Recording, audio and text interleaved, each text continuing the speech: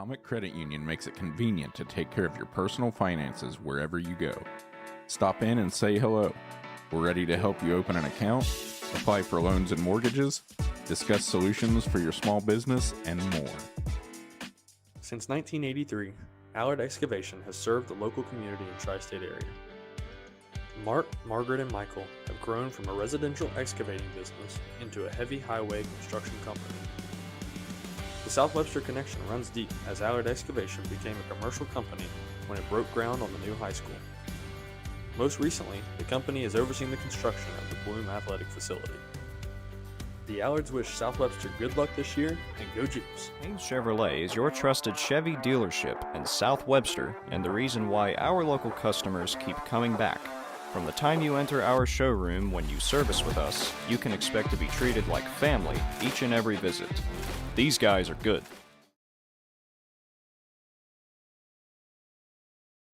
Good evening, Sauter County Junior High teams. We're coming to you live from Kreischer Court in downtown South Webster for Junior High Tournament Championship action. It's Andrew Campbell, Jeremiah Caldwell, and Malachi Roselle on a day filled with basketball in the village. We're looking for four great games today. We'll be bringing you all four as we first start off with the 7th grade girls championship. It's your Memphis Falcons and the Pirates from Pirate Drive in Wheelersburg. And what's promised to be a great game, both teams have worked very hard to get here. You know, junior high tournament is a special time of the year for junior high teams, Jeremiah. You know, we've seen it. You know, we were in junior high before. Yeah. And you know, junior high tournament's always fun. Yeah, I mean, especially playing in junior high tournaments. You know, we not trying to hate on my junior high team, but we didn't really make it that far. Yeah, we didn't make it that far, bro. We didn't really. That was the most fun basketball team of all time. Yeah, I mean, that was so fun. Seventh and 8th grade, both of those teams, we had an absolute blast. And I mean, 7th grade team was probably one of my favorite teams, especially one of my favorite memories from junior high basketball is coming back here and beating Memphis. Oh my gosh! And we were hitting the gritty and all that in the locker room. We were hitting the gritty in the locker room. We started playing in the gritty. Oh my goodness. Those are great times, but yeah, I mean, you're exactly right, Andrew. Junior high tournaments, it definitely is probably one of the most funnest times of the year, especially for basketball. And I mean, playing-wise, it is fun, but commentating-wise, it is too. Oh yeah. I mean, you're gonna get a good game. Yeah, and especially tournaments. Like everyone's here ready to play, ready to get on the floor, and this is the championship game, so this is what's going to seal the deal. Who's going to win? Who's going to come out on top? So everyone's going to be fighting hard for this win. Yeah, you're exactly right, Matt. Excuse me, Jeremiah. Hey, Jeremiah is not Malachi. I know. Right? Oh, man. Anyway, you know, like we said, 4 great games today. All of them championship games. We will be crowning a champion at the end of each game. Get the word out that we are streaming the game. All 4 games will be broadcast here if you are unable to make it out to Kreischer Court in South Webster today. There's a minute 30 seconds remaining until the start of the 7th grade girls championship. And, you know, I look in the stands here in Memphis. They've brought the crowd, you know. I look over, most of the stands are red over here on the visitor side. I've seen signs coming in. You know what, Andrew? I'm looking at the stands, too, and I see a man I don't see very often, Mr. Anthony Sheets at the scorer's table. Oh, yeah. Right Mr. Sheets is over there. Oh, man, what a blast from the past. Speaking about junior high basketball, there we go. There's the That's coach. our coach. There's our coach. Yep. Oh, man. Glad to see him here. But I'm looking forward. What other games do we have next for junior high girls? You know, I'm really not sure who's playing today. I think it's Clay. I think that's Clay up there. Yeah, because, I believe that will be Clay. Yeah, so I don't really know who would be playing against Clay, but Clay 8th grade girls next. So, but 35 seconds remain. Looking to get this tip-off started. And the thing about the Clay basketball girls program, they've low-key been on the rise. Like, in high school, like, they have gotten really competitive. Yeah, I know. Like, in the SOC1. It's been pretty impressive to see. I've seen some, you know, clips and stuff like that, too, and they look very good. I mean. They don't look bad at all. I mean, they're in Division 7 this year in this bracket. It could be a fun tournament run. Yeah. As we near the end of the pregame timer, and it's time for basketball. Everyone's clapping, getting a little loud right here. I mean, the Memphis fans definitely came out to support. And with a 9:59 start, going for your jump ball here for the Falcons is going to be number 24, Larder, and for the Pirates, I believe that would be number 2, Piron. Piron and Larder going up against each other. Here we go, the 7th grade girls championship from Kreischer Court. Ball is tipped up and away in possession of the Pirates. Looking around, finds her man. Now it's in the corner, dropping the basketball. It's gonna go Minford way.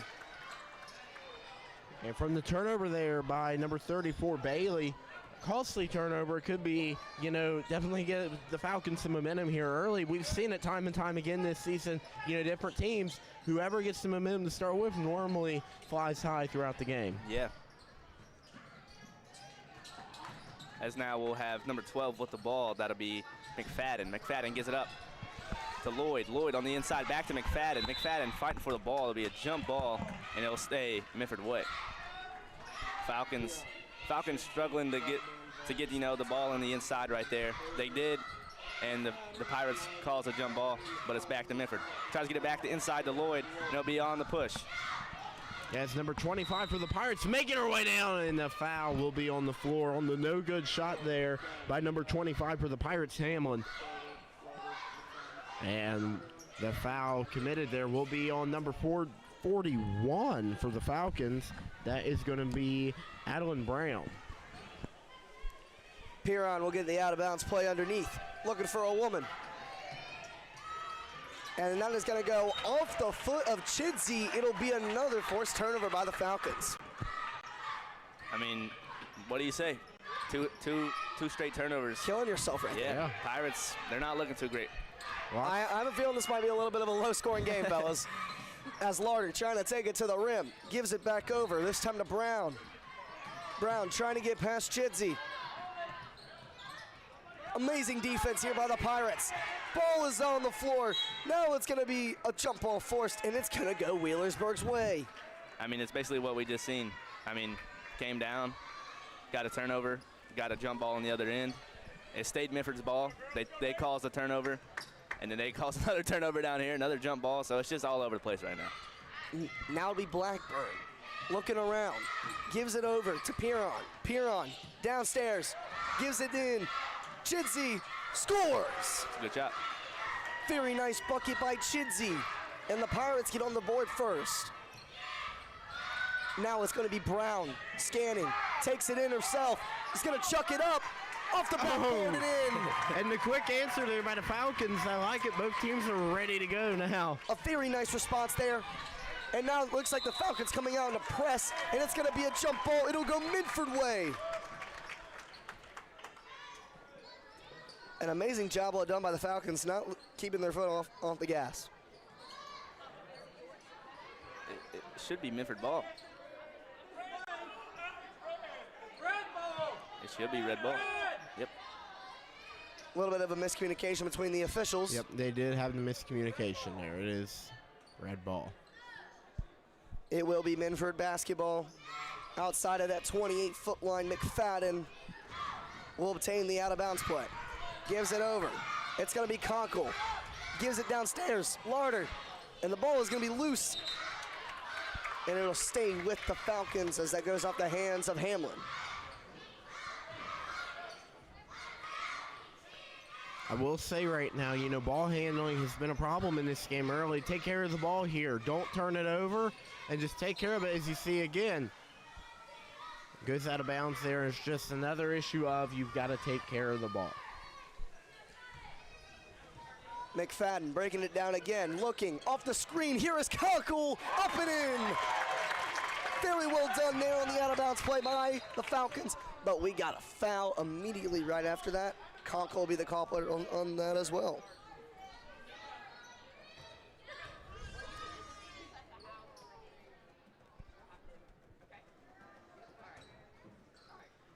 Here is Piron.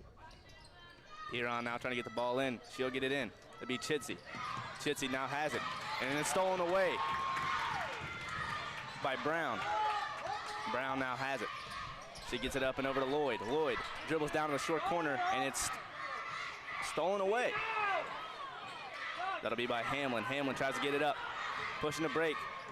Oh, nice Number 3 pass. all the way. It'll be no good. Chitsey will be go into the line to shoot 2. Culprit of the foul, I believe, was number 40, Conkle. And, you know, that's Conkle's second already in this quarter. And, you know, it's still 5 fouls to give. Yeah. So you really got to be careful here. Conkle's, you know, out there playing physical. That's a good thing.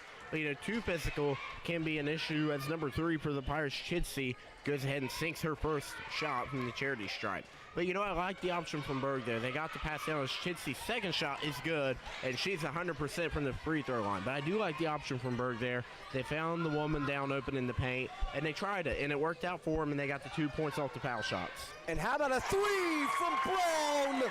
Minford back on top. Very nicely done right there. There we go. And now the ball is loose. Here is Conkle to the rim. Ball is loose. It'll stay with the Falcons. And Minford fans were looking for a foul there, you know, on the no foul call. It's a questionable one. They definitely did have a better view than us on the court. McFadden gives it back out. Conkle attacks again off the backboard. It's a 5-0 run for the Falcons. This is big. They got a nice start here early.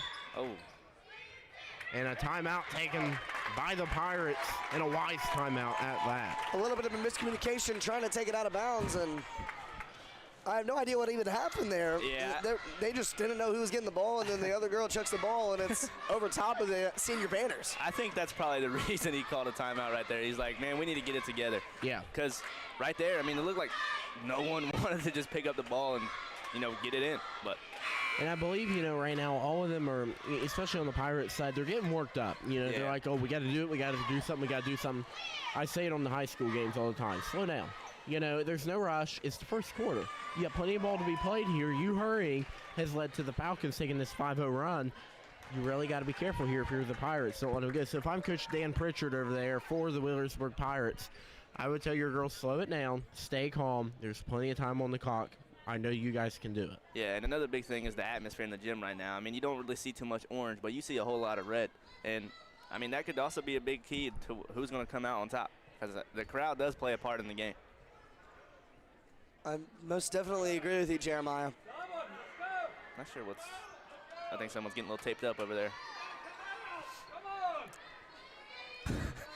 These Medford fans. Medford fans kind of They want them to hurry up. being a little bit too much, I believe. Not sure what's even going on.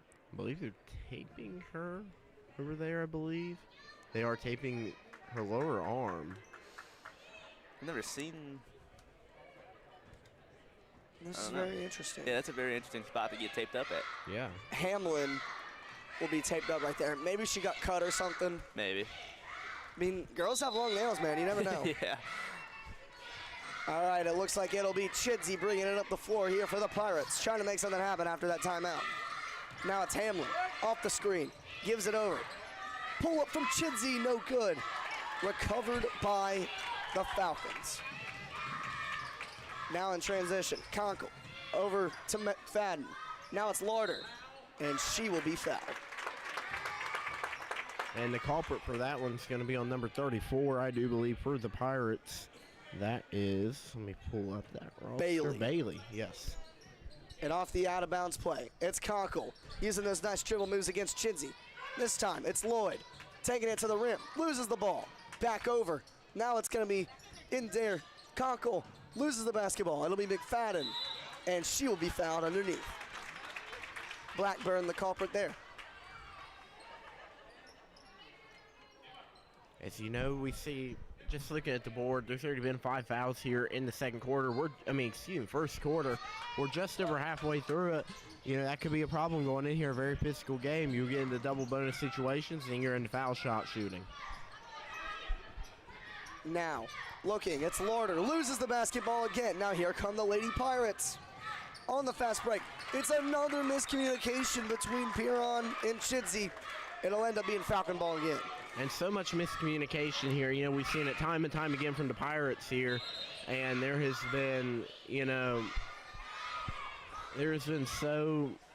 just so many issues with the Pirates here with miscommunication. And it's really taken them down. So, I do believe that they do need to get it cleaned up here, or it will be a long morning for the Pirates. Wow, I cannot talk. It's all right. It's 10 a.m. I mean, yeah, the Pirates, they have quite a few turnovers as tries to get on the inside. That'll be McFadden, goes up, doesn't quite get the shot, but she'll go to the line and shoot 2.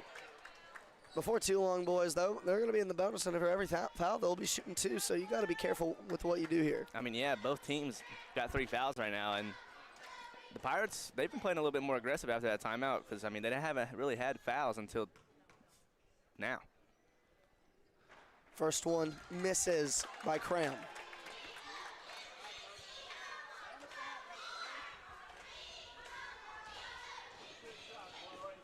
Second one by Cram. No good. Rebounded by Blackburn. Blackburn down the court. Gives it over to Chidsey. Being guarded here by Brown. I like the idea. Dak They slowed it downstairs down. off the pass. No good. Rebound Wheelersburg. Chidsey will be not fouled, excuse me. It will be a jump ball.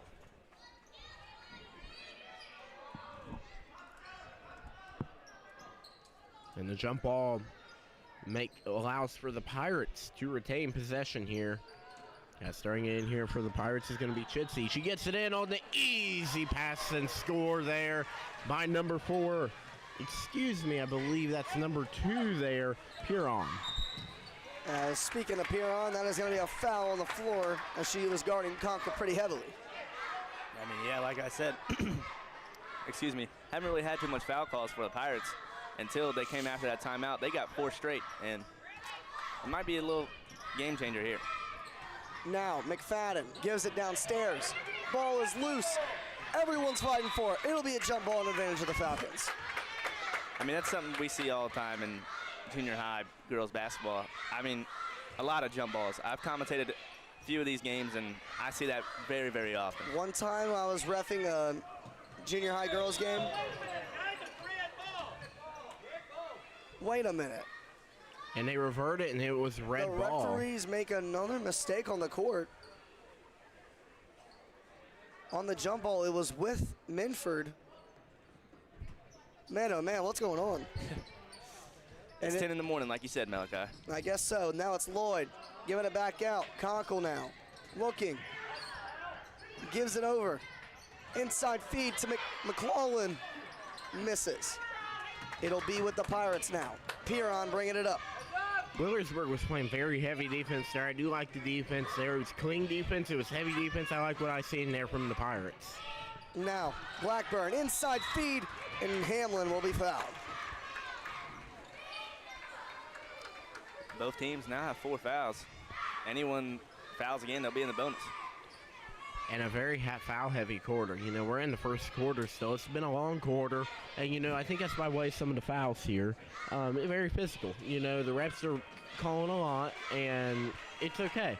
You'll have that. Sometimes they'll call a few. Sometimes they'll call them all. Sometimes they won't call them. So, it's just kind of preference there, and they do decide to call them here. So it's one of those things. We're cleaning it up a little bit. Maybe don't be as physical. But, still don't stay like, oh, I'm not going to play physical. You still have to play physical a little bit here. And it looks like on that out of bounds, it'll stay with the Pirates. Piron looking around for an option. Hamlin, over to Chidsey. She's gonna bring it back out. She'll give it over to Bailey. Inside feed, back over to Chidsey, no good. Rebound, Piron. Ball is loose. It'll be a jump ball. It'll stay with Wheelersburg. Wheelersburg's finding all the holes they need to here to go in and score baskets. They just cannot get their shots to fall. If you're the Pirates here, really focus on getting those easy shots to fall because nothing's working right now. As it looks like that'll be an offensive foul on Blackburn. Get a little bit too physical on that out of bounds play. And that's a double bonus there. That should be... No, that doesn't count. Okay, that doesn't count. Offensive fouls don't count for a bonus or a team foul. It's just an individual foul. As Chidsey misses that one on the way up on the fast break, it'll go Falcons' way. I mean, the Pirates, they've just kind of not really had a motor for them. I mean, no one's getting up and down the floor. No one's really playing hard. And now, speaking of playing hard, here is Piron. She will draw the foul. Oh, my goodness. There's Right there, having a high motor. Let's look at that once again. I guess he just told me to shut up right there. The Pirates weren't playing with much intensity, and so they went to that a little bit of half-court pressure right there. I mean, they're struggling to finish really bad right now, and they can't really get points on the board. I very much agree. It's really what's hurting them right here. I mean, if they could finish, they'd probably be in the lead by right now. They've had quite a few fast break opportunities that they've just given up. I'm not sure. I have no idea what is going on with the scores table. There's some discussion here.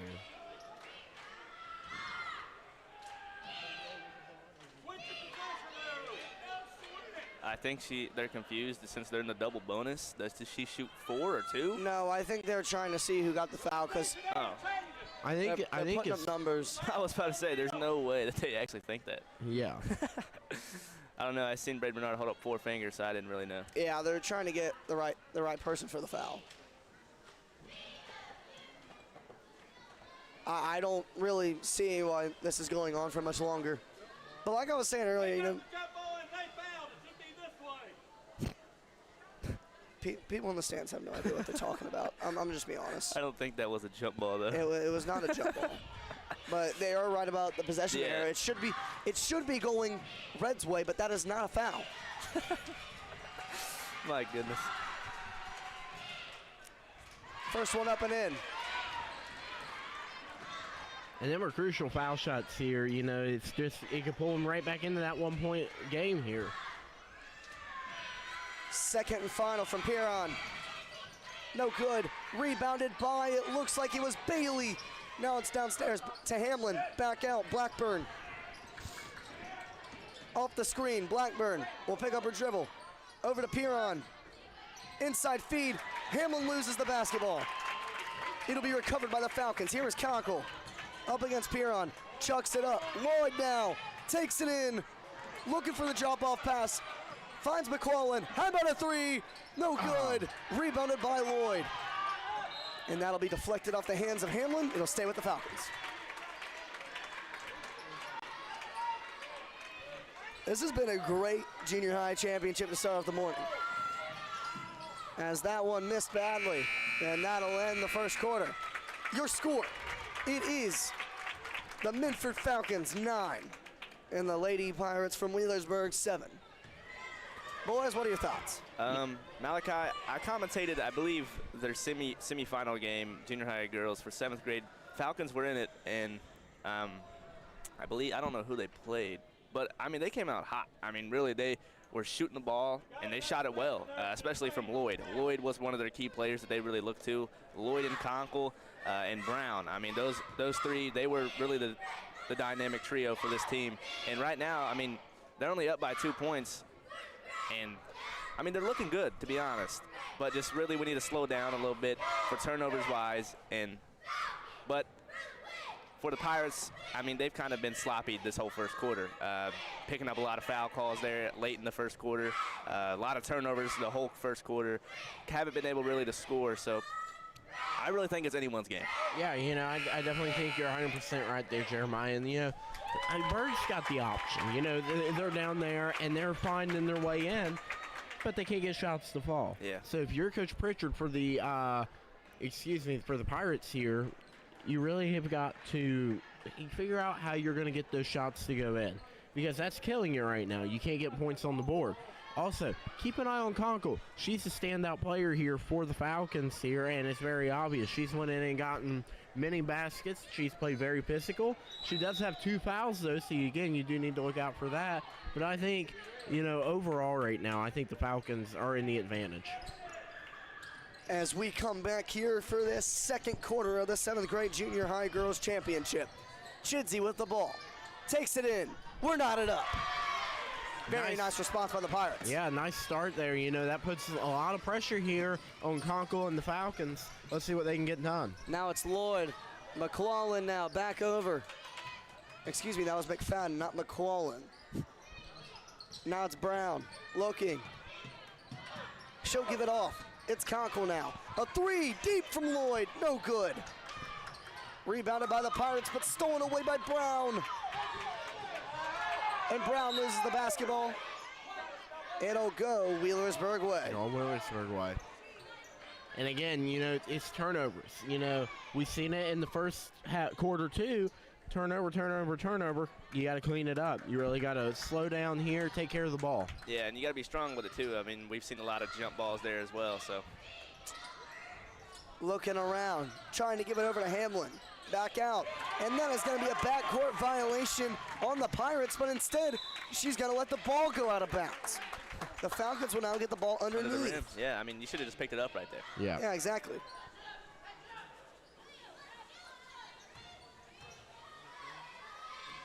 Now it's McFadden on the out-of-bounds play, looking, finds Conkle, and she will be fouled. As it looks like Chidsey having a hard time getting back up.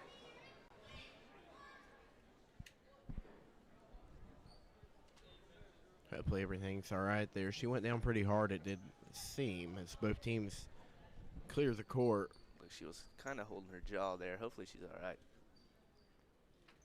She gets back up. Chidsey has been a key player for the Pirates today, so hopefully she can find a way to get back into this ballgame. Yeah, you know, that could be big for the Pirates. You know, you hate to see it, but, you know, it could be big here. Hopefully everything's all right and she can make her way back into the game. But, you know, that kind of changes stuff for the Pirates here. You know, you got to find more options because Chidsey was your big option. Yeah. Now you really got to find your other option here to get, you know, get points because Chidsey was working for you. Yeah, So Chidsey definitely was probably one of their main ball handlers as well, and she definitely got things done here for the Pirates in the first quarter and early in the second, but that's definitely going to be rough for the Pirates. And I see here checking in for It'll be Patel.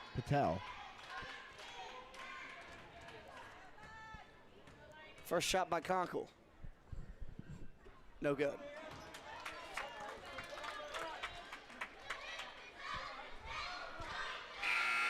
And it looks like Chidsey will come right back into the game, and Patel will take a seat.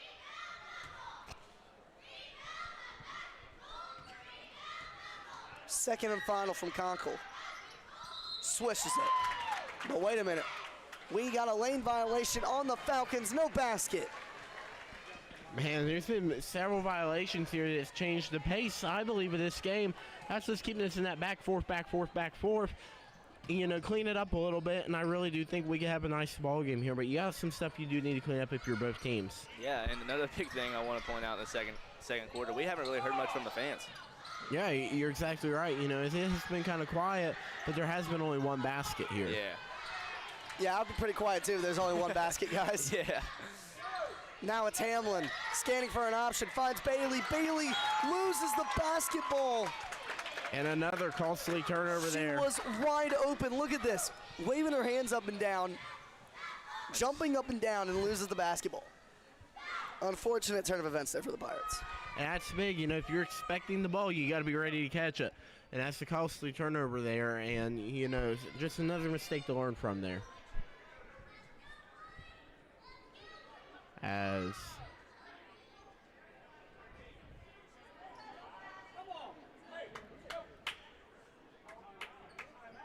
There's been a lot of just delays. Random pauses. yeah, in the there game, has been a lot of just random pauses. Conkle over to Brown. She'll try a three. No good. Rebound Lloyd.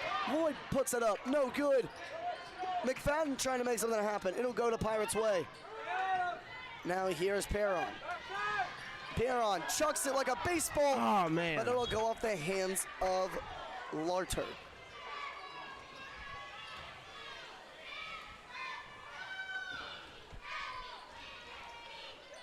Perron will be the inboundsman. Gives it downstairs. Chidsey loses the basketball. Feed. Hamlin, no good. Rebounded by Conkle. Conkle in transition. Stolen away by the Pirates, but she will be out of bounds. It'll be an out-of-bounds play underneath for the Lady Falcons. And this is a big opportunity here. This has the chance to get the Falcons the lead. They got to get something to work here, though, and don't turn the ball over. chucking it up. Here is Lloyd. Lloyd gives it over to Conkle.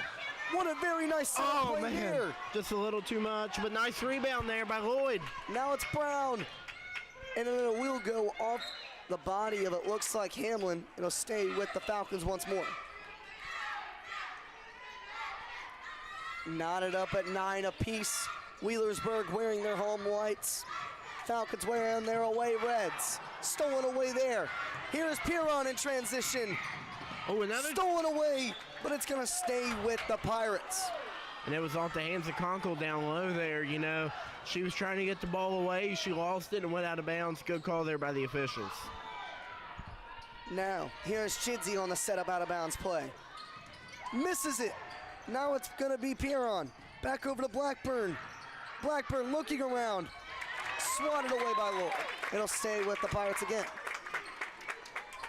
We haven't really seen too much happen this quarter, and I mean, we still got 3.5 minutes left, so hopefully we can get a little momentum going into the second half. Talk about a quiet second quarter. Yeah. But speaking of offense, Hamlin misses that one. Chidsey trying to fight for the basketball, and it's going to be a jump ball advantage of the Falcons. And another possible costly turnover there for the Pirates. You know, it's been a possible costly because I say that because you really can't say that for sure. You know, you're tied up. You can't get shots to fall. Something's got to fall here if you're the Falcons. Or when you get it back, something's got to fall if you're the Pirates. So overall, something's just got to work here as we almost see it go out of bounds again there, but the save by Lloyd. Lloyd passes in, and the turnover there by Lloyd in the hands of the Pirates. Pass down. Here goes Pritchard. She's got a chance to get 2, and she does. Pirates take the lead. Wheelersburg has their first lead of the ball game. Yep. Now it'll be Conkle, racing by Piron, and she'll be fouled there by Chidsey. That's the one thing we haven't really seen too much of this quarter, and I'm glad is foul calls. We haven't really seen a lot. First foul of this quarter. It's been a lot more clean. Oh, second, excuse me. Oh, yeah. But it has definitely been a lot more clean. As I believe we had, 9 fouls last quarter? Maybe more than that. I mean, including the offensive foul we had. But yeah. And now here's a big 3. No good. Rebound Larder. Larder chucks it up. She'll be fouled. She'll shoot 2. Speaking of foul calls, here we go. I think we just jinxed them. Yeah. And that's, you know, could be a costly 2 shots here for the Pirates, as it seems as if the Pirate team is getting tired and they're getting, you know, kind of frustrated because nothing's working right now for them. As the first shot here is good by the Falcons. I believe she called bank right there, boys. Yeah. Maybe. You a little bit tired, Jeremiah? I'm a little bit, yeah. Up. No good by Larder that time. Rebound Bailey. Gives it over to a guard in Blackburn. Chidsey back over to Blackburn. Now it's Bailey. Takes it in on Larder. No good. Rebound Hamlin. She'll be fouled. As I think she was the one who got taped, and it fell off. Yeah, Hamlin was the one that got taped, but chucks it off the court. I mean, that's one way to do it. Yeah. I just want to know what was being taped. I don't really know. Hopefully it was, like you said, like a little cut or something. Yeah. Right. As that'll be Perron. No good. Conkle in transition. Over to Brown. Brown looking around. Downstairs. McFadden loses the basketball. It'll go Pirates' way. I just realized they have cheerleaders for junior high tournaments. You did not realize that?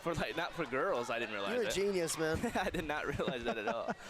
I literally just realized it. You might be Albert Einstein, my guy. I'm just messing. Now here's Perron. Perron looking around. Gives it over this time. Blackburn. Now Perron taking it in. Looking around for an option. It's going to be a jump ball. An advantage of the Pirates. Excuse me, never mind. It'll be a foul. And a foul, yeah. On number 14 there for the Falcons. These Bedford fans trying to make their point known, but... Excuse me, number 41. That's the culprit. Chidsey looking around. Gives it over to Bailey. Bailey's going to take it in. Off the glass and in. Pirates extend their lead to 3. Now on the inside, Larder, back over, a three from Brown, no good. Rebounded by no one.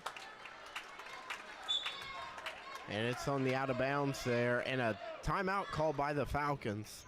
First timeout of the contest, I do believe. Yeah, you're exactly right, Andrew. I mean, this has been a really good one. Jeremiah? Yeah, I mean, you're exactly right, because, I mean, the second quarter has really been kind of slow a little bit, and we haven't really seen too much happen. It's kind of making me, like I said, it's really still anyone's game so far. We can come out in the second quarter and see a whole different ball game, but right now it's kind of a little slow, and I mean, there's nothing really too much to say besides, you know, both teams struggling to score, struggling to get the ball where they want it. A lot of turnovers so far, and it's just not looking really anyone's way. And, you know, again, like we've seen it, it's on the back and forth. Yeah. You know, it was Falcons with the lead, and now you look at it again, Williamsburg's up by 3. I look for it to be back and forth the rest of the ball game. As you know, it has been just a very, like, you know, ping pong ball game. As both teams are starting to work their way out of the huddles, it will be coming out of the timeout with the final 90 seconds of the quarter. Minford ball. That's inbounding the ball will be number 12 for the Falcons. That will be McFadden gives it over to Conkle. Pull up, no good. Rebounded by Hamlin. Now Chidsey, ball is deflected. Here's Conkle. Gives it over, McFadden shot blocked. Ball is on the floor. Recovered by the Pirates. Chidsey in transition, grabs it with the one hand. And the Pirates will reset the offense. Chidsey looking around. Gives it over this time to Bailey. and the Back over. Bailey inside feed. Hamlin. Back out. Bailey is rejected by Conkle. Here is Conkle all alone in transition. Oh, she's open. Oh, and there's the foul. And Piron will be the culprit of the foul. I know Conkle was hoping and praying that she got foul called right there. I mean, she kind of didn't even really look like she wanted to take the layup. She just chucked it up. No, she's kind of checked it up, Yeah. and, you know, she got lucky and got the foul called on her. That's an easy 2 shots, but again, you have to connect this. The first one does not connect there for Conkle. Connecting is the important part. Second and final from Conkle. Up and good. Very nicely done. Now looking around. Perron. Stolen away by the Falcons, but recovered once again, but it is gonna go off the hands of Hamlin. It'll be Minford ball. And what a costly turnover there by the Pirates. They had a chance to go down, extend the lead a little bit more. Now Minford has a chance to take the lead or tie it. And a big mid-range pull-up, no good by the Falcons. Lloyd, ball was on the floor. Recovered this time, Bailey. And that's gonna be a travel on the Pirates. Costly turnovers back and forth. Andrew, if you were doing stats today, I feel like we'd have over 1 million turnovers. Yeah, you know, the way it's going now, I think we would. We don't have the stat computer going today, so we're not keeping count. But, you know, there have been many turnovers, so you got to clean it up, and that's going to be a big discussion at Conkle halftime. gives it over, intercepted by the Pirates. Now in transition, here is Chidsey. The Pirates trying to add on to the 2-point lead. Gives it in the corner, it's Bailey. Off the screen. And it'll be stolen away. Never mind. Bailey gets it back. Blackburn downstairs to Perron. Ball is loose again. 8 seconds. It's going to be a jump ball to stay with the Pirates. And this is a big opportunity here for Wheelers where they can extend their lead one more time. Take some momentum into the locker room with them at halftime. Man, this has been a messy game. Yeah, it has been a very messy game. Very sloppy. But I would not really expect anything else. Yep. Chidsey looking around on the out-of-bounds play. Hamlin back out. Blackburn in the corner. Chidsey, one final shot. Got it! A buzzer beater at the end of this first half. Look at this play. Off the screen, Chidsey wide open. And Chidsey He's ready to go. She was ready to go. She gets down there, gets the easy shot. She's a standout player for the Pirates. Keep your eyes open, Falcons. Chitsy's ready to play. You got to get some fire going for Conkle here. Conkle was doing good. She slowed down a little bit here. The Pirates found an answer, and it's all Pirates right now with the 5-point lead. And I think at the end of the game, it's going to, if it keeps going the way it is now, it will stay all Pirates because there's no answer for the Falcons to give the Pirates right now. The Pirates have the Falcons number, and it will continue to stay that way unless something gets cleaned up. You got to clean your turnovers up. That's the big thing that's really hurting them right now. So clean turnovers up, and just make your shots fall. No shots are falling for the Falcons right now, so you got to get something to fall. Yeah, and another big thing I want to look at is great shot there from Chidsey at the end of the quarter. They're doing well on offense so far, but a big thing I want to look at is their defensive end. Number 25, Hamlin, has been playing absolutely great defense as she's caused a lot of turnovers for the Falcons. She's all over it. But, they're not doing too bad offensively. They had that great shot there at the end, and there haven't really been too much scoring, though, in that second quarter from both teams. So I still think it's literally anyone's game. Like I said, we can come out here in this second half and see a completely different ball game. But until then, we won't know. All right, well, I believe that is going to do it for us for this first half of junior high girls basketball. Don't go anywhere. We're going to go to our commercials, and we'll be right back with you. You are watching junior high girls 7th grade basketball championship action here on the G Sports Network. We'll be back with you.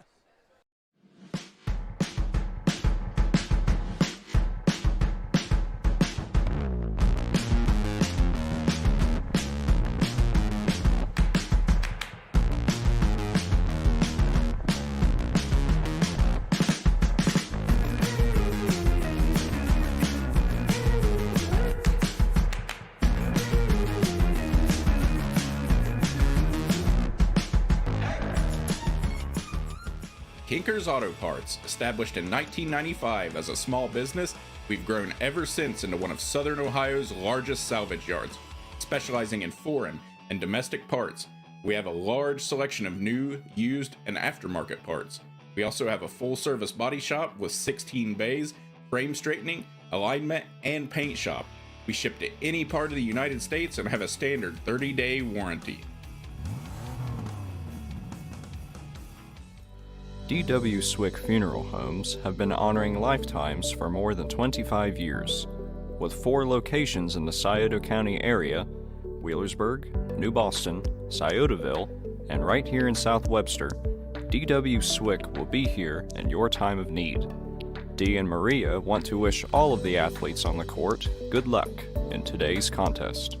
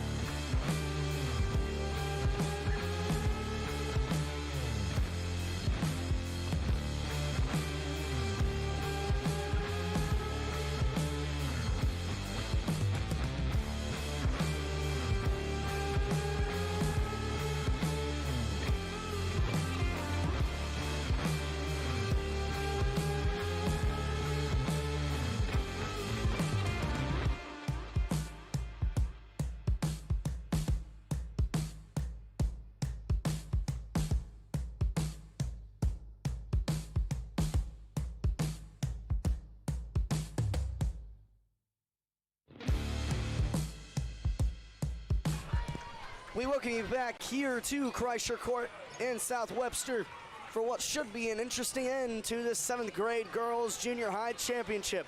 I am Malachi Roselle. To my left, my partner in crime, Jeremiah Call. To my right, my statistician, Andrew Campbell. Boy, oh boy, we're supposed to have a good one. Oh, yeah. You know, it is going to be a good game. It's been very back and forth. You know, it's something I noticed here. Both teams here to play. Both teams don't want to leave losers. It was Falcons for a while.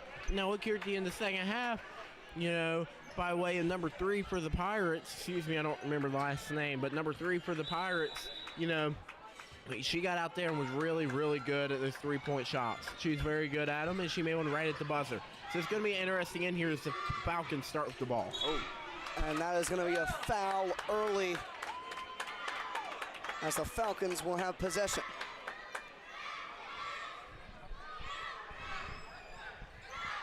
Conkle will inbound the basketball.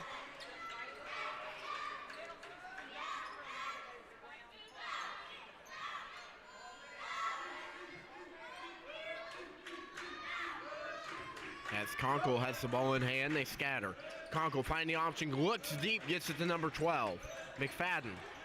And loses the ball, and that will be a turnover, and has now a Piron for the Pirates. Excuse me, that is number 3. Chidsey, that's it. Chidsey looking around, gives it over to Piron. Piron looking around for an option. It's Bailey. Bailey inside is fouled. Bailey will go to the line and shoot 2. As it looks like the Pirates have produced a little cheer block over there. Yeah, they got them a nice little cheer block going. They're trying to get some energy going for their side over there. Trying to add on to this lead. Bailey, no good.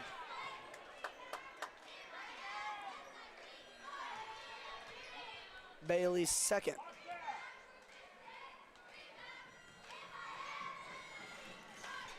Misses again. Conkle on the fast break. She's just going to pull it back out, reset the offense. Conkle will try a 3. No good. Rebound by, it looks like it's Lloyd. Lloyd inside feed. McFadden now. Back over. Brown. Conkle. Shot fake. Mid-range pull-up. Got it. That's a great shot. Very nice job there by Conkle. And that gives them, you know, makes it a 1-possession game. That's 3 extra points, 16-13. Pirates really got to respond here. Now inside, Chidsey looking around, trying to find an option, gives it out to Hamlin. Hamlin to Piron. Piron now gives it over to Bailey. Bailey inside, finds a wide open Chidsey, scores for 3. She's been on fire from that 3-point line. And it looks like we have a timeout. Excuse me. A foul?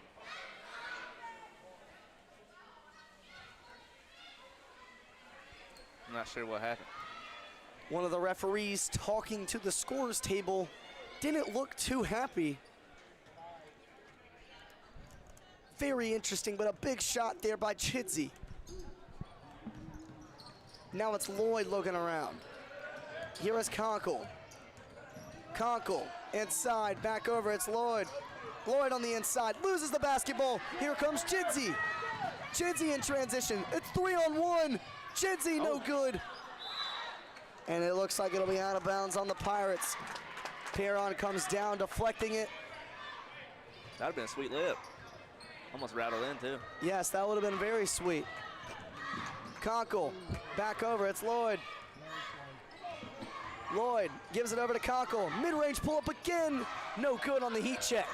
Now it's Brown, she'll chuck it up, but she's rejected. Lerner now, she'll be fouled. 3 straight shots in a row there. They were just kind of chucking it up, but they get the foul. That's like I said. I mean, you can't really rely on getting these foul calls. I mean, Andrew said, you got to connect them. You can't just rely on getting to the line. You got to make them. Larder's first shot of 2. Missed it. And again, if you're the Falcons here, I say it all the time. Got to make them. You have to make them. Patel will enter the ball game, and Piron will exit. The junior high kids from Wheelersburg getting really rowdy. In and out that time. Rebound Bailey. Bailey looking. It's going to be a jump ball. It'll go in advantage of the Pirates. Timeout. Wheelersburg. They got a 6-point lead. They are 10 minutes away from a championship. Yeah. Yeah. And, you know, I think that Wheelersburg, the way they're playing right now, they're well on their way to one. Memphis really fell off here. They really can't get it going. It's still sloppy basketball from the Falcons. Now, I do see now that the Pirates have cleaned it up a little bit here. They're looking pretty good right now.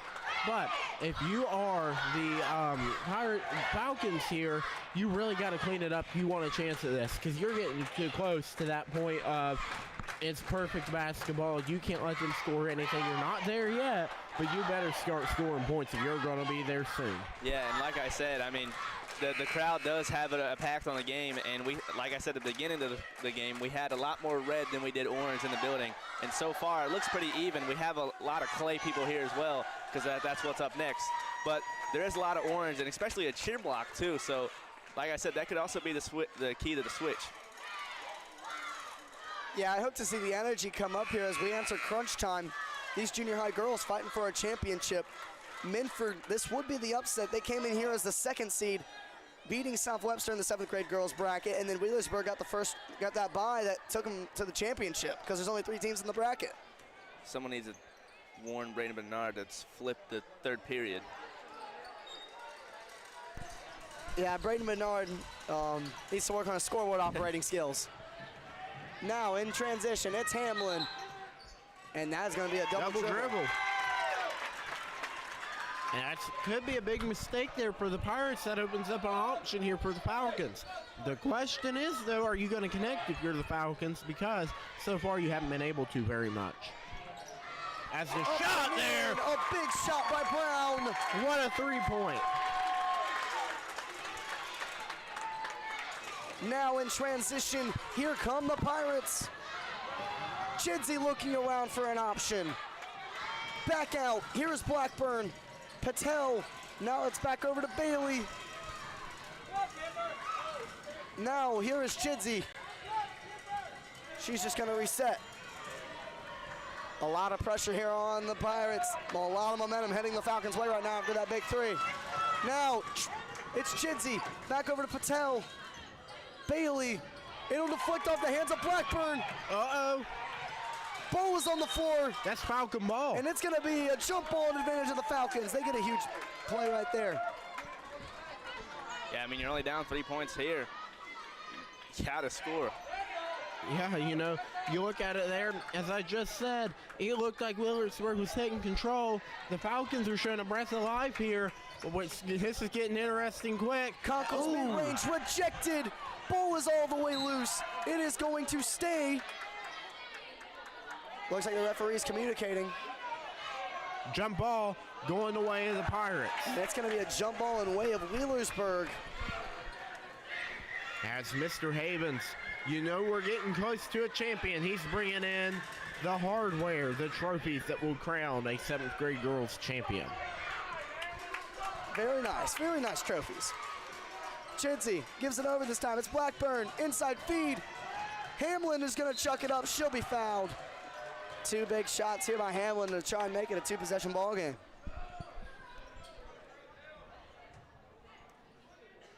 And these are huge, just like you just said, Malachi. Big shots.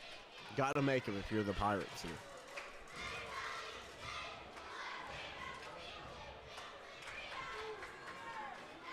Hamlin's first shot. Up. No good. And that could be big there. You know, that takes it away from the chance of being a 5-point game. You still have the opportunity to make it 4, but you got to make it as the second shot. Off the backboard in the back of the rim is good. So that splits. That makes it, that makes it a 2-possession game here. Giving the Falcons an option. It's almost a turnover there.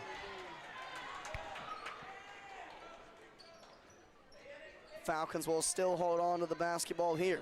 It'll be Conkle receiving the inbound from McFadden. Conkle will try a 3. Got it!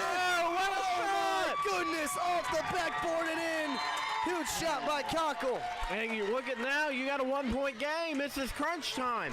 Chidsey now down the floor. Gives it to Patel, but she will be fouled.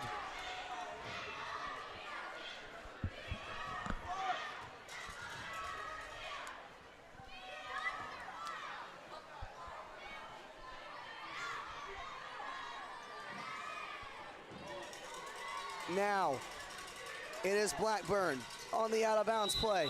And it looks like that's going to be an illegal screen on, it looks like it was Hamlin. What a big turnover there. That's huge. You know, that can really. Yep, that's an illegal screen. She moved a little bit to the left. You cannot do that. You got to be still like a statue. You know, that can give us, you know, a the Falcons, a very big lead here. A very big possession here to take the lead. Now looking around. Conkle chucks it up again. She'll be fouled. And here you go with 2 shots. I believe I just saw a sign that said Berg 6, Minford 7. Some little kids holding up a sign that says 6-7. What? I'm not joking. What is that even supposed to mean?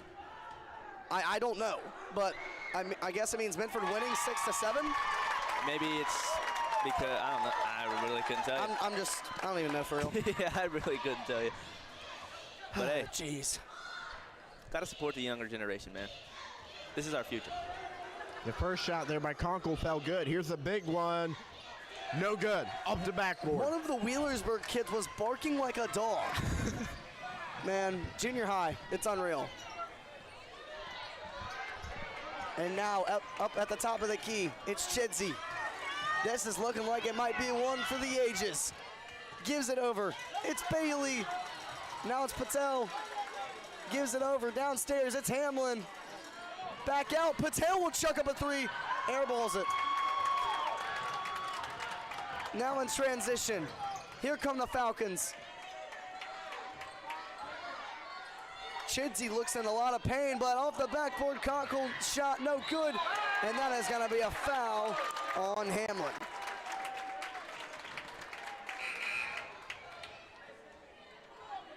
And they're motioning 5. That is going to be 2 shots for the Falcons here. They can take the lead. And another big thing that we should point out is we've literally seen so many fouls the whole game. There's 8 total fouls. Yeah, and we've seen 9 the first quarter, I believe 6 the second quarter. So first shot no good there. Brown trying to give them the lead for the first time since early in the second quarter.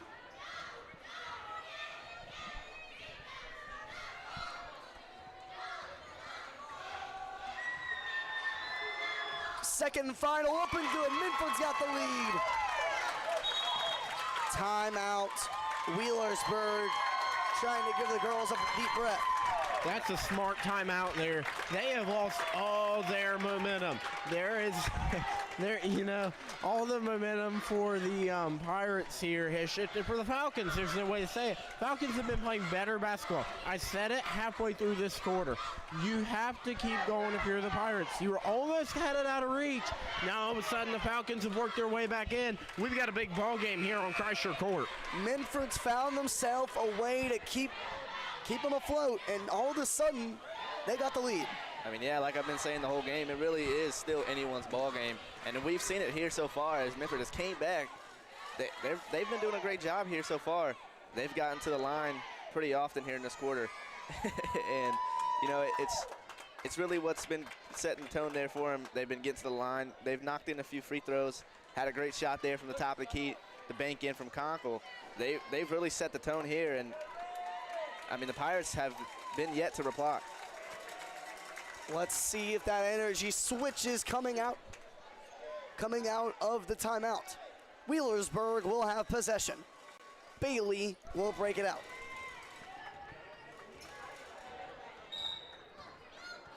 Looking around, gives it over. This time Chidsey. Chidsey. Woo, look at the ball movement. A bunch of dribble moves. Crashing to the rim. Loses the basketball. Bailey now. Gives it over to Blackburn. Blackburn inside, chucks it up. Almost an and one, but Man. Blackburn will shoot 2. That thing played hopscotch over the rim. It should have went in. It just bounced right over, but a nice take there. Yeah, I mean, and Chatsey getting the ball down the floor, dribbling past every defender she's seen, getting all the way to the rim and passes it back out. But hey, that's one way to get the ball down the floor. One-man show. Well, one woman show. First shot up and good. by Blackburn.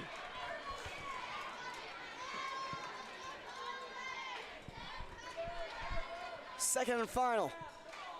Pending here from Blackburn. No good. Rebound Conkle. We are knotted up at 21. Now it's back over to Conkle.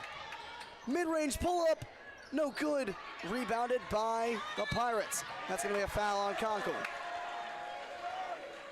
That's not looking too good. I think that might be her fourth. Yeah, that's a lot for Conkle because Should be shooting two. yeah. Yep. Costly foul right there. Could give the Pirates a lead with about 1 minute left here in the third. Yeah, both teams are in the bonus. Like we've been preaching all game, a lot of fouls.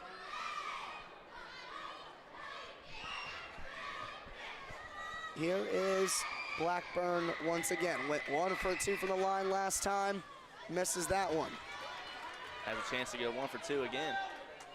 See if she can knock this second in. Second and final here from Blackburn. It's a big one. Up. No good. And that is going to be with the Pirates.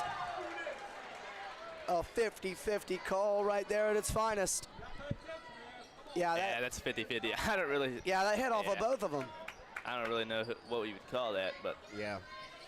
Now, back up top, it's Patel. Gives it over to Bailey. Now it's up top. Chidsey. Looking around. probably gonna take the last shot here.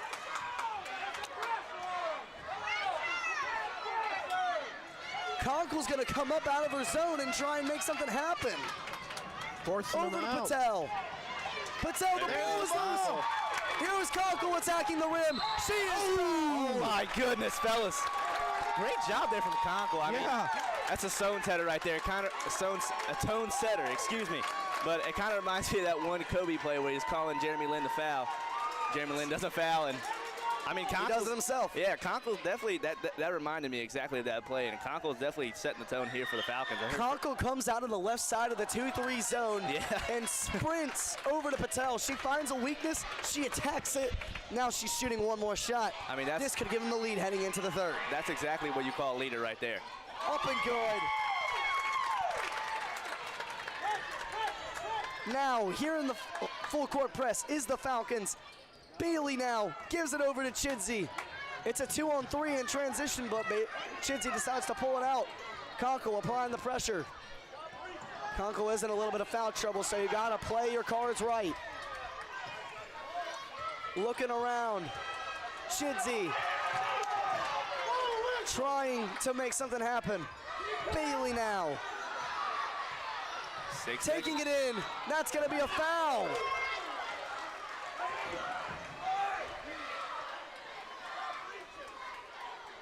A costly one at that. That is also on Conkle. Oh man, I believe that might be her fourth.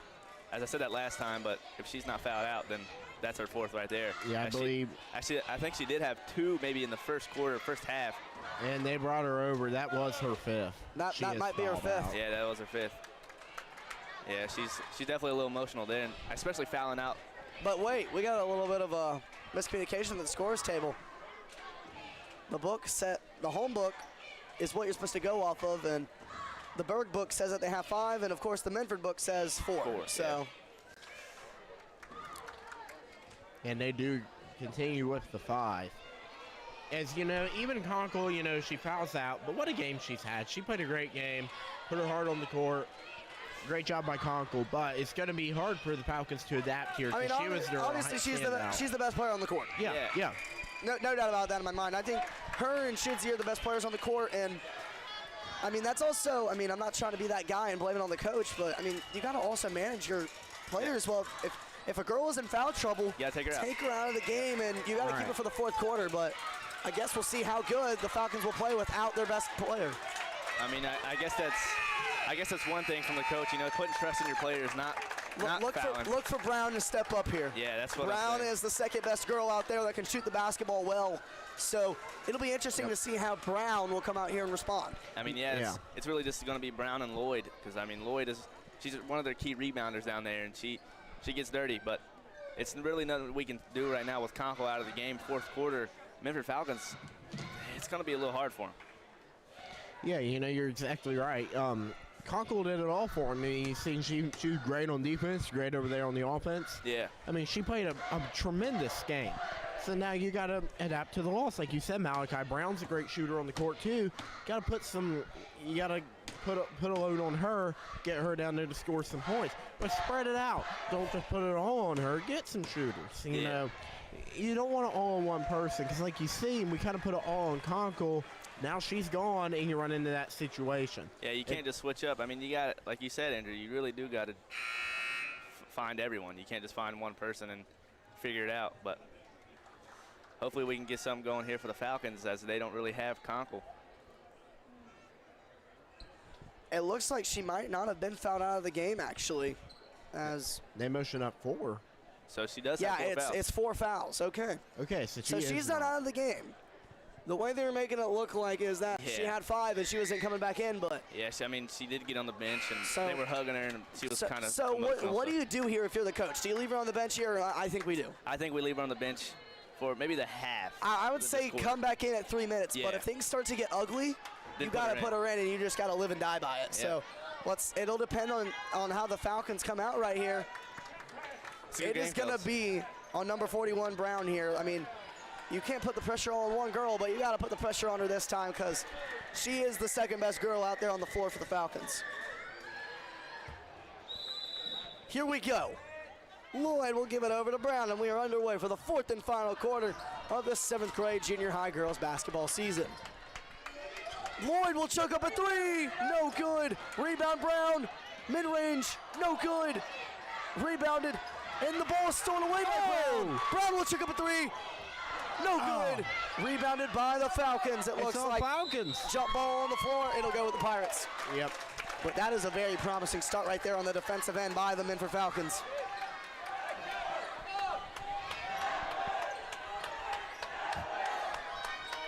The cheer block standing up. This is getting crazy. Memphis got them a little cheer block in the corner now. It's getting loud in the gym.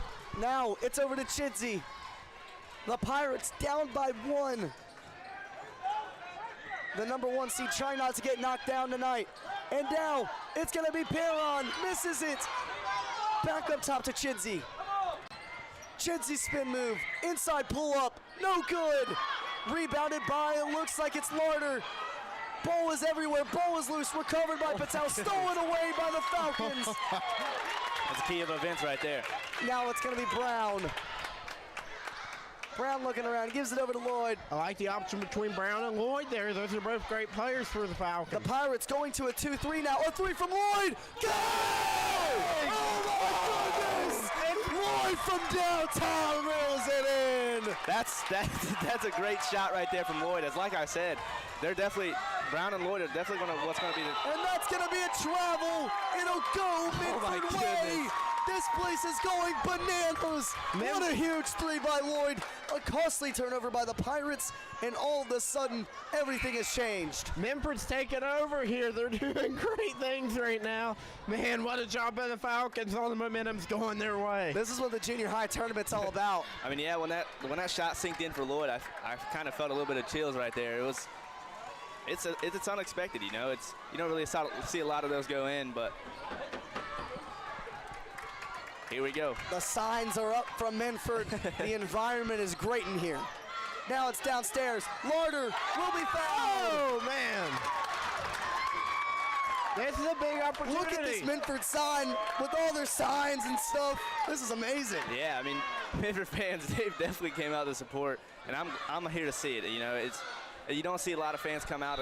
I mean, for junior high tournaments maybe, but you don't see a lot of fans come out, and tonight we do see it. I'm loving it. 10 a.m. start as well. Yeah. And it looks like that is going to be the 5th foul for, it looks like it's Bailey. Yeah, she was one of their key players as well. Yeah, Bailey was a good player. She's had a nice game for the Pirates. Now we're going to see how they adapt without him as in comes number 21 for Bailey.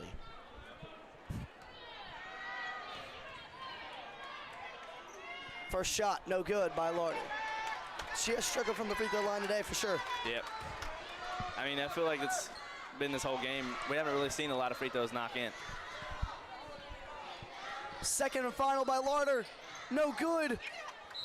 And it is gonna go to the Pirates. Wheelersburg down by 4. 4 minutes away from a championship are the Falcons. Now here is Chidsey looking around. She's gonna take it herself off the backboard, no good. That was a nice and take, it's gonna be a jump ball. It'll go Minford way. Another huge defensive stand. And a big, that's big time basketball right there. It's so back and forth right now, but the Falcons still carrying the advantage. As Hamlin off the jump ball fell on the Shaking up ground. a little bit. Yeah, look like she hurt her elbow a little bit. Hopefully she's all right. As you know, Pirates don't really have a lot more subs. They only got one. As it's going to be a little rough for them as well. Now here is McFadden giving it over to Brown. Here we go. Brown downstairs. Larder will be fouled. And that's big time right there. The Pirates are going to end up seeing themselves in foul trouble before long. That's 3 in the quarter, and we're not even halfway through it yet. And speaking of halfway through, like we said, Conkle will enter the game for this 4 and final minutes. And it's going to be interesting to see what she can do. She's ready to get out there and play. Yeah, I mean, she's best player on the court right now. She's got to realize she can't foul, though. Yeah, she cannot foul. None to give. You can't shove, you can't do nothing. No offensive, no personal. Anything will get you out of this game. And I'm hoping their coach, made that get in her head. You can't play aggressive. Another 3 from Lloyd. It's rejected. Vargas with the recovery. Now here comes Chidsey. A big possession here for the Bird. She'll take a 3. No good. Rebound Brown. Brown trying to make something happen. Heavily pressured by Vargas. Brown going through Pirates. Gives it over now to Conkle. Inside feed. Larder. No good. McFadden will be fouled. And another foul. They're going to get themselves in foul trouble. That's 3. We're at 3:44 in the quarter remaining here. They're going to end up in the double bonus before long. That's 3. They got 2 more to give.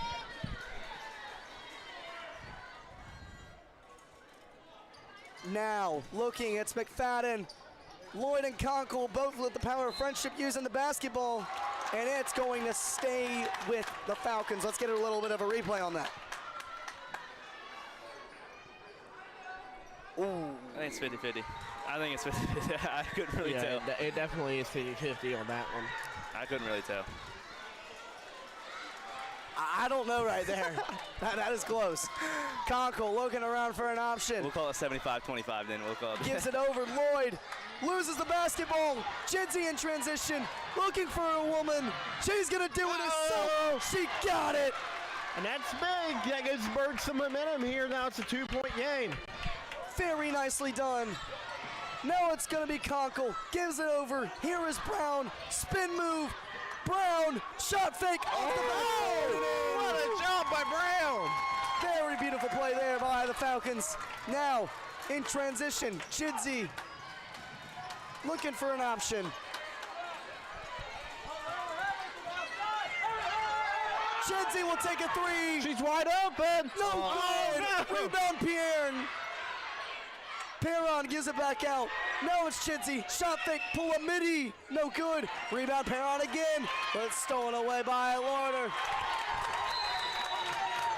And a foul back there. And it looks like, hang on, let's get a replay on that. Yeah, Larder did shove her. Perron and Larder were getting physical.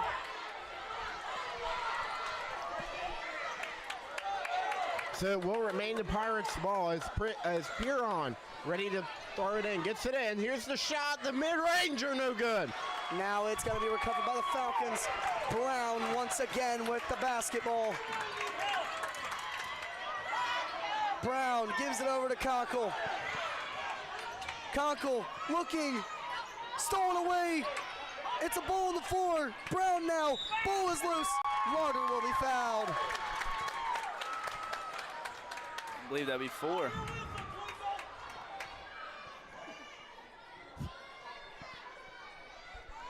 Yeah, it will be 4 for the team. One more foul, and Minford's in the bonus. And that's big because we're just past halfway. Yep. So that gives a lot of time to get some foul shots and extend your lead there. Looking around, Lloyd gives it over. Lauder will chuck it up, no good. Rebound by Brown. Brown looking around for an option. Stolen away by the Pirates. But now it's Brown getting it back, swatted away by Pierron. And it'll stay with the Falcons.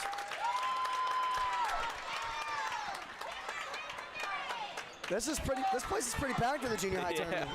I was about to say so myself. I mean, visitor stands, they're about full. Home stands, they're pretty full themselves. It's packed. I mean, you got to realize that side of the court's a lot bigger than this one. So yeah. Now, it's McFadden, chucks it up, up and in! That's a big shot! Falcons got a 6-point lead, trying to pull up the upset here tonight. Looking around, it's Blackburn, stolen away by Conkle. Conkle looking around, gives it downstairs. Nice three! Lauder, no good. McFadden, no good. Oh, no! Rejected Lloyd. Brown, got it! Time out, Wheelersburg. You can feel it in the air in this court. Wow. Man, oh man, it's Falcons all around right now. You couldn't write it any better. It was back and forth, and now the Falcons are close to a 10-point lead. They've taken full control in this one. Yep, they got the 8-point lead right now, Andrew. It's going to take a monumental comeback by Wheelersburg. 8 points, a minute 30. How do you do it, Jeremiah? I mean, you know, it's just been a change of events all game. Like I said at halftime, we really could see a whole different ball game in the second half, and we did. I mean, Minford came out, Conkle got in a little bit of foul trouble. We thought she was out of the game at the end of the third, but she wasn't. And I mean, Lloyd and Brown had to step up. Lloyd knocked that three-pointer in, really set the tone for the Minford Falcons. And Conkle comes back in. She doesn't stop where she ended, and she just put on the pressure. And you look where we're at now. Falcons are up by 8. It's going to be a hard battle here in the last minute and a half. See if these Pirates can come back. But I think the Falcons, they deserve it. This would be a big upset right here. Wheelersburg, the 1 seed in this tournament. Minford, the 2 seed. This is what I said last year. I said it's February, it's madness, expect the unexpected. Oh yeah, yeah. And I mean, we're 7 days away from March, so. And that'll be another madness. Exactly. Perron walks the line, gives it over. Chidsey loses the basketball. She's looking around, and that is going to be a foul on McFadden. That's not a bad foul. No, that's not a bad foul at all. You know, you just got physical, trying to get her out of bounds. You know, maybe just a little too much contact. Chidsey would have scored that right there immediately. Yeah, I think right now the Falcons need to come back a little bit, lay off the pressure, don't press them all the way, because Chidsey's been blown by him, and she's getting the ball all the way up the floor with no problem. Chidsey, and it looks like a lot of pain right now. Looking around, that's going to be a travel on Blackburn. That's a big turnover right there. That takes away a well-needed opportunity there. And the Falcons will most likely be looked to be fouled here by the Pirates. The ball is loose. Turned over. Chidsey now takes it to the rim, puts it up. Oh, that was good. That was like a reverse layup. Chidsey running after Brown, trying to make something happen. Now it's Conkle. Inside feed, back out. Chidsey's. You can feel it in the air right now. It is a turned over by the Pirates.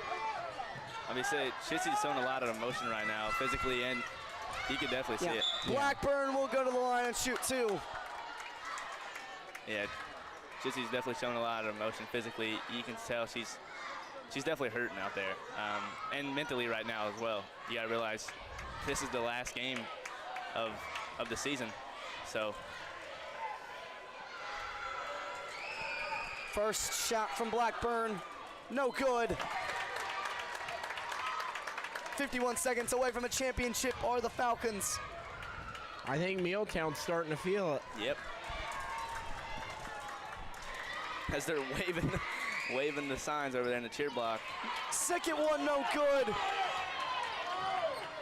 Gives it over to Brown.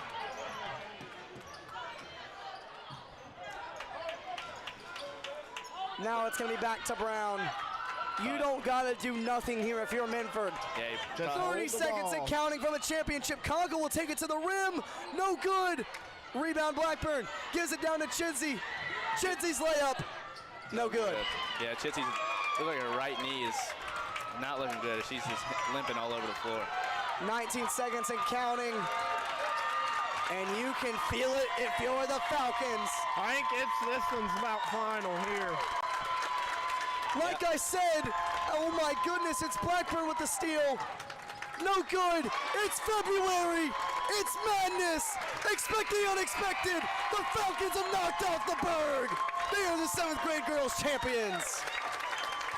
What a job by Minford playing down early. The Pirates had them there in the third quarter. They worked their way back and get the big upset win. Very nicely done. The Falcons are the 7th grade girls champions. Wow. What a job well done there by Conkle stepping up there. Brown with a big three. And the biggest three of the game, the big momentum change was when Lloyd hit that three. Yeah. That radiated the gym. But we are going to take it down to Chad Benner for the championship ceremony. In the tournament, we want to present trophies now first to the runner-up, the 7th grade girls team from Willersburg, the Pirates.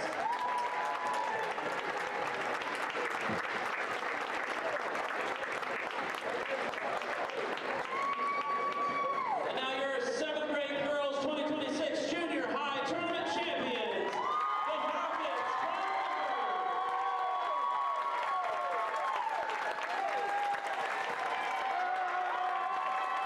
Ladies and gentlemen, you have 4 minutes to get pictures, 4 minutes to get pictures, and then we must start the warm-ups for the next game to keep things moving.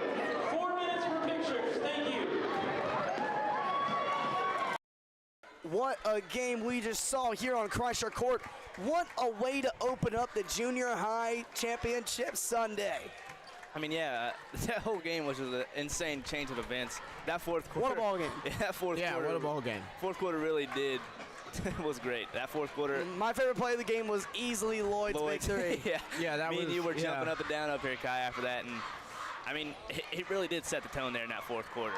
And you can definitely see on the court right now these Minford Falcons, they enjoy it, and they deserve it. I mean, the whole game, they were kind of battling back and forth, and like you said, I mean, Falcons are the 2nd seed, as I believe what you said, and Pirates are the 1st. So upset tonight, this morning. So upset, and you know it's rough for the Pirates. They're definitely going to show a lot of emotion after this one, but you got to realize this is the 7th grade year. They got 8th grade year to come back and win it all. So you know there's always luck for next year, but great job here from the Falcons. They did a great job tonight, especially in that fourth quarter. Like I said, absolutely insane. Yeah, great job. You know, the Falcons battled. You know, you could tell they were playing down a little bit. You know, it was a struggle for them, but they are a resilient team, and you can see the talent they have. Great game.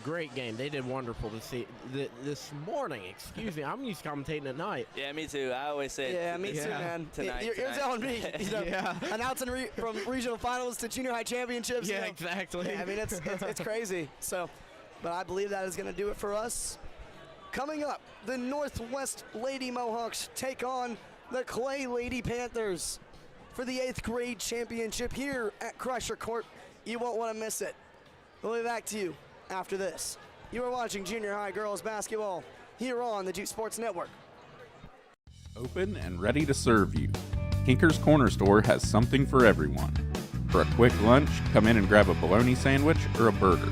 We have a deli, sandwiches, pizza, and other items made to order, and pre-made items for your convenience. Pop, milk, and other grocery items, we got you covered. Make sure to check out our Facebook page for our daily specials.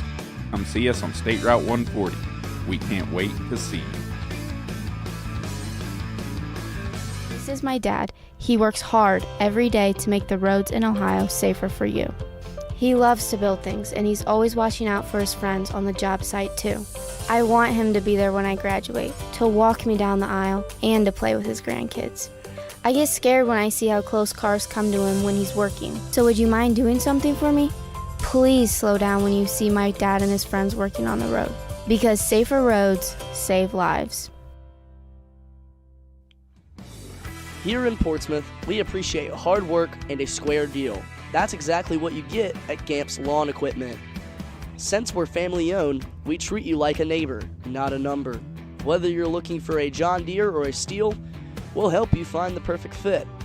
We don't just sell equipment, we listen, because meeting your needs is our top priority, plain and simple. Come see us on State Route 140. You'll be glad you did.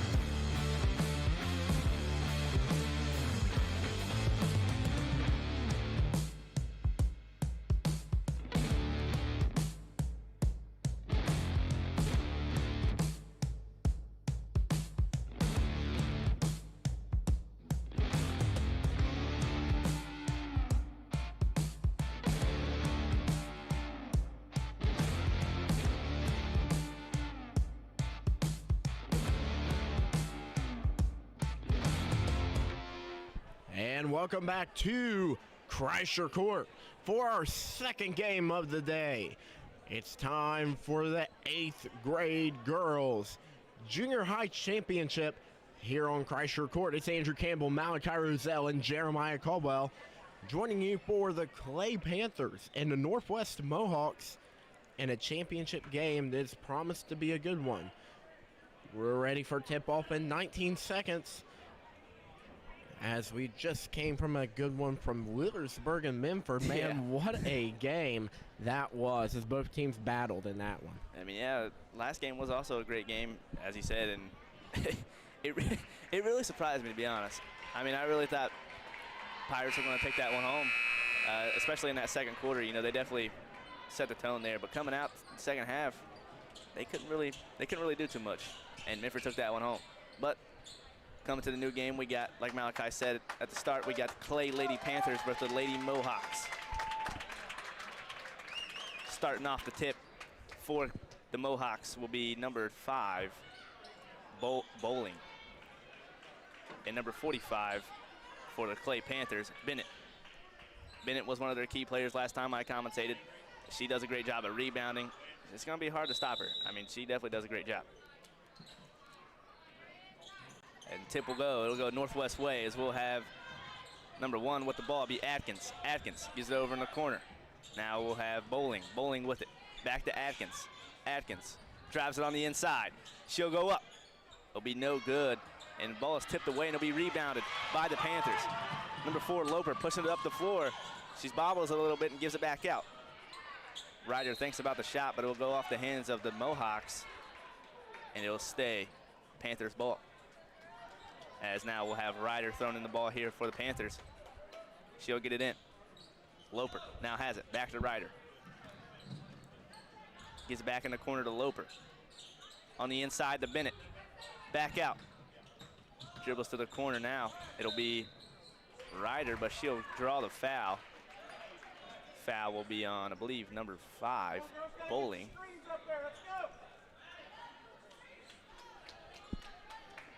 And Panthers regain possession as they'll throw the ball in once again.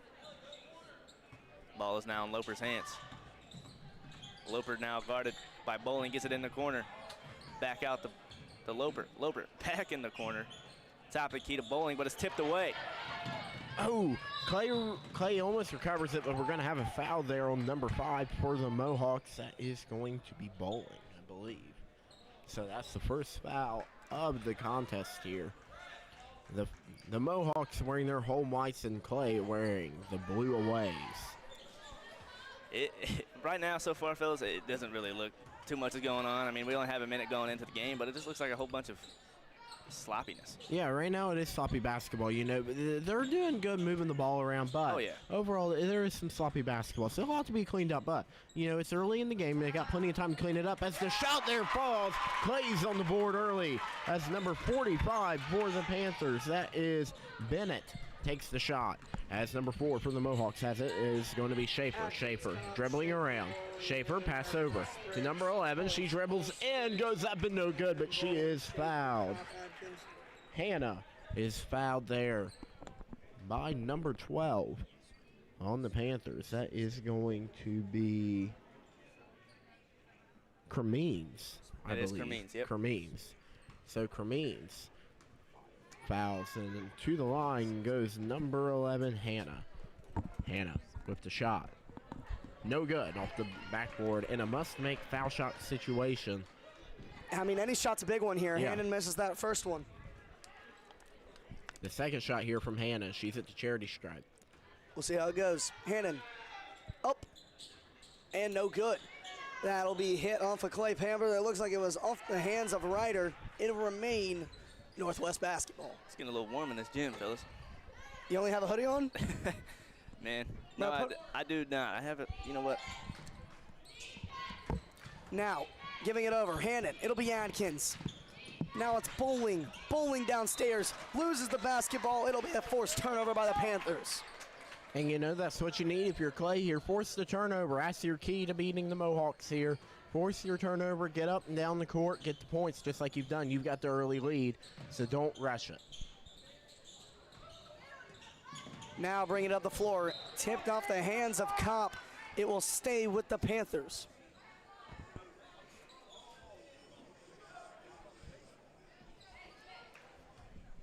As for the Panthers, number 12 gets it in here to Kopp. That's Ryder. Excuse me, Ryder, yes. Ryder looking around for an option. Scanning, goes to the left, gives it over to Loper. Loper on the crossover against Kopp. Loper trying to make something happen, gives it back out. This time it'll be Cremines. Cremines trying to get a screen from Hicks, doesn't work out. It's going the other way. Schaefer puts it up, draws the foul.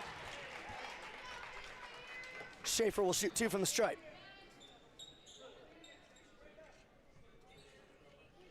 And this is the second trip to the stripe here for Northwest, but the last time they did not make one. It's going to be interesting to see here in a must-make situation. Can they make it? First one in and out. And not what they needed there. I don't know what that noise was, but it definitely sounded very weird. That was funny. Yeah. Second and final. Up. No good. Rebounded by the Mohawks. Adkins will take it in. Loses the basketball. Stolen away by Ryder. Ryder the other way. Scores. The Panthers have a 4-0 lead. I like what I'm seeing here from the Panthers. They're doing what they need to early. Northwest doesn't have an answer. Play's playing better basketball.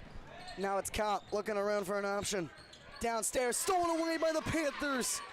Man, I tell you what, they're playing good basketball. They're forcing the turnovers. They've gotten the turnovers. As I say that, though, we got a jump ball, but it does remain their ball as they bobbled it around. And again, ball care is crucial here, especially for Northwest. They're playing from behind here. It's crucial for them to make sure they do handle the ball with care. Will you ever stop jinxing the other team?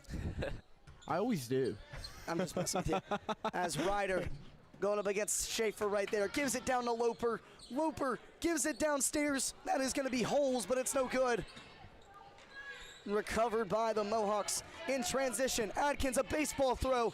Downstairs, it's going to be Schaefer. Back over. Adkins, a big three. No good. Rebounded by Holes. Holes looking around for an option. Gives it over to Ryder. Ryder, two-man pressure by the Mohawks. Gives it over to Loper. Loper looking for anybody. As that ball is stripped away by Kopp, it'll be recovered by Holes. She's got an open lane, up and in. 6-0 run for the Panthers. Timeout Northwest. What a start if you are the Lady Panthers. Yeah, it's going all Panthers' way right now, Malachi. Nothing needs to change for the Panthers. They're playing perfect basketball. They got Northwest's number. They can get past the defense. They can make their shots. Now, Northwest, on the other hand, clean it up. Look, you've turned the ball over a lot. You're letting Clay force you to turn it over. So I do think you need to limit that. And again, you also need to watch and limit. You got to get past the defense. You got to drive in and get your shot up, make the shot. You know, there really haven't been too many attempts here I've seen from the Mohawks. The foul shots here, that could come back to haunt them, as we've seen, because it could be a one-point game here if they actually made the foul shots. They have not been able to connect on anything so far. Yeah, I don't know if anyone's playing perfect basketball. I mean, this is pretty messy, but right. Besides that, I mean, this is your average 8th grade girls game. You just gotta. If Northwest doesn't come out here and do something quick, it might be a long day for the Mohawks.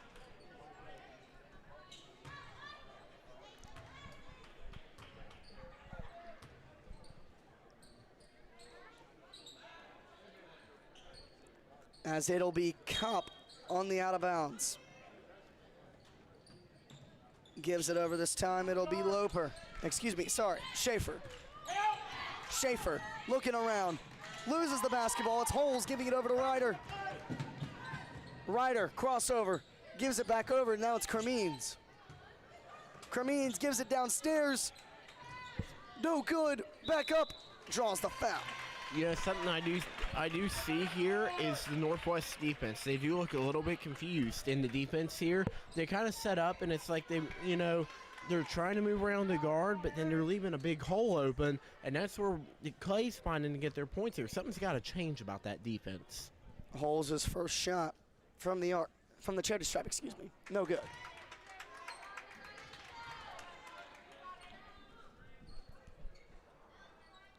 Second shot from Holes.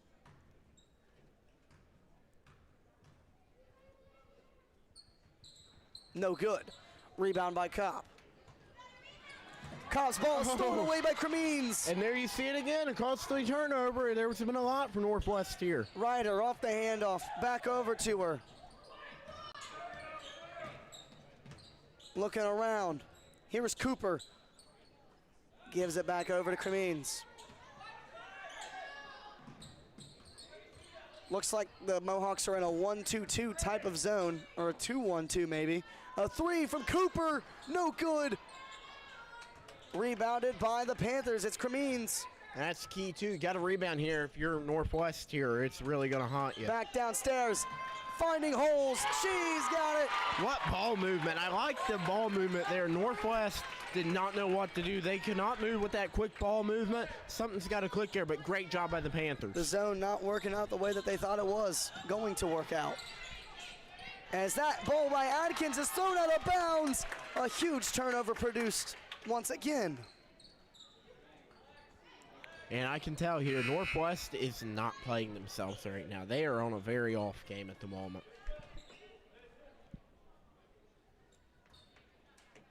As it'll be Ryder with the basketball. Gives it over, Cremines. And the ball is lost once again, another costly turnover. Yeah, that time fouled on the Panthers, and again, you got the lead, Clay, but don't turn the ball over. That gives them another opportunity to get some points here.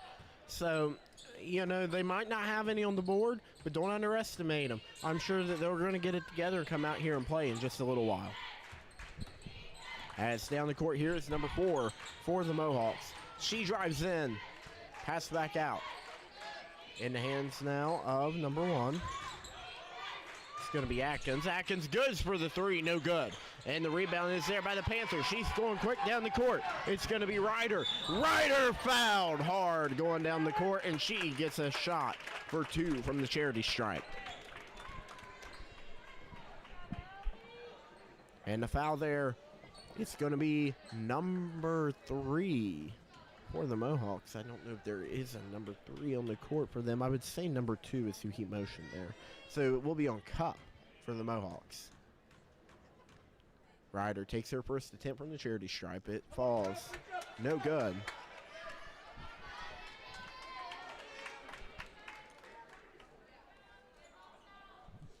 As rebounding here is crucial for the Mohawks as the shot from Ryder is good. Clay ahead by 9 on a 9-0 run. Northwest has not had an answer all evening. Excuse me, this morning. As down the court now goes Schaefer. Schaefer pass over to Atkins. Atkins looking to get something done. Dribbling around. She tries to drive in. Pass back out now to Schaefer. Schaefer dribbling around, loses her dribble, passes, hands it off to Atkins. Over now to Bowling. Bowling will take it to the rim, and she just lost the basketball that time. Looking around for an option back up top. That'll be Schaefer giving it over to Adkins. Adkins now gives it back over. This time it's Bowling. Mohawks just trying to figure out anything, but the Panthers are all over them. Adkins trying to take it to the rim. Back out to Bowling, loses the basketball, and what a defensive stand by the Panthers. They are pitching a shutout. They're not letting Northwest do anything. Clay is the clear better team here. You know, you look, Northwest is not playing themselves right now. This is huge. You know, Clay is, I mean, they've just taken over, and it's all working out for them right now. There's nothing I would change if you're Clay, except for the fact that you're still playing sloppy basketball. Clean it up a little bit. Northwest, though, number 1, quit turning the ball over. That's killing you right now. Number 2, you got to get in and make your shots. Make your shots fall. You know, it's simple as that. You have to make shots fall to get points on the board. And then number 3, you've really got to rebound. Rebounding has killed them also. And figure out defense out. Their defense here is also, you know, just kind of beat them up a little bit. I mean, I really wouldn't say it's, I mean, on the offensive end for Northwest, I mean, shots just aren't falling. Right, yeah. It's whatever. It's not anything about the defense for Northwest. I mean, if you give up 9 points in a quarter and you find yourself down, I mean, that's on your offense. Yeah, I mean, nine points in a quarter. Yeah. That's not bad. Yeah, it's not bad, especially the offensive end, like Panthers, they've only put up 9 points in a quarter, and Northwest, they put up 0, but exactly. You got to realize 9 points, that's a 3-possession game if you really look at it, but yeah. You know, it definitely looks bad right now, 9-0, but it's really still anyone's game. I mean, it's anyone's game, exactly. I do not think that this is a big lead at all. If we get to about 15-0, then yeah, that's maybe you need to warm up the bus if you're from Raritan. Yeah. I'm just messing around, but Northwest has got to come out here and compete and try and figure out a way to get past this defense, because right now they just haven't been able to find a way to get past who they're being guarded by. Oh my goodness! Ankle snatcher inside, no good. Bowling chucks it up again, no good. Man, that was nice. Oh, they could not finish the clip, unfortunately. Now downstairs, it's Cremines. Takes a gather step, finds a wide open man, no good. Ryder now loses the basketball, and Kopp will be fouled. That's Holy cow, yeah, that was a crazy play. That might have been one of the best ankle breakers I've probably seen. And we saw it at a junior high 8th grade girls basketball game. Yeah. She literally just fell to the floor. Yeah, I mean, it wasn't really, it was a stumble fall. I mean, that's the definition of ankle breaker right there. She might be screen recording that later. Adkins looking around for an option. Stolen away by Ryder. Ryder in transition, up and in. 11-0 lead for the Panthers. Northwest has got to find an answer and find it soon here, or it's really going to get out of hand quick. Looking around downstairs, looking for an option. That's going to be up and in. A nice three by Schaefer.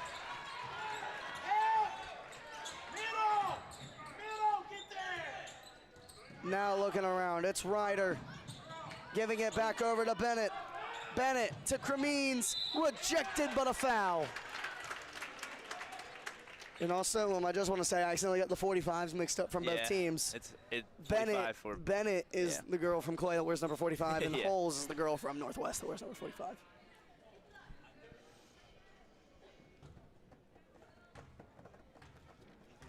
Looking around for an option. First on up and good. Think she caught bank? Maybe.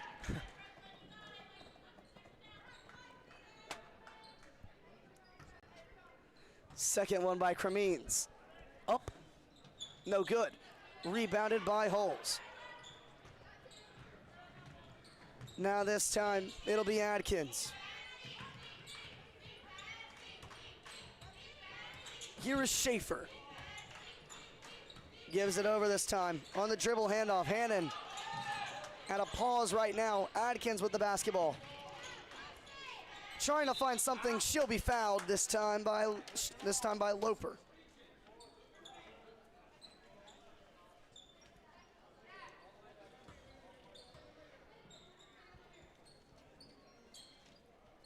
As it'll be Adkins attending the out-of-bounds play.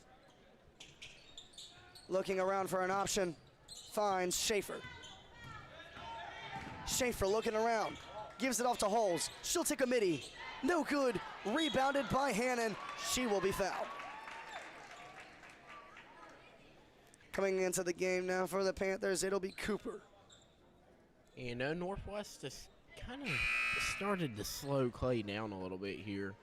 Still Clay's going, and you know, they're still taking advantage of the Holes in Northwest, but some seems to starting to be coming together here for Northwest.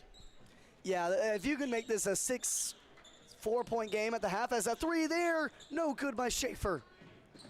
Recovered by Cremines, but if you can just like cut this lead in half, they got a good chance to make something happen coming out of the break. Yep.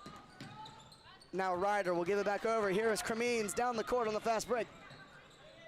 As Adkins wants the jump ball, can't get it. Now it's going over to Cooper. She'll shoot it. No good. Rebounded by, and it looks like it'll be an over and back this time on Bennett.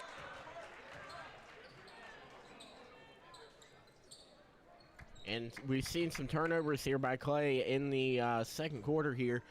You know, definitely not a habit you want to get into. They were doing all right with it there in the first quarter. There were some, but, you know, definitely seeing more now here in the second quarter.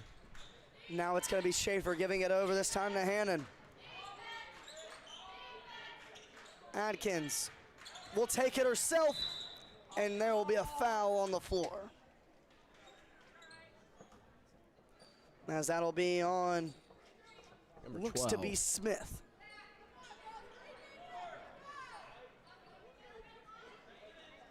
Or excuse me, Cremines, sorry. Adkins looking for an option. Hannon back over to Adkins. She'll try a three. No good. There's a lid on the rim right now for Northwest. I was going to say, that one looked like it should have fell. It went in and out. So, you know, it was a good shot, just couldn't quite fall. You know, like I said, though, it's starting to come together for Northwest. They just need a little bit more time. Yeah, that first quarter was a little bit rough, but I mean, it's junior high girls basketball. It's not going to be a shootout. Now it's going to be Ryder. Down there in a fast break, gives it off to her teammate. No good. Rebounded by Bennett. That's going to be a travel before the shot. Hicks missed the wide open layup. Recovering it was Bennett, but she traveled before the shot. And the sub coming in for Northwest is going to be number 21 coming into the game, Spriggs, coming in for Atkins. That'll be Hannon. Hannon, excuse me.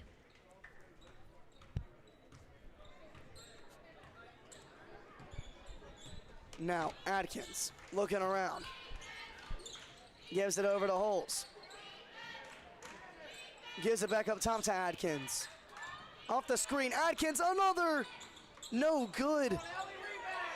Ball is on the floor, and it's going to be a jump ball advantage of the Panthers.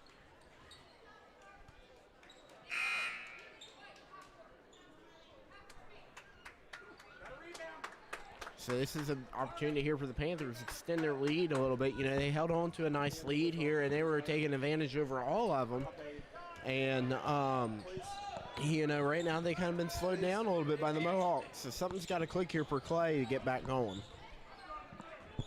Now giving it over. Here is Cremines on the inside. The ball is loose, and it is going to go the Mohawks' way. Looks like it was hit off the foot of Cremines. Let's take a look. Yeah.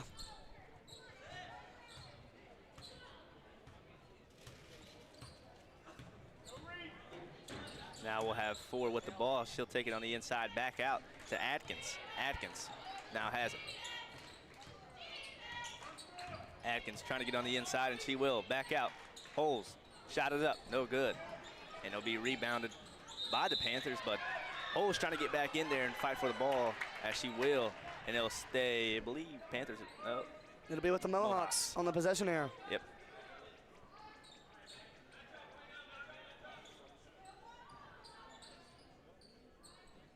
Now, it'll be Atkins on the out-of-bounds play, looking for an option. Gives it over. It's Schaefer. Schaefer takes it inside, puts it up, no good. Another, and that's going to be a foul this time on Spriggs.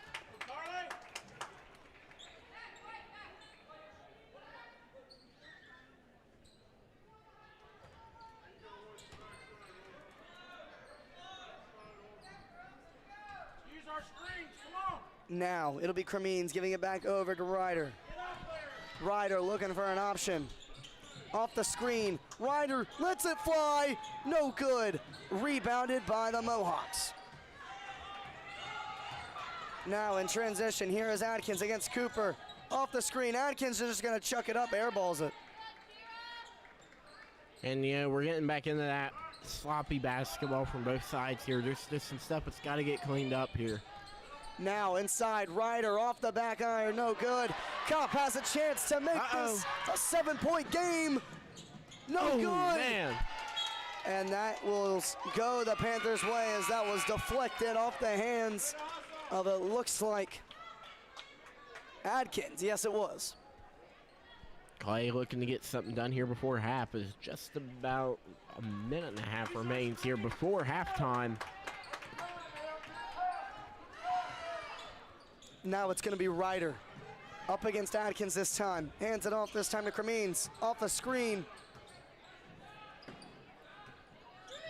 Cooper hands it off once again. Another screen, Ryder. And that's going to be a travel on Ryder. As you can see to our right side, the Green Boys 7th grade basketball team coming in here ready for their junior high championship matchup with Wheelersburg. That'll be a good one. That'll be a good one. Should be. And now Kopp gives it over this time. It looks like the Panthers have transitioned to a 2-3. Never mind, actually. Holes looking around for an option. She'll take it in, gives it back out. Schaefer with about a minute under. Back out to Holes. Now it's Adkins inside. Chucks it up. No good. Rebound Adkins. Back over to Kopp. Now it's going to be Schaefer. Bounce pass this time. Inside feed. Holes chucks it up. No good. Rebound by Bennett. Now it's going to be Cremines. Cremines down this baseline. And that is going to be a foul, and it looks like it will be Schaefer as the culprit.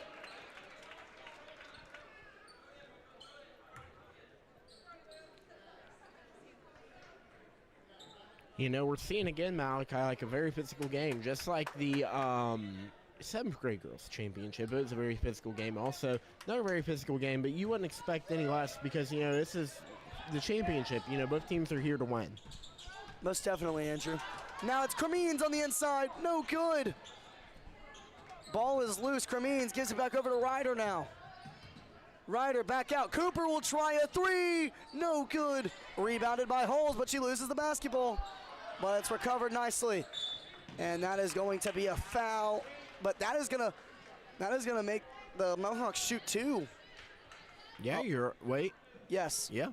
A costly foul right there by the Panthers. They had all the momentum, but let's see if they can make this a 7-point game. Like I said, if you just cut the lead in half, I mean, you're not going to cut the lead in half here, but right. If you can do something like that, you're standing pretty solid. Yes, you're not bad going in half. You know, they've held Clay, I believe, scoreless here in the. Well, no, they have scored a few. They've scored three. It's been, this quarter, it's been 3-3. Yeah. 6 points in total in the second quarter. Jeez. As this shot by Schaefer, her second and final, no good. Ball is loose everywhere. It'll go an advantage of the Panthers.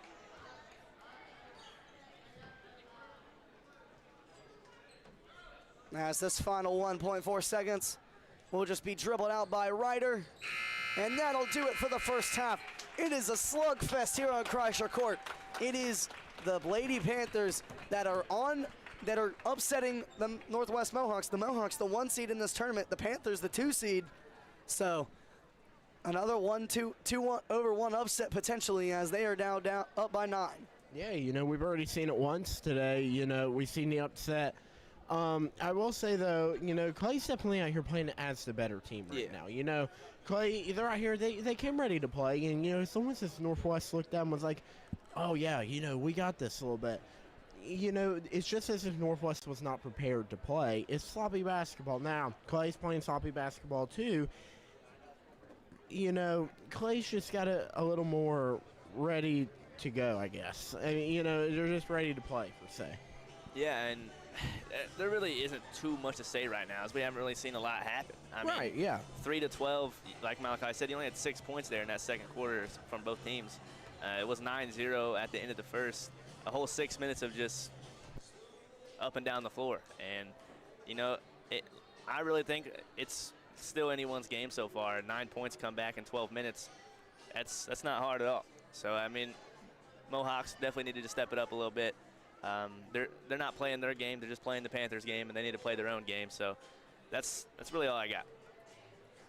All right, well, I believe that will take us into our halftime commercials, and we'll be back with you for the second half of this 8th grade girls junior high championship. It's the Northwest Mohawks who are upsetting it is the Clay Panthers that are upsetting the Northwest Mohawks here on Kreischer Court. We'll be back to you after this.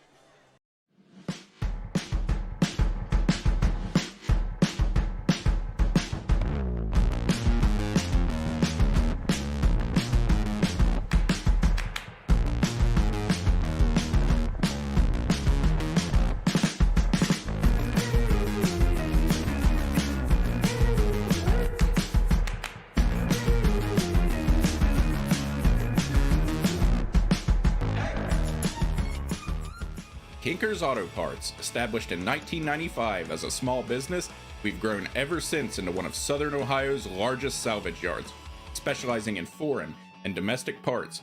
We have a large selection of new, used, and aftermarket parts. We also have a full-service body shop with 16 bays, frame straightening, alignment, and paint shop. We ship to any part of the United States and have a standard 30-day warranty. D.W. Swick Funeral Homes have been honoring lifetimes for more than 25 years.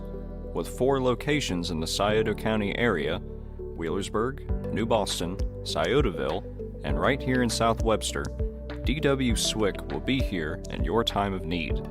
Dee and Maria want to wish all of the athletes on the court good luck in today's contest.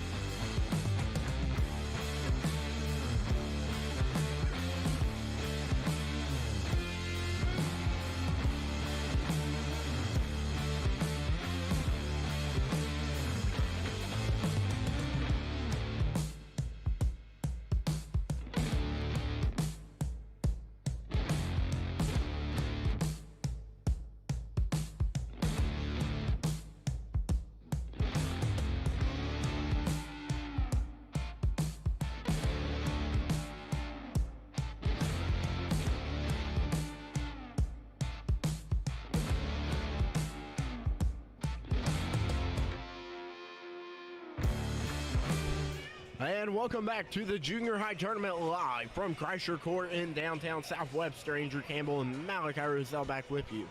In a game that has, been all Panthers, Looking here at the beginning, Clay, they took advantage. They shut them out in the first quarter. It was a 9-0 run. They come back and only score 3 in the second quarter, and we see them at 12. Northwest is starting to get something going. I'll be interested to see what happens here at halftime, after halftime, because both teams are playing a sloppy game. Clay was starting to turn the ball over more here in the second quarter, and now you look at Northwest. They started cleaning it up a little bit. So it's almost like they were kind of shifting a little bit. So I'll be interested to see after halftime here, what comes out and happens. It has been quite the physical game. Also, that is something to note, as both teams have come out there ready to play, ready to fight, and you can tell no team wants to go home as the loser. And as we are getting ready to start with 10 seconds remaining on the pregame clock. Yeah, this is definitely going to be a good one, Andrew.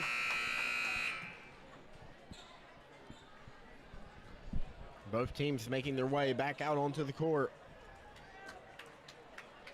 As you're going to have the Clay Panthers starting with the ball. Throwing it in for the Panthers there is going to be number 4, Loper. Loper will give it over to Ryder, and we will be underway here from Kreischer Court in South Webster. We are underway. Ryder will get the basketball. Mohawks come out in a 2-3 zone, and they're going to make them shoot. Cremeen's shot, no good. Rebounded by the Mohawks. Here comes Schaefer. Turnover there by the Mohawks. Right back over to the Panthers. Here is Cremeen's. Cremeen's being heavily pressured this time by the Mohawks. Now it's Ryder in the corner. Looking around for an option. Here is Loper, back over to Ryder. Ryder scanning, back over to Loper in the corner. Back up top to Ryder. The Mohawks in this 2-3 zone trying to make something happen. Not allowing much of an option. They're in tight defense. defense. And stolen away by Kopp. Kopp in transition. Gives it over to Schaefer. Her two-pointer. Got it. There you go. Nice start. Early shot for the Mohawks. They're getting something going here, and I like the defense. It's working as there's another turnover. Down the court goes Atkins. And in the paint, she's going to take it herself. Oh, no good. But it's out of bounds. There is just a lid on the basket right now, Andrew. That is the most unlucky thing I have ever seen. It went in and back out. It decided it did not want to give that's Atkins impossible. How does that miss? Atkins downstairs gives it over. Laid in by Bowling. And just like that, the lead's been cut to 5. Now it's going to be Loper in transition. Gives it over to Ryder. Ryder now. Cremeen's will pull it back out. Cremeen's gives it back downstairs, trying to make something happen. And it looks like we are going to have a timeout by the Panthers. Smart timeout there. A big momentum switch coming out of the half by Northwest. Something's clicked for Northwest. They're on a 4-0 run to begin. They've held the Panthers to nothing for the past, probably 10 minutes of play now. It's been big, and yet they've slowed them down. They've only scored 3 points since the first half. It's most definitely been a change of momentum. This is the 1 seed that we are seeing. That is how the 1 seed comes out and punches a team in the mouth, and that's a very well done job. Yeah, and like I was saying at the end of the half, the Mohawks were most definitely playing the Panthers game and coming out. The Mohawks look on top right now. They're playing their own game like I said they needed to do. And they're doing a great job so far. If anyone has watched Coach Carter, this is a Coach Carter reference. I thought you guys wanted to be here. You guys are playing their game. What are we doing? We're supposed to be playing Richmond Oiler ball. And then they come out and they punch them in the mouth. Maybe that was some type of speech that the Northwest girls coach said. I'm just messing around. Ryder's 3, no good. But the point is, you gotta play your game. You gotta play your method of basketball. You can't let another team control the pace of the game, because the team that controls the pace of the game mostly wins, 90% of the time, I would say. Atkins looking around for an option. Gives it back over. A mid-range shot rejected by Cremines. Now it's Adkins chucking it up. No good. Rebound Schaefer. Her two-pointer. Got it. And it's a momentum switch like you were saying. Look now, you find yourself in a one-possession game. You're losing big as there's almost another turnover, but a foul called on number 4 for the Mohawks. Schaefer the culprit on that one.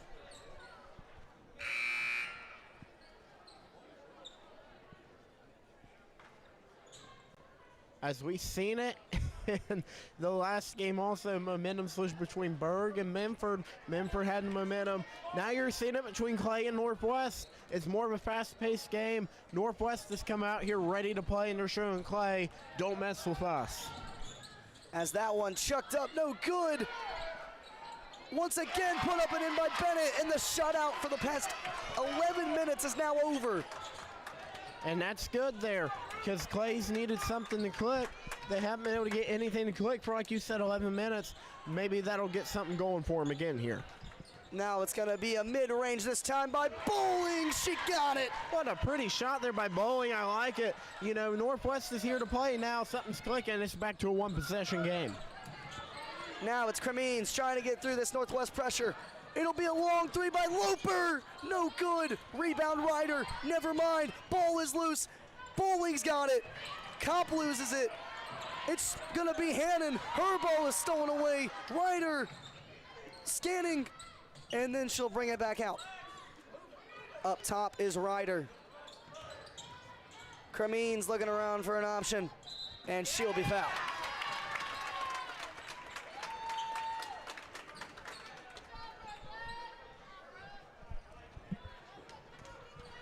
And that gives an easy opportunity there for an easy 2 points there. Number 12 on the line for them. Malachi putting a roster in my face. Number 12. Cremines. Cremines. All jokes aside, Cremines shooting two. Yeah. First one, no good. I'll figure these names out eventually. I mean, Clay's got an entire NCAA basketball roster over there by the size of their team. They got a lot of girls. As it looks like Hannon will exit the game. Coming in will be Spriggs. Second shot from Cremines, up and in. 4-point ball game, excuse me. And this one could get good down the stretch. Both teams starting to find their identity right now. Yeah, they are. You know, Clay's starting to get back into it. Northwest has been into it since halftime. Something's clicking for both teams. It's going to get good. Now back over. Mid-range shot by Spriggs, no good. Rejected by Bennett. Now in transition, it's Cremines. She's all alone. Rejected by Cal. But oh man, they're gonna call it a foul. Let's take a replay on this one. Believe that will be over the back there. Yep. I don't know about that.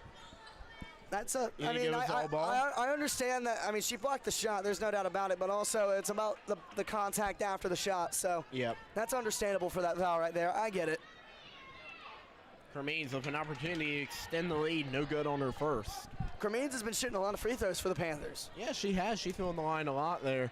You know, I really couldn't tell you how many she's made or not, but it is, again, must make as she's been about 50%, I believe. Okay. Now, looking around will be Adkins. Adkins will let it fly. No good. Rebounded by Bennett. Ball is tipped away. Holes will take it. No good. Rebound Holes. She chucks it up. Count the basket. Talk about putting this place alive. It'll be Holes that does exactly that. Look at that. Big old recovery. And now you got a chance for 3 points the old-fashioned way. Get it the closest it's been all morning. You're at 16-13. You got a chance to make it 2 here if you're Holes. Boy, oh boy, we got a ball game, Andrew. Come on. It's getting good. These championships down the stretch, it's been cinema. First and final from Holes. No good. Rebounded this time by Ryder. 3-point game. Ryder down the floor, gives it over to Cremines. Cremines takes it inside, and she will be fouled by Adkins.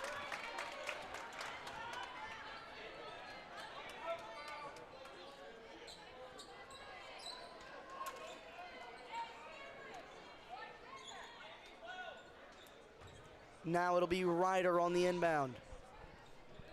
Scanning for an option. Back in the corner, Ryder's three, no good. Rebound Holes, gives it back over to Adkins this time. Northwest has got a chance to tie it here. They got to play their cards right, though. Adkins hasn't been good from three so far. Now it's Holes on the inside, back out. Adkins trying to take it in, gives it back out. A mid-range from Spriggs, no good. Rebound by Holes, and that is going to be a travel. Hey, and there you go. You got that turnover there. A costly turnover. Could make it, you could make it a two-possession game now, so you got to be careful with turning the ball over like that. Now it'll be Ryder giving it over this time to Cooper. Cooper, it is going to be a turnover. Almost, never mind. Ryder with the recovery. Ryder scanning around, looking for options. Crossover. Back over this time. It'll be in the corner to Cooper. And that is going to be a travel on the Panthers.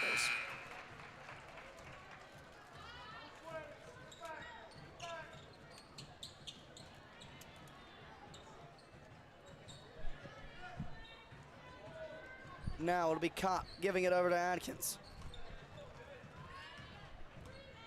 Adkins almost loses the basketball, and that is going to be a hook on Adkins. I don't know if I've ever seen that kind of call before. Look at this. Obviously, Yep. Yeah. That is the right call. Good call. Now it'll be Ryder. Looking around for an option now is Cremines. Gives it back over to Ryder. Ryder will take it in, chuck it up, draws the foul.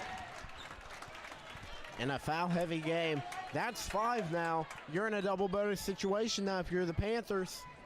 Make them. You have to make them.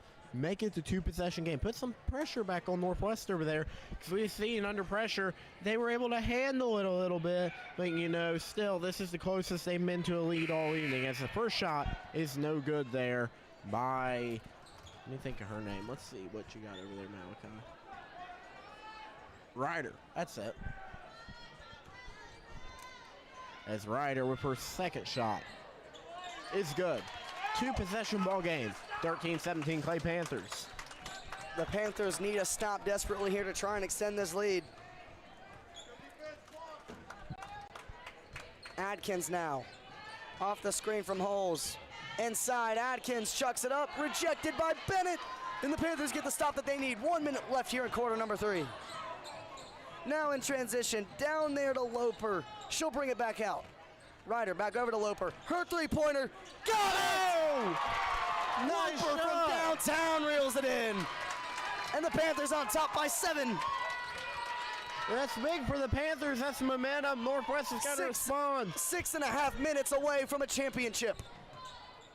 Ball is loose. Another big turnover almost. Ball is on the floor. It'll be a jump ball. It'll stay Northwest way. What a turn of events. Man. It was going Northwest. Now it's going Clay. It's going to be a good fourth quarter, let me tell you. I think we're going to bring it in pretty close here.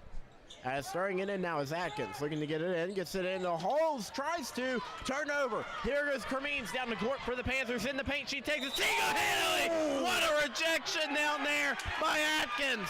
And an intentional foul, number 2 for the Mohawks. Kopp trying to make a big rejection happen. That's going to be an intentional foul. The referee throwing up the X.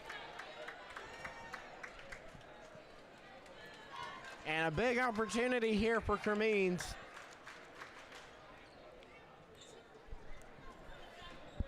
And we've seen that twice now. I don't know if it was cut both times, but man, oh man. So Cremines on the line, shooting the intentional foul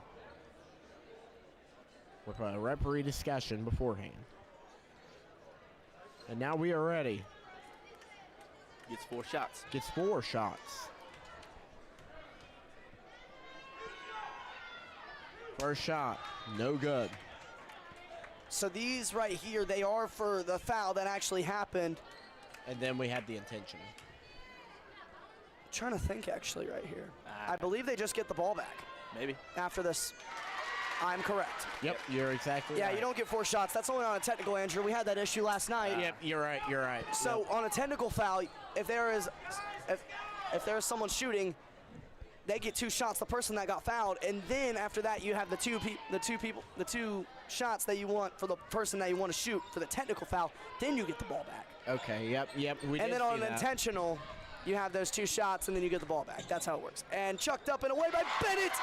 A huge turn of events for the Panthers. It's a They have 10-point a lead. 10-point lead, double digits.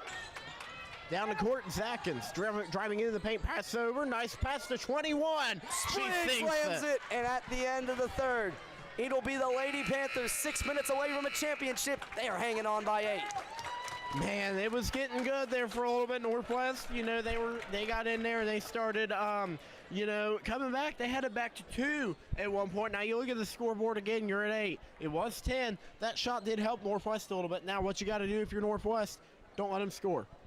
Stop the scoring from Clay, because right now it's working. Be careful on your fouls too. Foul shots, they've been making about 50%, like we said earlier. So you got to be careful about that too, because that's 1 point each time on average to the line. Northwest got to lock down on defense. Clay, clean it up. Both teams really clean it up. Still, you got to get out there and play your game, and I really do think we're going to have a good ending to the game, Jeremiah. Yeah, and, that third quarter absolutely was insane. I mean, it was just both teams going back and forth who could score the most points. And, the Clay Panthers, they've had about the same lead the whole game. I mean, they were up 9-0 in the first quarter. I don't really know how much they were up in the second. I think 5 going into the half. They were up 5. And then now at the end of the third, they're up 8. So it's really been that kind of difference the whole game.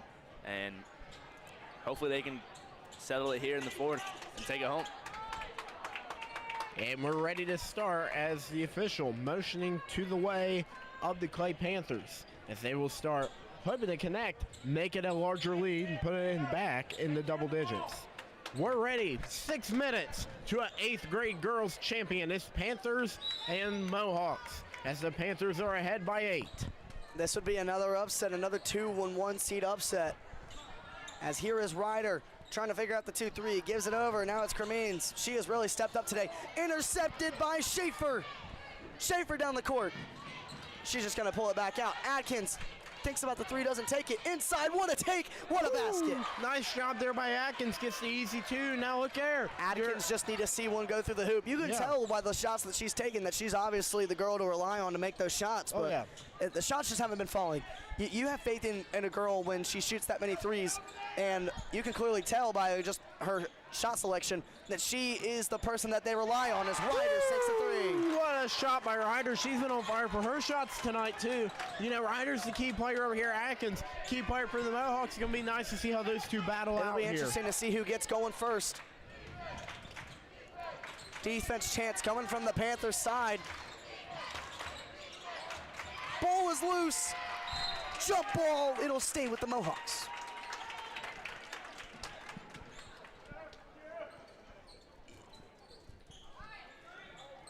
And for the Mohawks, coming to throw it in is number 1, Atkins.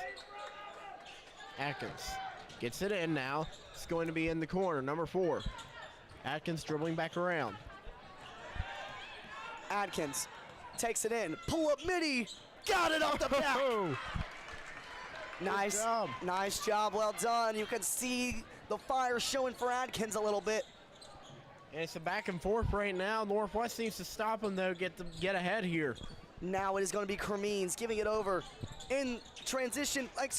Loper. And that's going to be off the hands of Cremines. Oh, my goodness. And it looks like it'll stay the Panthers' way. Let's get a look at this. Maybe I saw it wrong. I think that should be off the hands of Atkins. Yeah, I agree with Malachi and Jeremiah there. As that one is loose. A ball to line moment if you're the Mohawks. And that one does go to Mohawks' way. As a timeout taken by the Mohawks, and a smart timeout to draw something up. Keep your girls in the game. Close game. You know you can do it here. You had it within 2, but you got to stop them. They're still scoring points down here. You really do need to stop the Panthers right now. I very much agree. Got to figure out some sort of way to get a stop together. 26-19 is our score. The Lady Panthers trying to pull off the second upset of the day out of the 2 games that we've had. Yeah, it's upset season. You said it earlier. It's like madness in here. February madness. We're a week away from March. So, it's madness time here on Kreischer Court, and it always is this time of the year with junior high tournament and, upcoming tournament games that will be played here in the Kreischer Palace, or the Kreischer Court, excuse me. Well, we should have a good one pending here. 4 minutes to decide a champion.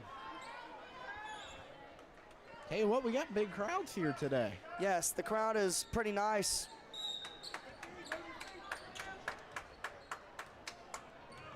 Here we go. Off the screen, Schaefer trying to make something happen with it. Gives it back over to Kopp. Now it's Adkins. Adkins trying to take it in, back over, Holes. Now it's Adkins once again. She'll take it inside, and she will be fouled.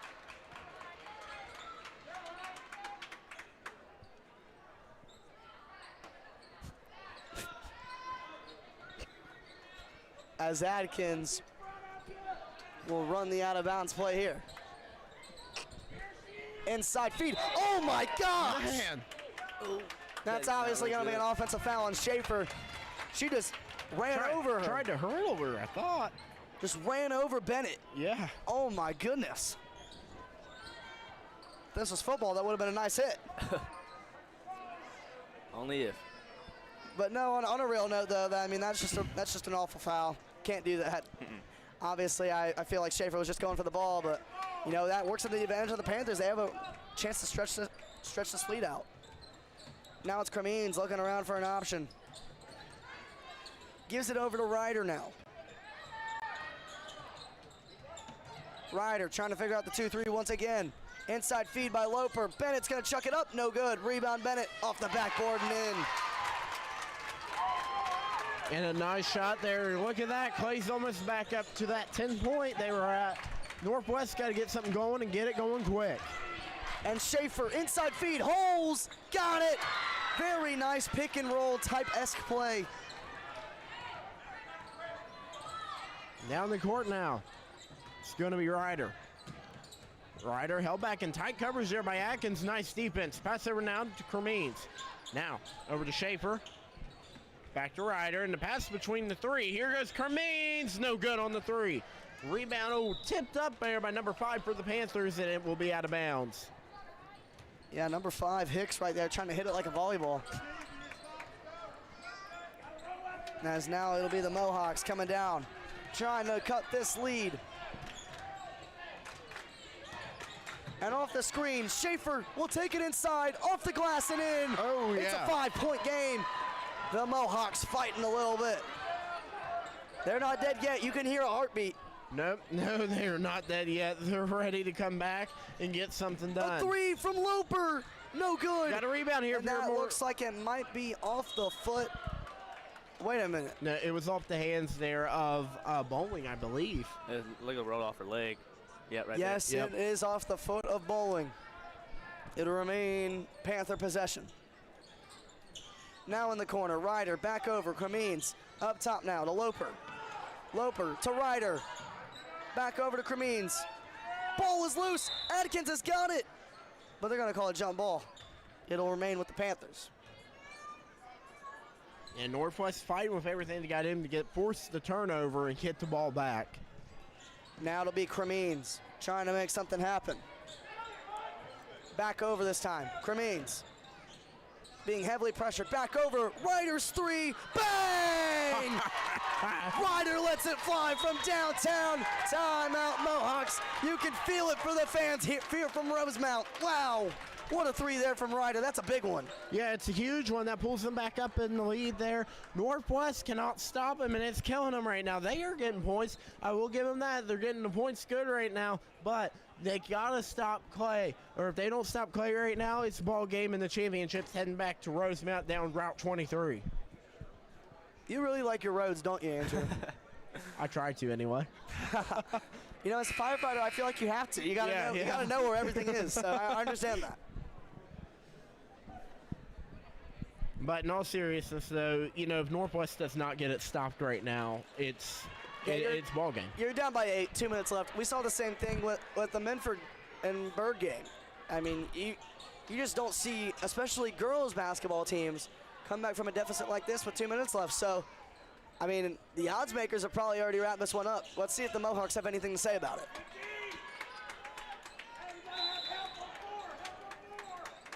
Here we go. Schaefer bringing it up. Gives it back over to Adkins. Adkins trying to take it inside. Back out. Kopp doesn't take the mid-range. Now it'll be Bowling. Looking around for an option. Trying to get Adkins open, but being face guarded right now. All of the focus is on Adkins. Inside feed. Holes. Loses the basketball. It is going to stay with the Mohawks. Stay with the Mohawks, yeah. As Adkins is going to make her way to the baseline to throw it in. Trying to get something done here. Got to get points on the board here if you're the Mohawks. Adkins gives it over. It's Kopp. Inside feed to Holes. And she will shoot 2. It's a good opportunity here to shoot 2 for the Mohawks here. But I say it again. Make them. Make them. Make them. They're no good if you don't make them. Holes will shoot 2 from the stripe.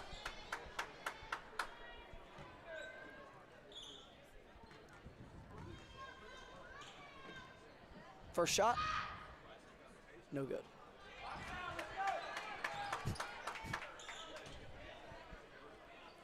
It's Holtz will have one more shot. This is big right here. This one's up, no good. And wait a minute, it's gonna be an air ball, so it'll just go the Panthers' way.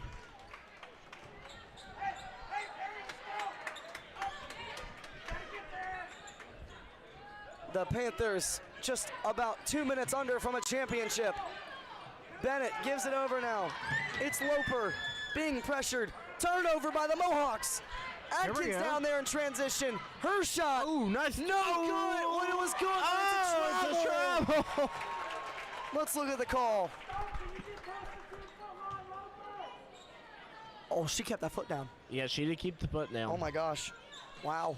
She did keep the foot down. That might have just cost Northwest a championship. And now Loper being shoved in the back. Huge foul there. And that puts the Panthers on the line. No, it does not. Excuse me.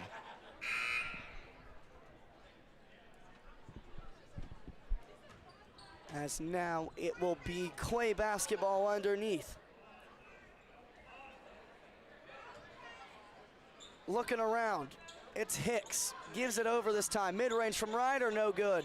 Rebound by, well, it was going to be Holes, but they called a jump ball. Going the way of the Mohawks. Northwest. And this is an opportunity here. I like to say it's not too far gone yet. You are, 8 behind? You can do it. You just got to play some perfect basketball right now. Now Adkins back over to Holes. It'll be Adkins now. You can tell they are face guarding her. Here's a 3, no good. Back over to Adkins. Trying to make something happen. Mid-range floater, got it. There we go, nice shot there by Atkins. And Atkins. Now, the Mohawks are gonna run a press right here, trying to make the Panthers' lives a little bit harder. Ryder just trying to chew off some time. Back over. Cremines is shooting a 3. What in the world? You gotta just hold it right there. Bowling down there. It's the other Adkins. Stolen away. But it's back over to Adkins. Holes to Adkins. She'll try a 3. No good. Man. Ball is loose. Rebound Bennett. Gives it over to Cremines. And Cremines loses the basketball. Oh my goodness. Tried to get it. They're letting them play. A messy turn of events right there. Cremines almost another costly mistake.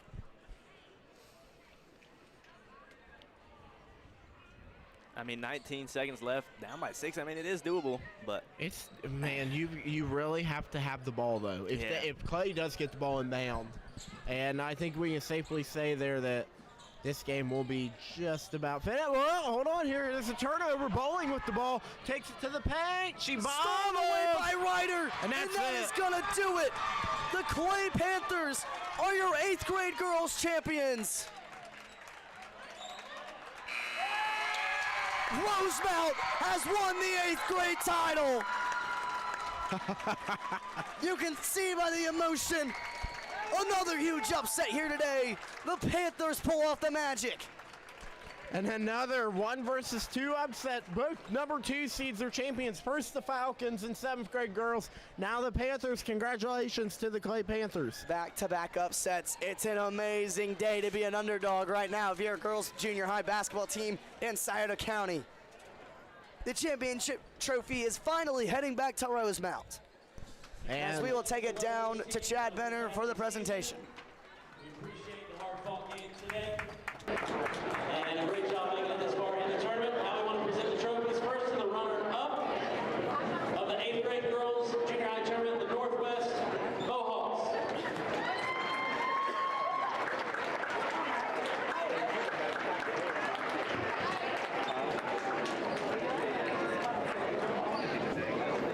And now your 8th grade girls junior high tournament champions, the Clay Panthers.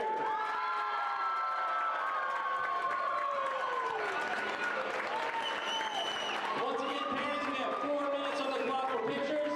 After 4 minutes, you will be asked to leave so the next game can get started. What an amazing job, well done by the Lady Panthers. They are the junior high champions. Yeah, you know, it's coming back to Rosemount, just like you said, Malachi. Clay's had a great season. Props to Northwest, too, battling in the game. But, you know, Clay came in here ready to play. They get the win. Congratulations to the 8th grade girls junior high tournament champions, the Clay Panthers. Yeah, and you know this is the last game that they would play in their junior high season, and I mean that you got to realize next year's the big step. You're going into high school, JV, varsity, whatever you're going to play. I mean that's a big step for a lot of young players, and you know it's just going to see how you're going to cope doing that.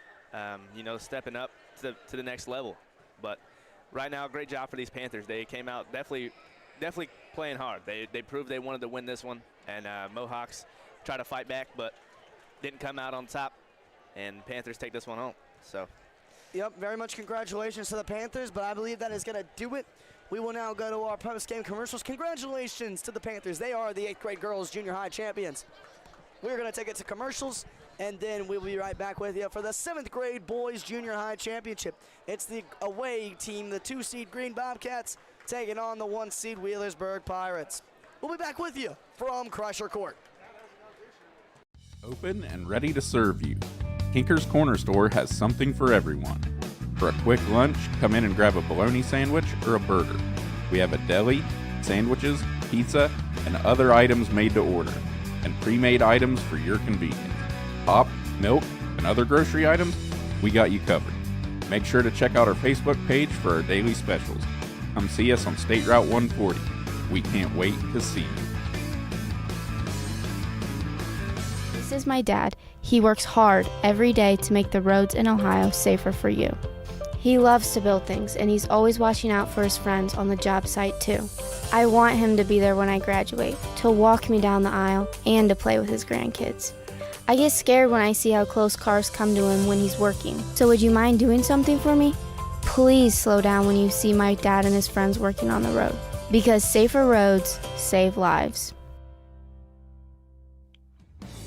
Here in Portsmouth, we appreciate hard work and a square deal. That's exactly what you get at Gamp's Lawn Equipment. Since we're family owned, we treat you like a neighbor, not a number. Whether you're looking for a John Deere or a Steel, we'll help you find the perfect fit. We don't just sell equipment, we listen, because meeting your needs is our top priority, plain and simple. Come see us on State Route 140. You'll be glad you did.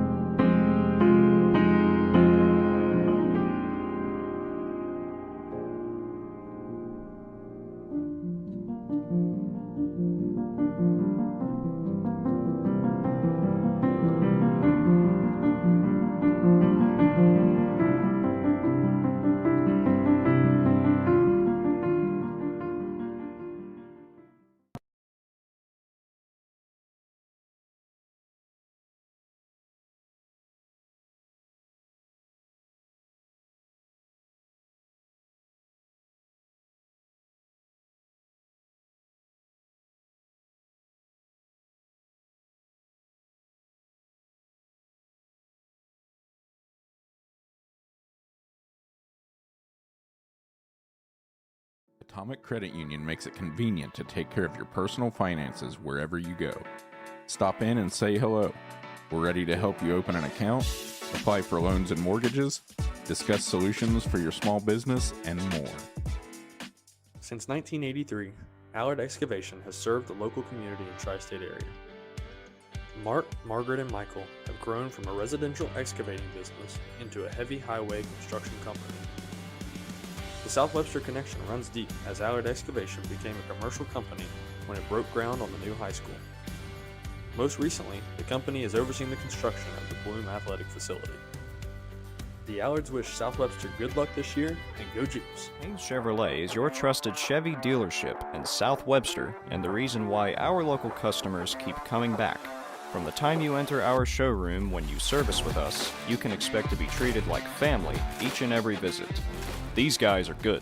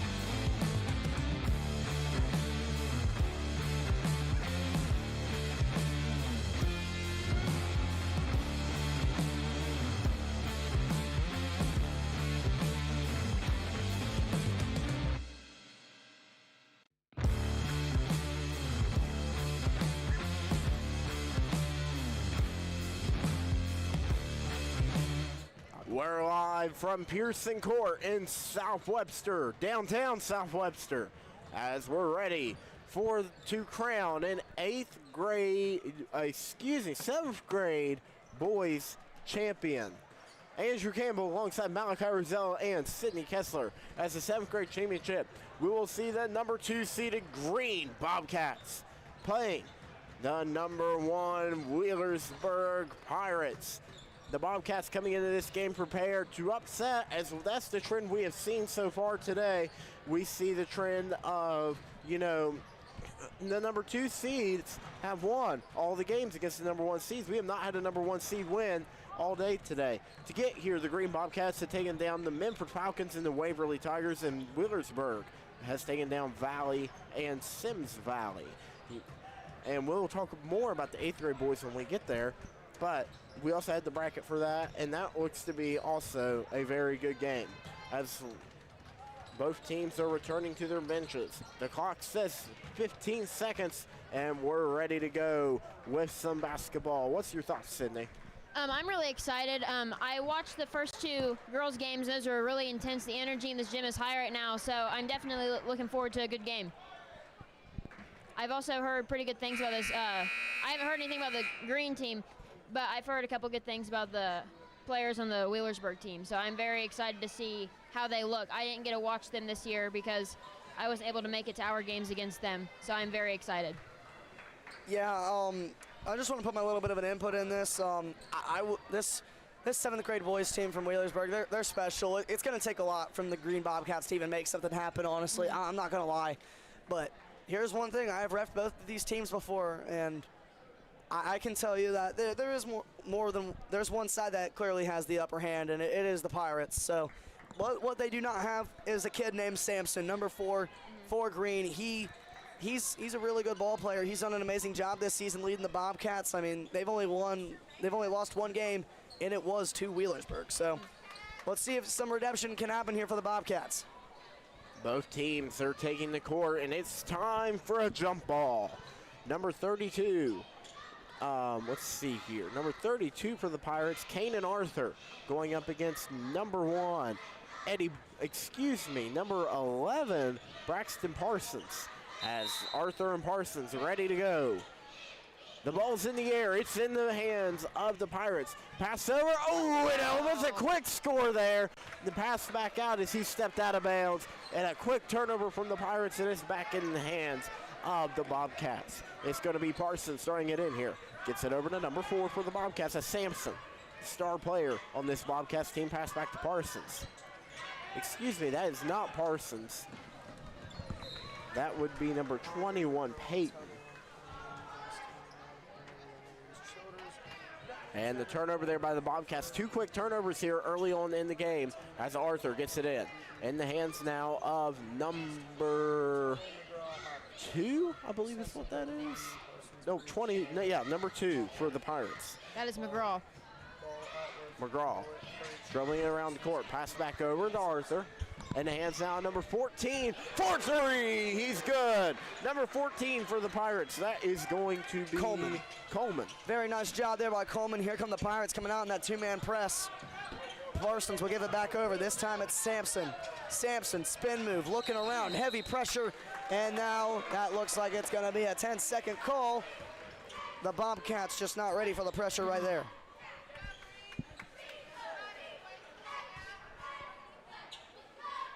Arthur gets the ball in to number 2, McGraw.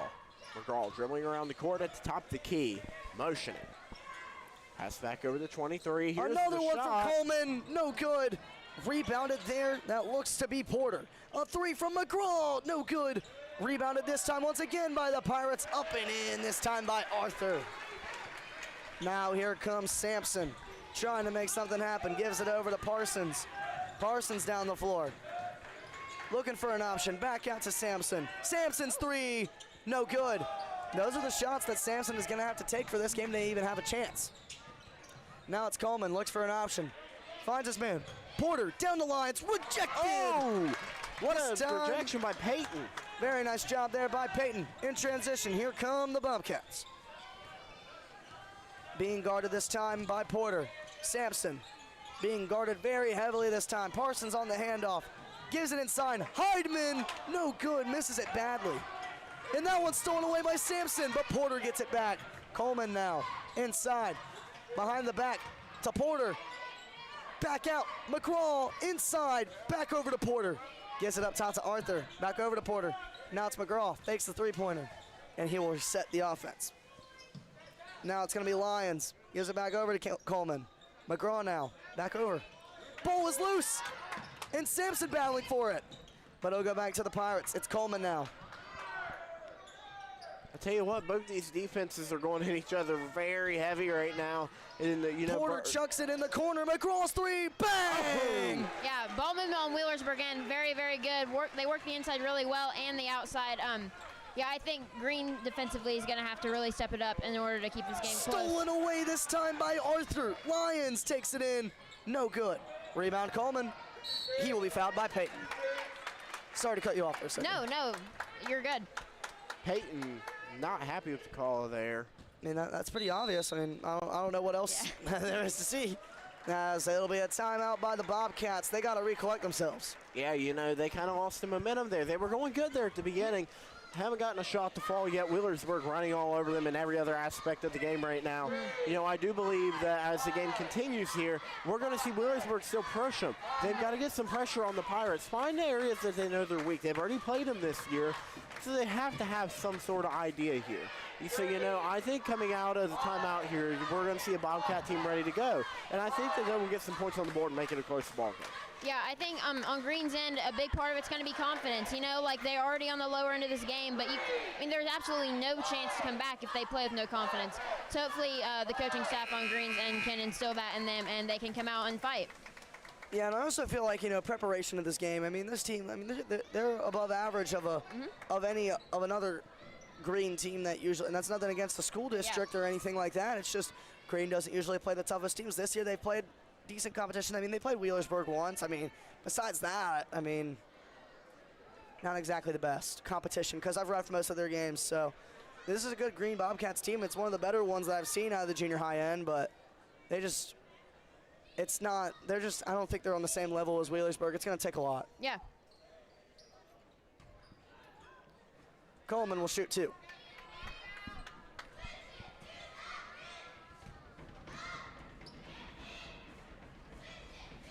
First one up and in. That looked great. Nice shot there.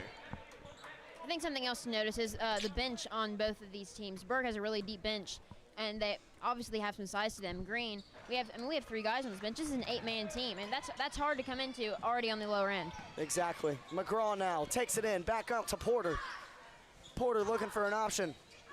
Gives it inside. Coleman wide open. Great what play. A read on the court there, yeah.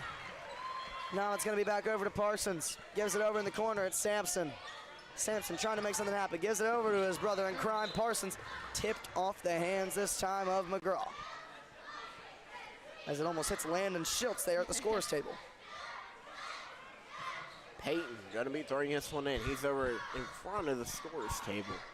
Ready to get it and gets it in now. That's going to be Parsons. Pass back out. Here's 22. No good on his shot. Rebound there by Porter.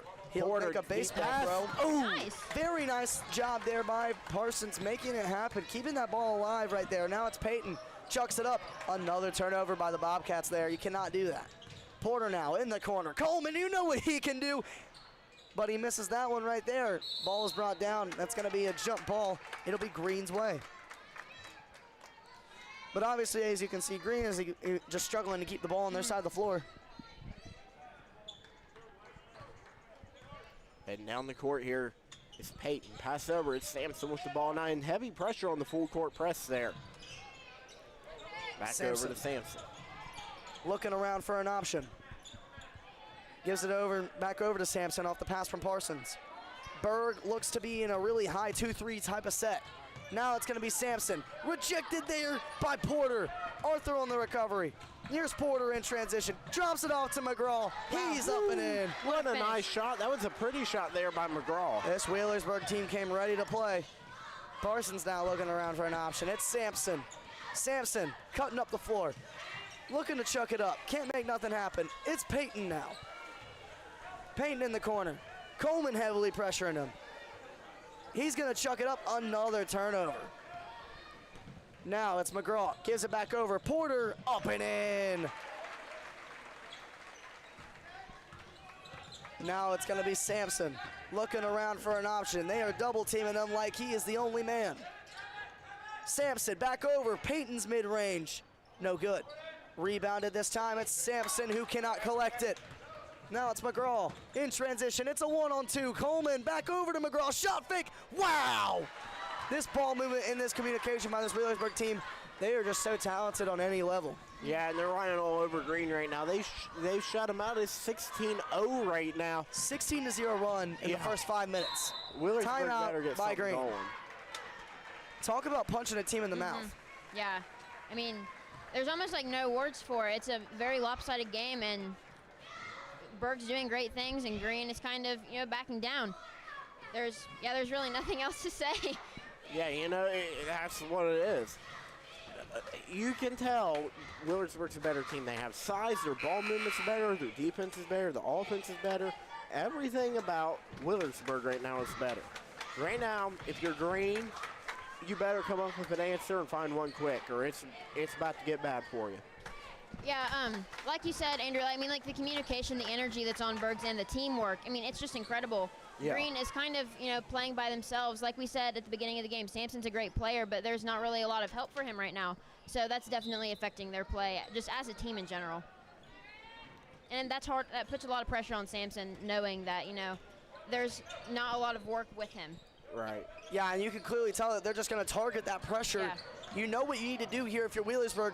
It's a sought-out game plan. Yep. And that's exactly what you do. You hunt weaknesses.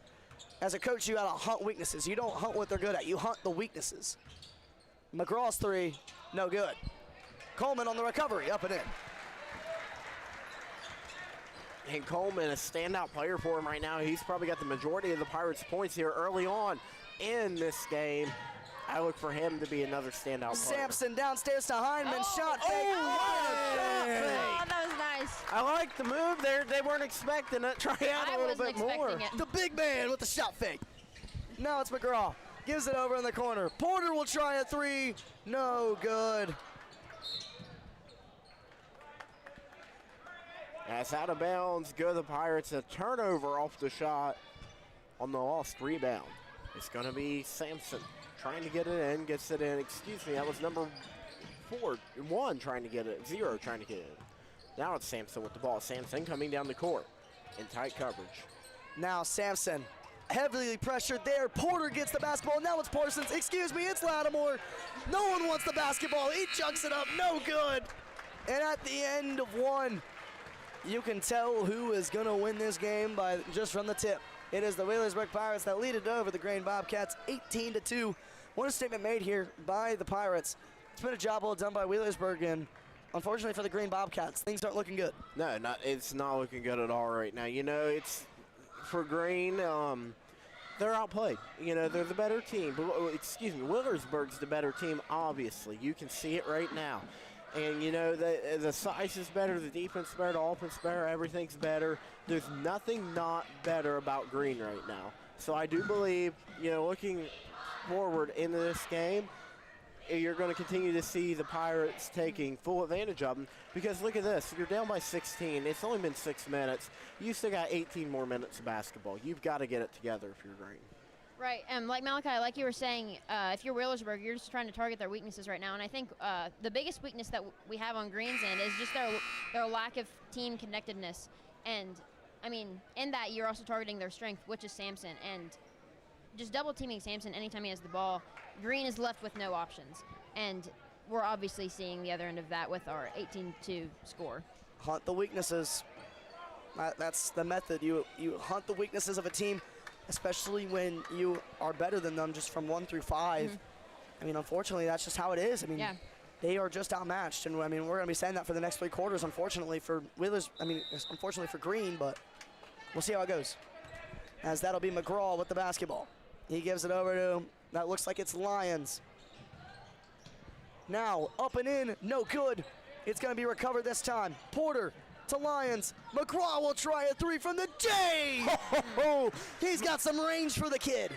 You could have took him down to Haynes Chevrolet, and he still would have made that. Nice shot there. Hey, way to put in our sponsors. Attaboy. Yeah. As that looks like it's going to be a foul. That'll be on Porter. Excuse me, that'll be on Arthur.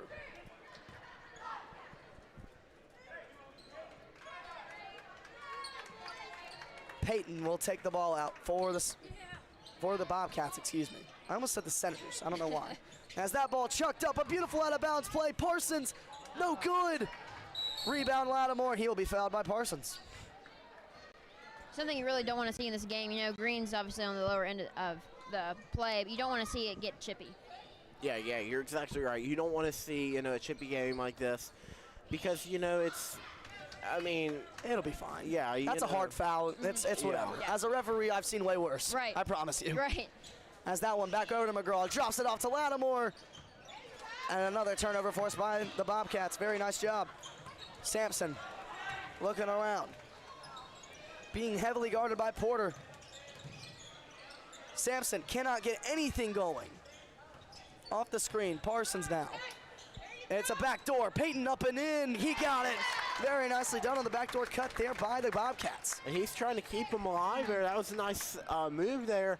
Early points there. Maybe the Bobcats will get something going here. It's going to take like 12 times more of that. Right. But we'll see what can happen. Back out this time. It's Porter. Back over to Eaton. Eaton searching for an option. He'll chug it back up.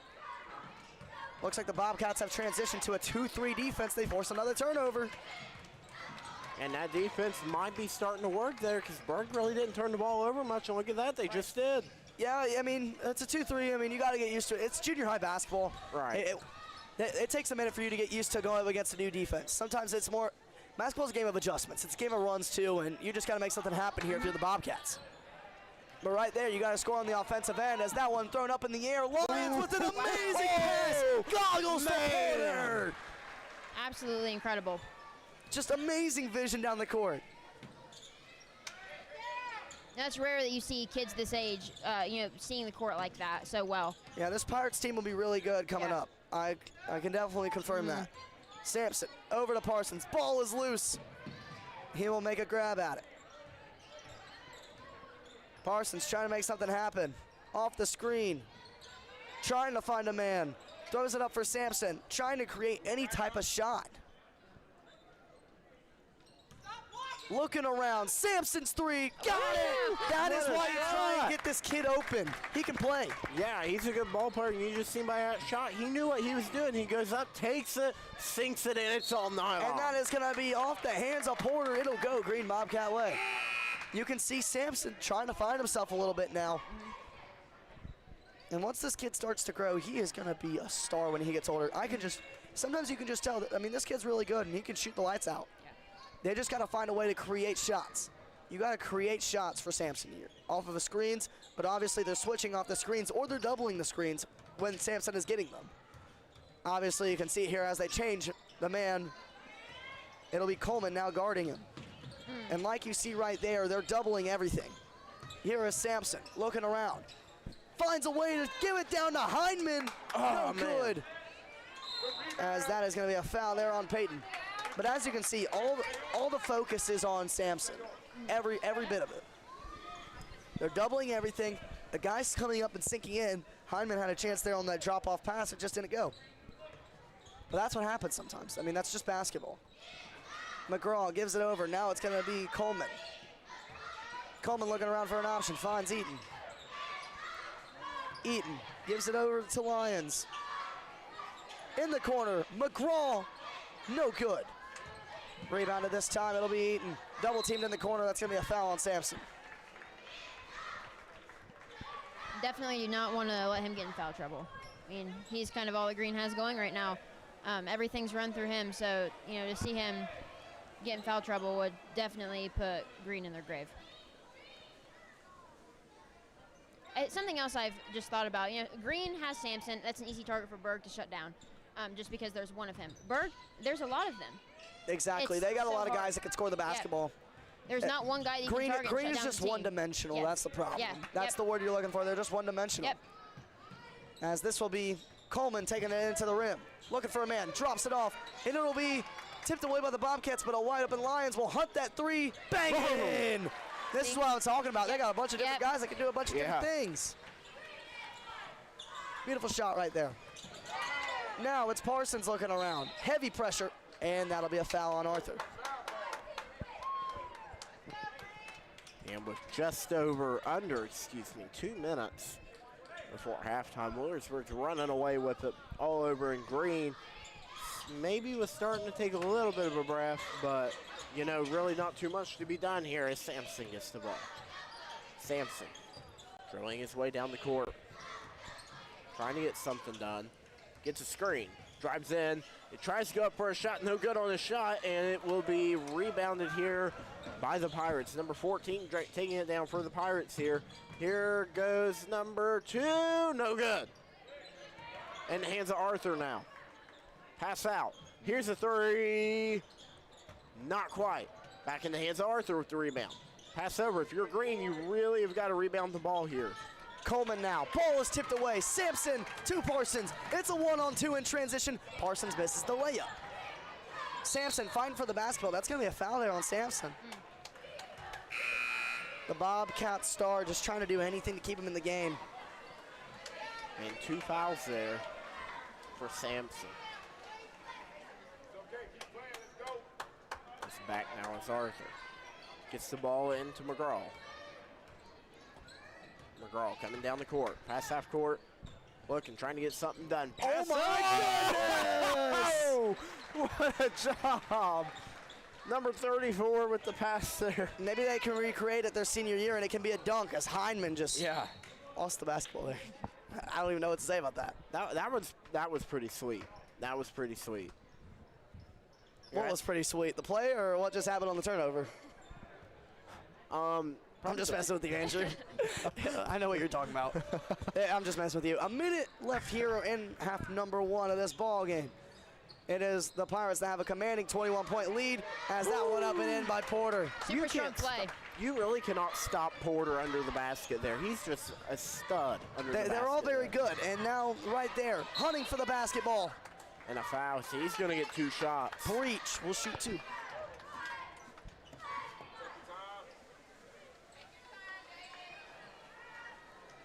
As it looks like Ball will enter the ball game here for the Bobcats.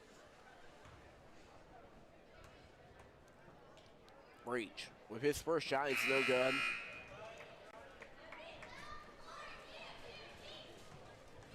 As it looks like Hindman will take a seat. Ball enters.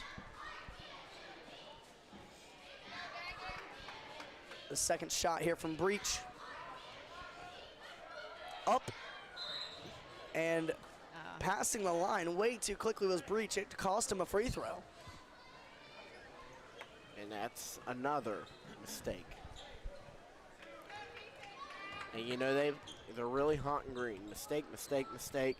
But you know, they're just outplayed. That's the big problem. It's Porter with the ball. Dribbling in, pass out. Here is Arthur in the corner. Pass over to number 23 there. That is going to be Lang, I believe. And now here goes McGraw with a shot. And he's good with the mid-range. Wheelersburg right now with the 25-point lead with 5 seconds before halftime, and a foul called there. And it will be on number 14, Coleman, a star player for the Pirates so far. Coleman's been having himself a great game, and the Bobcats really have not had much of an answer for him. As over goes Peyton to throw the ball in. 3 seconds left here. You're just trying to make a setup play here for Sampson. As you can tell, they're just trying to make something happen, but they'll give it over to Parsons. He'll chuck up a 3. No good. And at the end of the half, it'll be the Green Bobcats 7, the Wheelersburg Pirates 32. As the Pirates are 12 minutes away from a junior high championship. Well, Sydney, Andrew, what are your thoughts? Absolutely incredible work on Wheelersburg's end. I think everything's just going for them.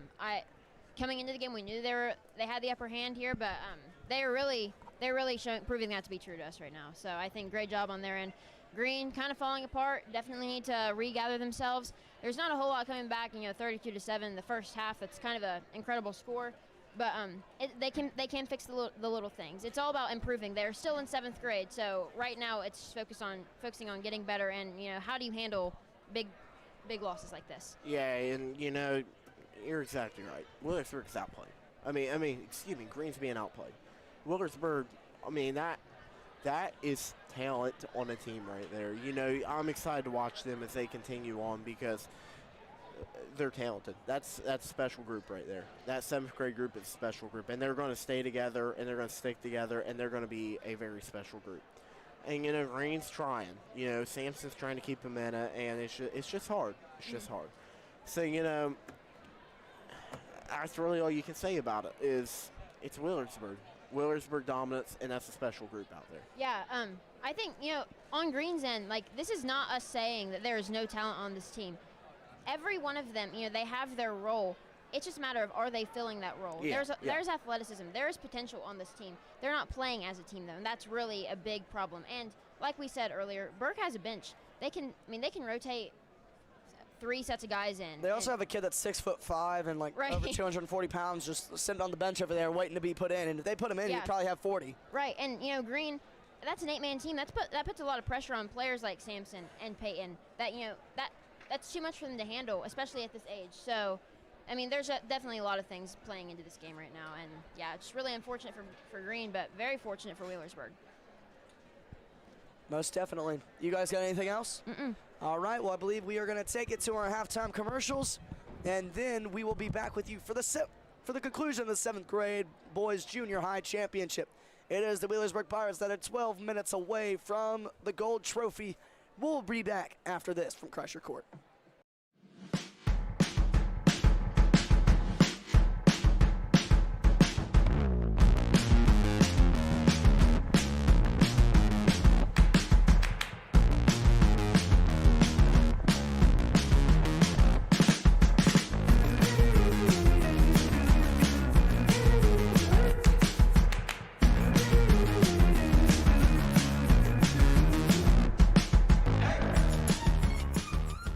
Kinker's Auto Parts, established in 1995 as a small business, we've grown ever since into one of Southern Ohio's largest salvage yards. Specializing in foreign and domestic parts, we have a large selection of new, used, and aftermarket parts. We also have a full-service body shop with 16 bays, frame straightening, alignment, and paint shop. We ship to any part of the United States and have a standard 30-day warranty. D.W. Swick Funeral Homes have been honoring lifetimes for more than 25 years. With 4 locations in the Scioto County area, Wheelersburg, New Boston, Sciotaville, and right here in South Webster, D.W. Swick will be here in your time of need. Dee and Maria want to wish all of the athletes on the court good luck in today's contest.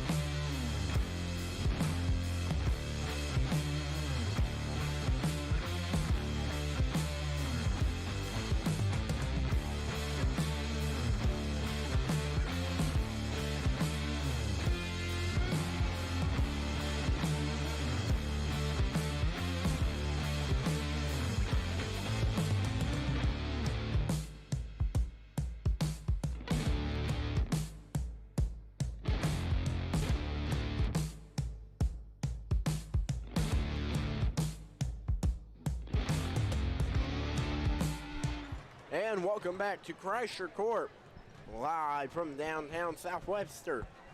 We've got the second half of the 7th grade boys junior high championship. It's Andrew Campbell, Malachi Roselle, and Sydney Kessler back with you live from the press box as it's time for the second half of a game that has been, no disrespect to Green, but Wheelersburg dominance. And I look for it to continue to be Wheelersburg dominance because they have proven to be the better team, you know, in this contest. Yeah, it's only going to get worse from here. I'm not even going to try and sugarcoat it. It's going to get rough. But I'm excited to see number 000 Holler get in. That's a big boy. Yeah. I want to see how he responds. Yeah, we'll look to get in the double bonus. Not the double bonus. Oh my gosh, the running clock pretty soon. So yeah, hopefully we can get some of those guys in and see what they can do. Holler, he's got a brother on the JV team, doesn't he? Yeah, Keegan Holler, one heck of a player on the junior varsity squad for the Pirates. As let's see, the Pirates are going to come out here in man-to-man, and we are underway. Back cut. Now it's Peyton off the backboard, no good. Rebound by Lions. Lions will take it down the court in transition. Arthur responds. Ooh, Arthur, ready to go. And Malachi is there, and I bring this up just because I'm curious. Is there a rule for running clock? Yes, it is 35 points. 35. So once you get to that 35-point mark, it is a running clock. But once you get, and say you get the running clock, the only way you can bring it back to stopping is if it's 30 points or less. Okay. So that is the rule on that. Here is Sampson looking around for an option. And it looks like the Pirates have transitioned to a 2-3 maybe. Looking around. Sampson, spin move, puts it up, no good. Rebounded by Arthur. Arthur that time. Looking in transition, Porter hunting it down. Ooh, he's been an all-out player for the Pirates. That makes it 29 for the Pirates. It's just balanced out dominance right here. Yeah. Just balanced out dominance. There's nothing that you can say about it. I mean, it's just a very well done job by this Pirates team. They've came to play. Parsons looking around for an option, hands it off to Peyton. Peyton looking around, finds Sampson. Sampson tries a deep three, no good. Rebounded this time by Breach, puts it up, no good. Rebound Coleman. Yeah, man, they cannot get anything to fall. no. You know, they're taking shots and it just won't fall. If some would fall, it'd be good for the Bobcats here as it does go out of bounds off of Peyton. Yeah. It will remain the Wheelersburg Pirates ball. Yeah, Andrew, I agree. I mean, there are a lot of good things happening on Green's end. You know, offensively, shots just aren't falling, and that's that's just. I mean, there's nothing really you can do about it. I mean, off games happen, but I don't really think that's going to make up for the deficit that we have here today, unfortunately. Now back downstairs, it's Porter, another bucket. Very nice job, well done. Now looking around, Sampson's three is blocked by Porter. Wow. Now in transition, Porter, Coleman. What ball movement. No good. wow, that was Rebound insane. Porter. He'll try it. No good. And he gets 2 shots. You know, I love the versatility that Wheelersburg's team has. I mean, every guy can score on the inside and the outside. Everyone plays strong, even though, you know, we have a couple guys down here that aren't the biggest. They play big. It's all about the mentality that you have, and I think Burke has a really great mindset going for them as well as skill, honestly. First shot there by Porter falls good, making the lead 32 for the Pirates. Porter with one more. It's good. Porter, perfect on that trip to the charity stripe. It is Sampson working his way down the court. He passed half court. And coverage from Porter here.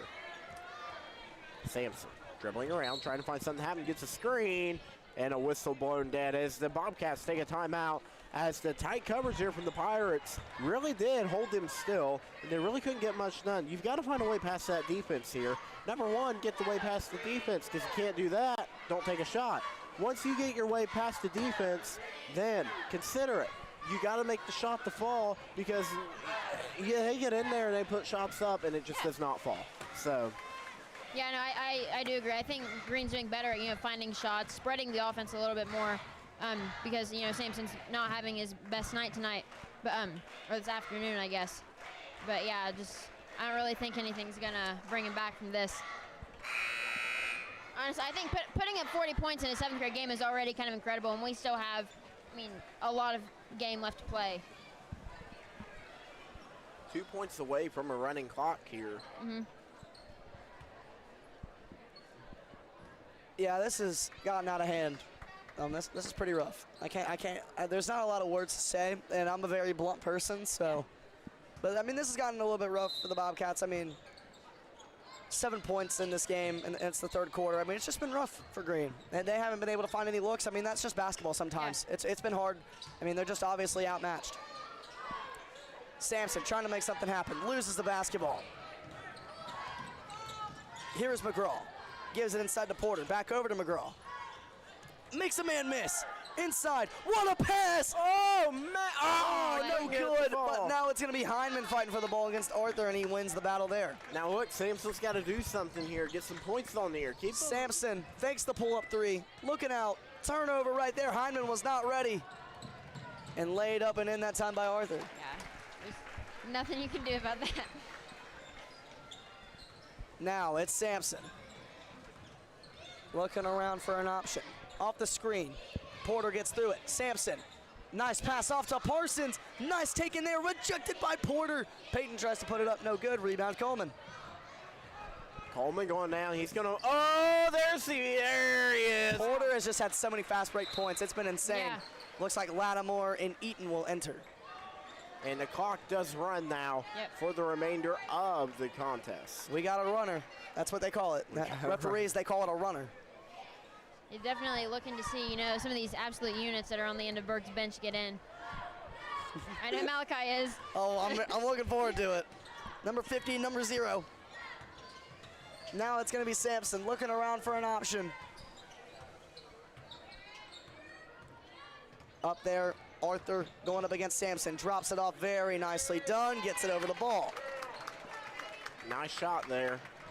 It's a way to try to heal some of the bleeding here for the Bobcats. I don't know if the bleeding's going to stop, Andrew. Yeah, that's what. We've struck an artery. Now looking around, McGraw. Spin move inside. Loses the basketball. As the Sims Valley Vikings making their way to their locker room to get locked in and ready for the 8th grade boys championship against against Valley. As a 3 there from McGraw, no good. Rebound Lattimore. He will be fouled underneath. Never mind, it's going to be a jump ball.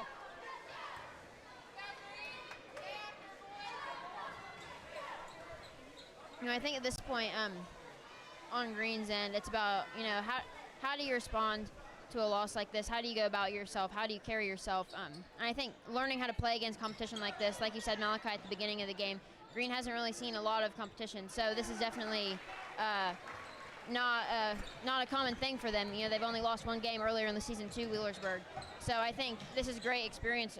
Them learning how to play against guys of this caliber. As McGraw scored a 3 there for the Pirates, extending their lead just a little bit more. The fight for the ball from Peyton and Arthur. Arthur gets the ball. Pass over to McGraw. McGraw behind the back. It's clean. And he's going to lob it up. Lattimore. Oh, good. And it'll go to the Bobcats. Doing this stuff in the 7th grade is absolutely insane. Yeah, they're just having fun out there. Here we go. And there's one of the fan favorites. Number 50. Bentley enters the ball game. A standing ovation for the Berg starters. That's their night.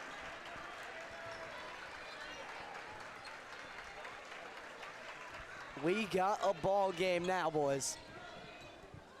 And Cindy, I guess. Sampson looking around for an option. Inside feed. Trying to make something happen. Breach will be fouled, as he will take these shots to end the 3rd quarter.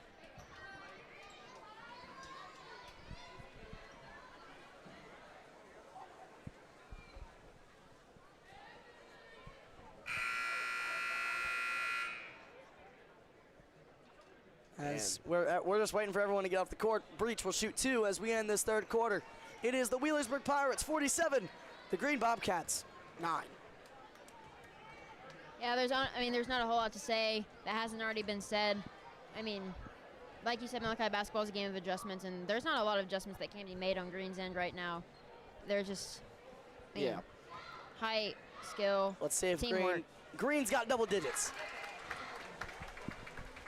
And at the end of the third, I mean, it's just been rough, honestly. It's just been rough for Green to find any type of offense. And they really haven't been able to make much defense either. It's been rough for Green. Yeah, you know, they really tried. They've tried. And, you know, the Bobcats knew coming into this. Tough game, you know. Yeah. I see talent on that Berg team that you don't see in junior high. That's some high school talent on that team.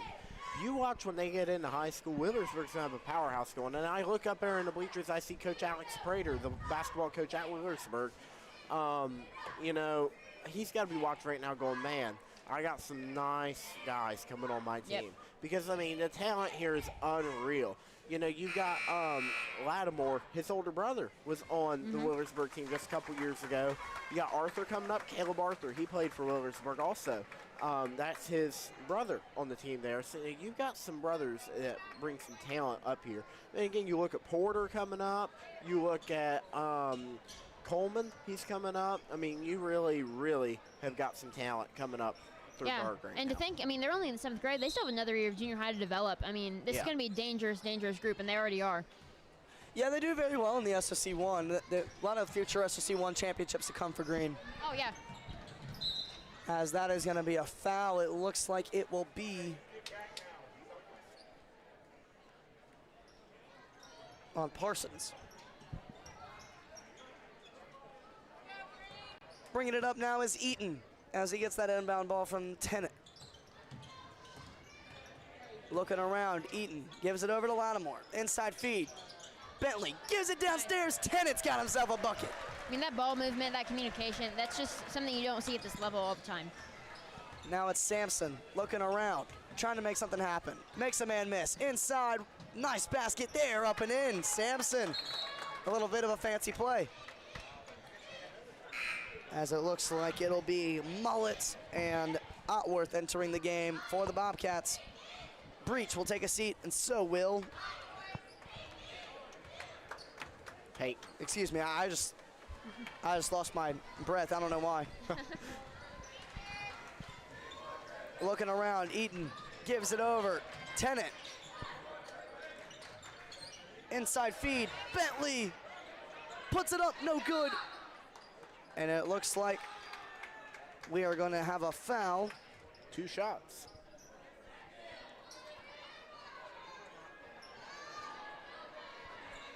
Two shots for Bentley here as the Bobcats commit a foul.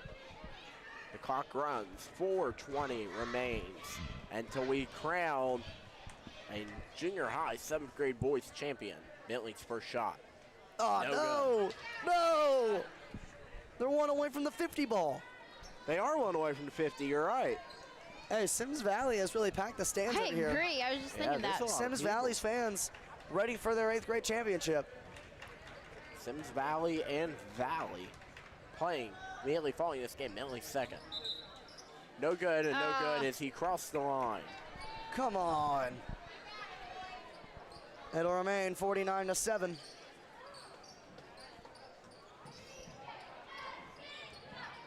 Now here is Sampson. Sampson at the top of the key, looking, tries to step back to make some space, doesn't work out. Now it's Parsons looking around. Off a screen. Parsons inside, rejected by Bentley. Oh. Nice play there, let's look at that again. Takes it on the inside, boom. Oh man, he got in there good and just swatted it right away and said, I don't think so. The only man that has not gotten in for Wheelersburg is Holler over there, and they're chanting his name. They're saying, we want Holler. Sampson tries to take a three, he doesn't take it. He'll take it on the inside for a mid-range. That kid's got some skill. Yeah, he's good. He's real good. Now it's Tennant. Looking around for an option, inside feed. Bentley back out, stolen away by the Bobcats. Now it's Parsons in transition, trying to make something happen. It'll be a handoff now. Sampson on the inside, trying to get a bucket off the glass and in. Sampson getting hot. Yeah, like Sampson's really going here. Now he's found himself a little bit. He's scoring some nice points. Now the ball will be tipped up and away. Lattimore now looking around, stolen by the Bobcats. It's Sampson in he's wide transition. open. And he'll put it up and count the basket. And one. A very nice and one. And now the legend himself, Holler, comes into the ball game. We're about to see some very nice basketball being played. As he makes his way onto the court, Bentley will now leave. If he scores a bucket, this place might erupt. Yeah. They're probably going to give him the basketball, I would say. If I had to guess, they're going to hunt for him to get the basketball. Sampson, his first and final, up and in. He has played tremendously well when he has gotten the ball in his hands off of screens. Yep. Just not a lot of ways to get him open. They give it to him. It's Holler. Oh, my God. He's going to take it in. Big man Shaq. Oh! Couldn't get that one to go. Now in transition, Sampson, step back, 3-ball, no good. Great shot. And that one gonna be out on Wheelersburg. Wait, oh, yeah, it's gonna be for Wheelersburg. Excuse me. Let's see if they can give it to the big man. Holler, the fan favorite, gets the ball immediately. Oh, he lost it. No. Looking around. Give it back to him. Getting it. We have a minute left. Give it to him, please. Tuttle. Looking around for an option, throws it away. No.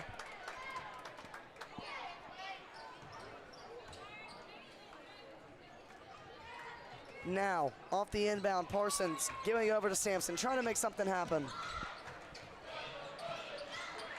And the Pirate fans are chanting, "Start the buses." Green not stopping their hard effort. Now Give inside, Holler. Oh, man. They tried. Holler is upset. I'm upset. You got to get the big man the ball. Now it's Sampson. He'll try a step back. Looking around for an option. He's going to chuck it up. No good. Holler with the recovery. Here they come in transition. It'll be Tuttle. He lays it up and in. That's your ball game. The Wheelersburg Pirates are your 8th grade champions. 51-19 in Wheelersburg. A straight Wheelersburg game. That's all there is to say about it. Green came in here and gave it a try. Wheelersburg has high school talent. Congratulations to the Pirates and a great season to the Green Bobcats. Yeah, very nicely done. Yeah, I mean, that's really all there is to say. Definitely a lopsided game, but, you know, there's a lot of potential on both ends. Both teams are still in 7th grade and have a lot of time to develop, so definitely look out for these two groups in the coming years. And with that, we will take the championship ceremony down to Chad Benner. A blowout win for the Wheelersburg Pirates. They are your 7th grade champions. Once again, congratulations to these teams making it this far. A fantastic season. Now we want to present the trophies of the 7th grade boys and junior high tournament. I know, I die. The Green Bobcats. Bird just won by 50.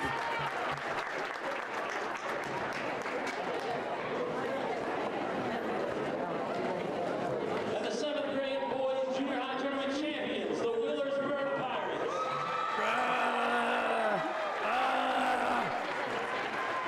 Okay, see you, bro. You are an idiot. Hey, will you give me a hot dog? Will you give me a hot dog and put ketchup on it? You are the GOAT.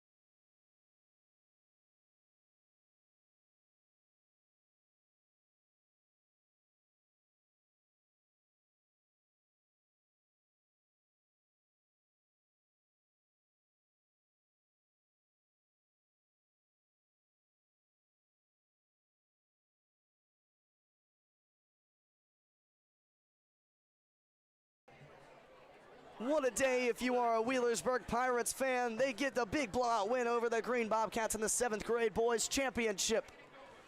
As they all are going to be able to take pictures on the floor for this next 2 minutes and 40 seconds. We will go to our post-game commercials, and we will be right back with you as we have the Sims Valley Vikings taking on the Valley Indians in the 8th grade boys final finale. It should be a good one. One final trophy to give out tonight. Who will win the gold? We'll be back with you after this. Open and ready to serve you. Kinker's Corner Store has something for everyone. For a quick lunch, come in and grab a bologna sandwich or a burger. We have a deli, sandwiches, pizza, and other items made to order, and pre-made items for your convenience. Pop, milk, and other grocery items, we got you covered. Make sure to check out our Facebook page for our daily specials. Come see us on State Route 140. We can't wait to see you. This is my dad. He works hard every day to make the roads in Ohio safer for you. He loves to build things, and he's always watching out for his friends on the job site too.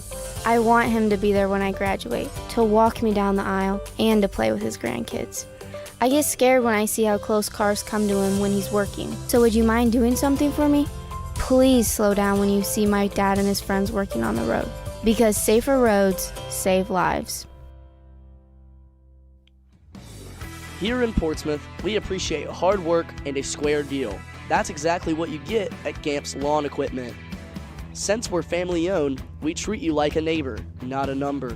Whether you're looking for a John Deere or a Steel, we'll help you find the perfect fit. We don't just sell equipment, we listen, because meeting your needs is our top priority, plain and simple. Come see us on State Route 140. You'll be glad you did.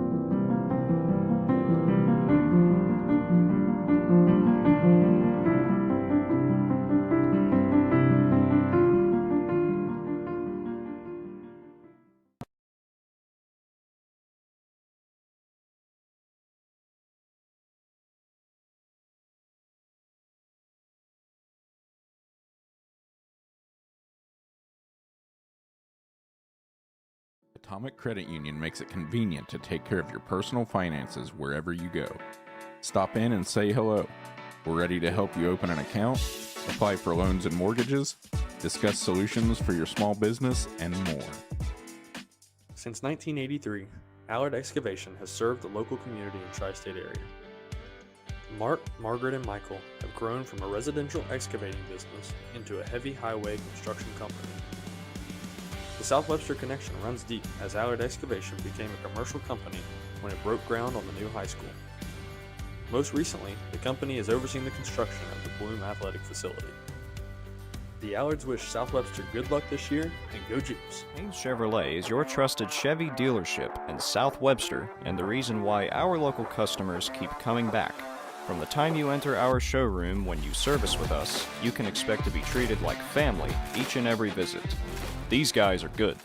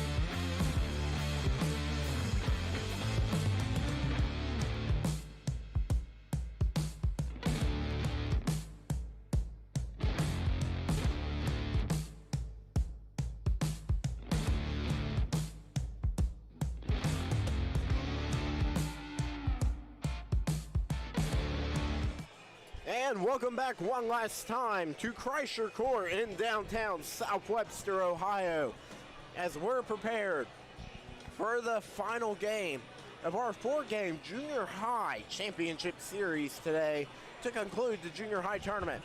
Our final game will show the Sims Valley Vikings versus the Valley Indians. It's Andrew Campbell, Malachi Roselle, and Sidney Kessler as both teams are ready for a good one. Sims Valley and ready to show up and play here, as you know, they're a team, you know, I really don't remember the last time we've seen them in a championship game in the junior high tournament. I don't even remember the last time they've been in the junior high tournament.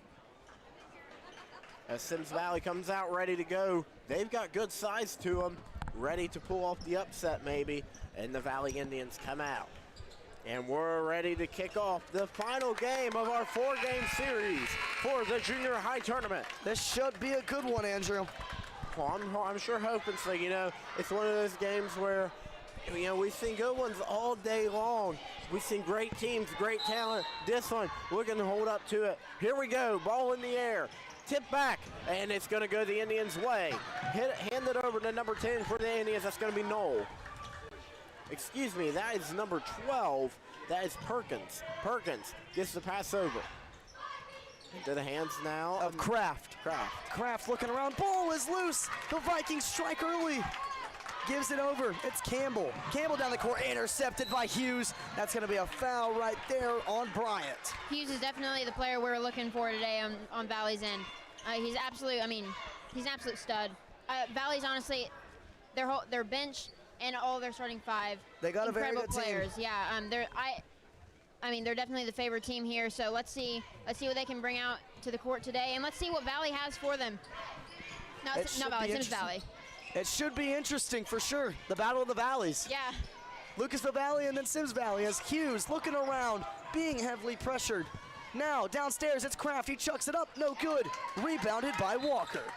And that is going to be going Sims Valley way. Yep. Kraft, the Memphis transfer, has definitely done well for them this year. Definitely a great addition to this team. And now looking around for an option.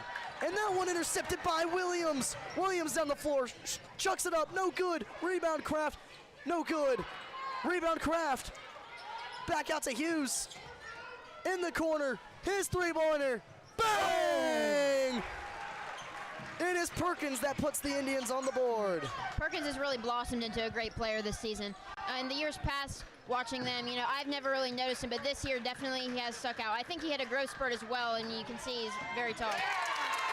Sims Valley battles back with another bucket. Over there, it's Perkins. Pass over now to Kraft. Kraft passes over. Back in the hands now of Kraft. Excuse me, that is Hughes. And the shot is up and no good, but a foul. And the no good shot there from Rideout. I think Rideout has also blossomed this year. You know, a lot of great things have happened this year for this Valley team, and last year as well. They haven't lost a junior high game yet, so they're looking to keep that record clean. Well, let's see. They play a pretty good Vikings team today. Yep. Misses the first there. 3-2 our score right now. Sims Valley wearing their away red. Valley wearing the home whites. Second one, no good. 0 for 2 from the free throw line. And now it's Campbell bringing it up for the Vikings. Campbell looking around for a man. Searching. Nice ball picked away there. Down the floor, it's Perkins. Oh my. And that is going to be a goaltending right there. Count the basket. That is going to be 2 points. Perkins has all 5 points so far conducted here. Very nicely done by the Indians' 8th grader. Yeah, he's a player to watch out for, you know. He's out there doing everything, like you said, Cindy. He's a man for transfer. So he's really standing. Oh, no, not Perkins. Wrong one. Yep. Sorry. No, yeah, that's okay. But no, yeah, I think Kraft is a great addition to this team, but every one of those starting 5 have really blossomed this year. Tice has shot up in height, and that's really helped them, considering they run their offense through him. As here's a big 3, Campbell, no good. Rebound, Williams. Williams down the floor in transition. Behind his back again. Hughes, how about a 3? Got it! That's the kind of player he is. You really got to watch him on the outside Mikey and the Hughes inside. with a nice bucket. Now looking around, trying to find his man. Here's Campbell down the floor, and he will be fouled. Yeah, you definitely got to watch out for Mikey Hughes on the outside shot. He has a very clean shot, very nice finish, and he's one of those players that, you know, like if he throws it up, it's going in almost every time. Now, on the out-of-bounds play, it's back over to Campbell. Now it'll be Pinkerman, giving it back up top. It's Campbell. Campbell crashing in, ball stolen away by Kraft. And he'll put it up, and he will be fouled. And what can go wrong for Sims Valley right now is basically going wrong. As you know, you see they've had some fouls, and they've put them on the line several times here. It's all going wrong right now for Sims Valley. Something's got to click for you soon. First from Kraft, up and good. Valley's doing a nice job of going in and driving and drawing that foul, so we can get these free throws right here. And like you said, Andrew, I mean, that's definitely something you have to watch out for Sims Valley. Valley's going to pick apart every weakness that you have, like we talked about the last game, you know, targeting those weaknesses. Kraft second, up and lands it. Timeout, Sims Valley. What a start for the Indians. Yeah, smart timeout. Yeah, you're exactly right. Just a great start there for Valley. All up and down the court, it's all Valley except for the 2 points, you know, that Sims Valley has so far. Sims Valley, you know, they've done a great job of, you know, there at the beginning. They were trying to adjust. They did a good job trying to get points there, but then Valley started running all over them. So great job out to Valley. Sims Valley's really got a click here. You know, Lucasville Valley's really running all over them right now, and if it continues that way, we'll see a trend like we've seen the last game where it will be Valley dominance. Yeah. Valley has definitely always been that team. You know, no one's really been able to compete with them all that close. So, I mean, they're used to games like this. So, I mean, if they get on a roll, there's really no stopping them. As inbounding the ball will be Holland, giving it over to Campbell. Back over from Holland to Campbell. Off the bounce pass, looking for a man, stolen by Hughes. Hughes will give it over to Kraft, and it's up and in. This Valley Indians press just unstoppable. Yeah, there's no answer to it from Sims Valley right now. Something's got to be found to put a stop to it. Campbell trying to break through it himself. Ooh, he's close to it. And that's a big three. Holland now, no good. Rebounded this time. It will be Walker that collects it. Now it's Holland. Gives it back up top to his point guard, Jonah Campbell.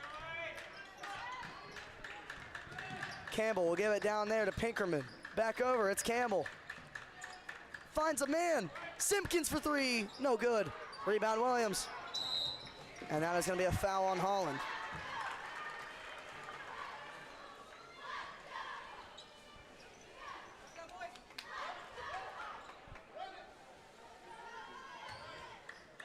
And here we go back down the court. It's going to be number 12 bringing it down. It's Perkins. He's had himself one heck of a game already. Yeah, he's been playing a nice game down there. Perkins on the inside. Kraft, the big man, no good. Nice, smart play there. Swatting it back out by Rideout. How about a three from Hughes? No good. Rebound by Kraft. Inside feed. Rideout. Finds Hughes again. He jab steps inside. Pull up midi. Got it. That kid is nasty. Wow. Now it's Holland looking for an option.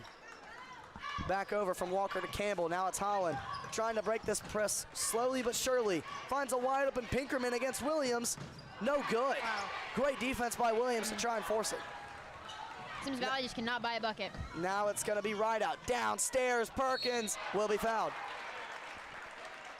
And that's the wrong guy to foul. The way he's been playing tonight, he's bound to get on the line and sink him. And again, you've got to make foul shots. I say that all the time, but I have to keep saying it. You got to make them. You have to make them. These Andrew, are we the get free it. You like the foul shots, okay? Yeah. I'm just messing with you, Andrew. No, I mean, it definitely, I mean, in close games, that is such a difference maker. First one misses. I know Andrew's blood is boiling right now. Yeah. Ready to punch Malachi. No, I'm No, joking. whoa. I don't know if we can say it on the stream. That's a little bit inappropriate, Andrew. Eli Gray subs in for Mikey Hughes on Valley's end. Sims Valley had 2 subs. I believe you have Sims Valley's roster. Yeah.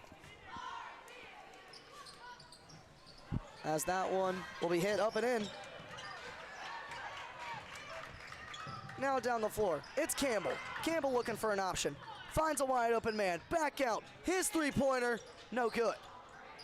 Bryant tried the three-point attempt there, just doesn't work out for him. Yeah, now in transition, it's Perkins. He loses the basketball. Sims Valley will get the ball right back. Something I see there from Sims Valley, you really got to rebound the ball if you're Sims Valley. They're struggling rebounding the ball.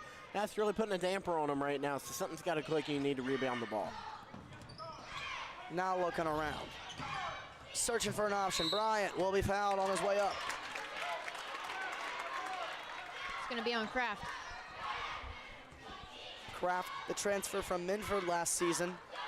He's one heck of a player, you Yeah. know, and also he is the brother of the three-time state champion wrestler, Yeah. McKenna Kraft, that has never been beaten before. That's insane. That is insane. Now looking around. Another three from Bryant. No good. A lid on the rim here on this side of Sims Valley's rim. Wow.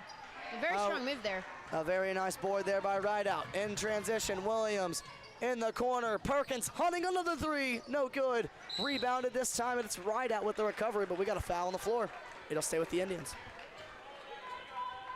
And it's all going the Indians' way right now. I do think that the Indians, you know, they got the chance of an easy runaway with this one right now. You know, it's all going their way. Sims Valley can't get anything going. Something has to click for Sims Valley, or it's, you know, pretty soon we'll be close to a ball game. As the first shot there by Rideout is sunk. Hughes is going to sub back in for Perkins.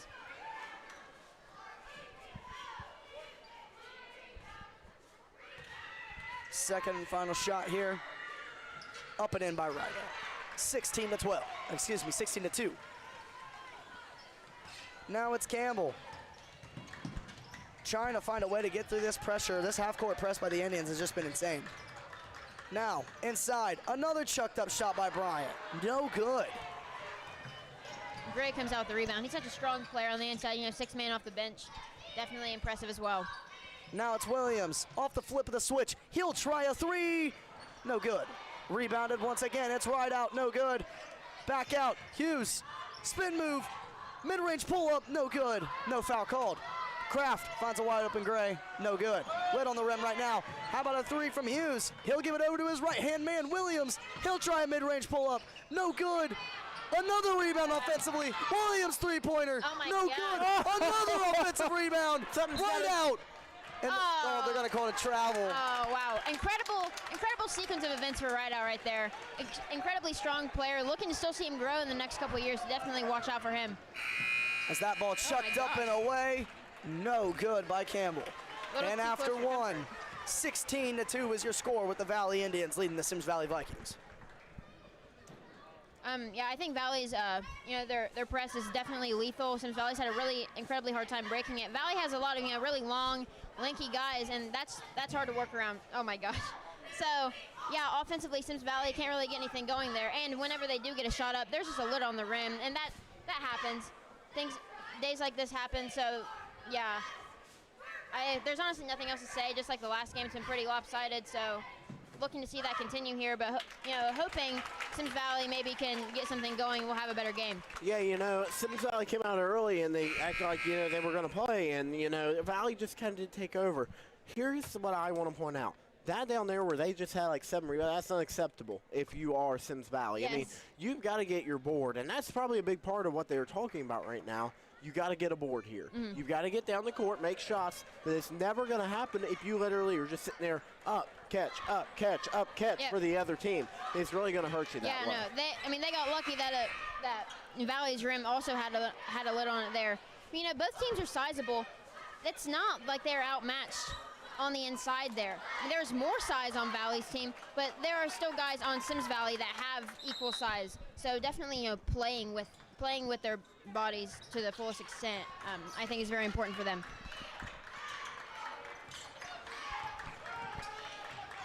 As Campbell looking around for an option, trying to make something happen. It's Bryant, but it'll go off the hands that time of Perkins.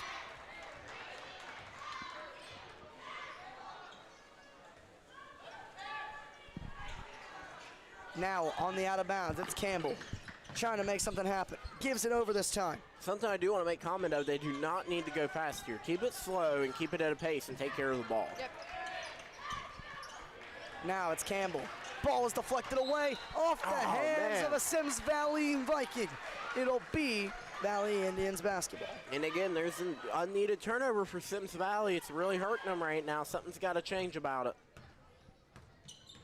That's down the court now. Here is Perkins dribbling around. The pass over to Rideout inside. Here goes Kraft. Kraft goes up, and he's good for two. Kraft, he's been an all-around player for the Indians so far. He's done good. Yeah, definitely having himself a game this afternoon. Here's number 25 for the Vikings. And pass back over to Campbell. Campbell passes now to Hollard. Hollard, excuse me. Campbell looking around, trying to find something to get done. Passes out, takes it by himself. As he's dribbling around, really doesn't know what to do, and he's in tight pressure. Not much to do there, and you do have a timeout called after the pass to Bryant. And a good timeout there, as you know, you've seen it there. He had the wide open man behind him. I don't know why he just didn't turn around, pass back to him, because, you know, it really would have been the best option for him, in my opinion, if he would have just turned around, passed it back. Because clearly he couldn't find it himself. Right. So something's got to change about that. Yeah, no, Valley, I mean, obviously, offensively, Valley is overbearing, but defensively, I mean, they're huge. That's hard to work in on the inside. So if you're not feeling yourself on the outside, you're kind of at a loss right there. So, and I think Sims Valley is dealing with just that right now. Yeah. But definitely, you know, working more as a team than they are right now will help them. But until they find that, they're kind of stuck. Yeah, you know, it's right. You have to have court vision. Yes, you know? yes. You really don't see it. You have to have your court vision. Yeah, you know, I think they're having a hard time getting it, you know, to the half-court mark as well. But getting it past there, they're getting stuck in this coffin corner, as we've talked about several times in the past few weeks. And there's nothing you can do about that except pass it off to your teammates. When you're not comfortable doing that, you are most definitely stuck. As Hollard will be throwing it in here for the Sims Valley Vikings. Hollard gets the pass into Campbell. Campbell struggled with the ball there right before the timeout. He's going to look and maybe try to get something done with it, as he's just kind of dribbling around right now. But he's in good coverage there by Perkins. As dribbling in is Campbell. He goes himself and almost an and one. My God. How does that not go in? I just don't understand that. Let's get a replay on that. Man, it went in, but just popped right back out. Wow. Yeah. Gravity is not on Sims Valley's side today. Jonah Campbell at the line.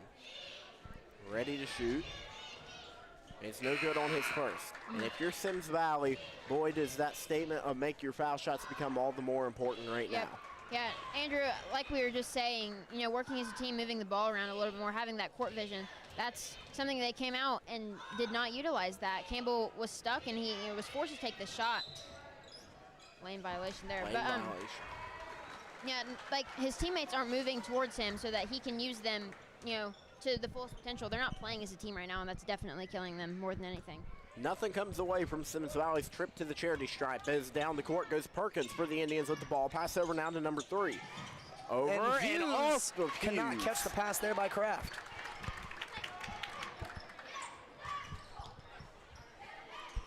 As now here is Holland. Giving it over this time. Hits Campbell. Campbell back over, it's Holland.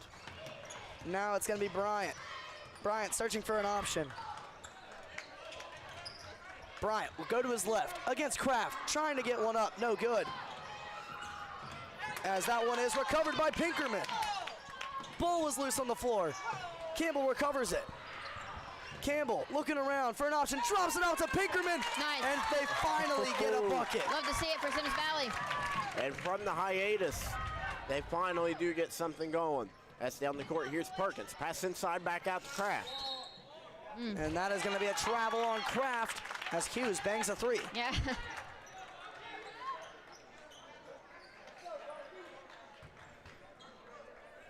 Gives it in to Holland.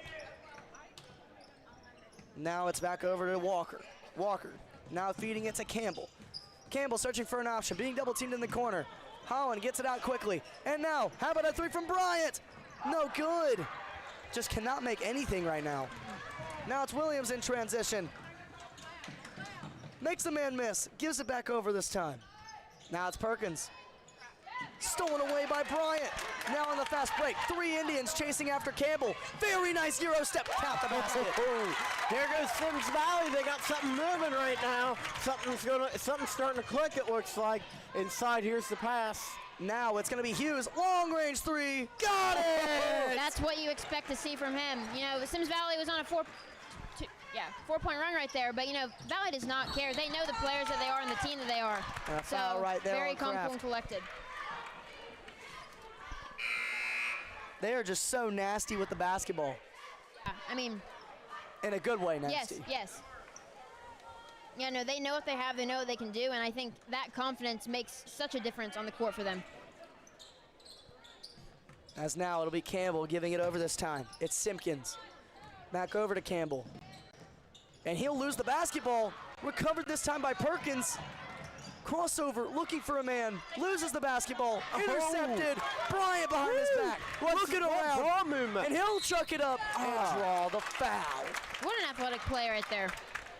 You love to see high energy players Bryant's like got to be one of the better guys on that team for sure. I mean, he's been taking a lot of big shots, so they'd obviously trust him to make those shots. Yeah. Bryant's first.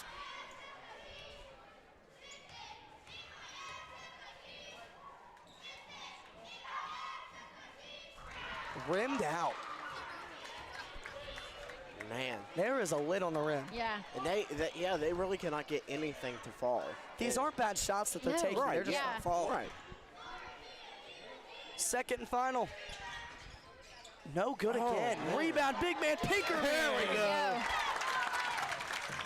Now down come the Indians. Looking for an option. Williams now. Looks like the Vikings have transitioned to a 1-2-2 zone. Looking around, ball is tipped. Oh no, Simpkins lost the basketball. Mid-range, Hughes will make you pay. Again, that finish is just incredible. Now down there, it's Bryant trying to make something happen. Midi pull up, off the backboard, no good. Rebounded by, it looks like it's Gray. Gray, an obvious travel there. This entire Sims Valley side went insane. Yeah. I mean, that's an obvious look. Everyone was like, what in the world? Campbell looking around for an option. Gonna give it off to Pinkerman. Now it's gonna be to Walker. Up at the top of the key, it's Campbell. Inside feed, Pinkerman loses the basketball, and it's another costly turnover by Sims Valley. Yeah, we're at the point in the game where, you know, they're falling apart. Their inter-team chemistry is really just disconnecting right now as we speak. So definitely not looking good for Sims Valley. They've had a great run for the past couple minutes, though, so let's see if they can keep that up and get a defensive stop. Down the court now, here goes Perkins. Pass over now to number 2 for the Valley Indians. That is Walker. Pass out, over. It's gonna be Hughes. Hughes goes for a 3. No good on the 3-point shot. Rebound there. It's going to be Perkins. And he sinks it. It went in, out, and back in. Now it's going to be Campbell giving it over to Bryant. Bryant, oh my goodness, puts him on skates. Bryant, now to Campbell. Campbell in the corner. How about a 3 from Simpkins? He got it. That was pretty. That was real pretty. 14-point game. Sims Valley's starting to make a few more baskets here. They're starting to look a little bit better. And now ball is loose once again. Here's Bryant in transition against a couple Indians. Rejected by Hughes. Wow. What a matchup and what a rejection.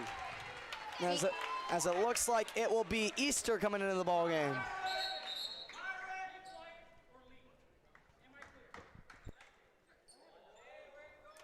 As it looks like a little bit of a altercation with a Sims Valley fan and one of our referees, as he was told to be quiet or he will be asked to leave. Now it's Bryant looking around for an option. Loses the basketball, but it'll stay with the Vikings.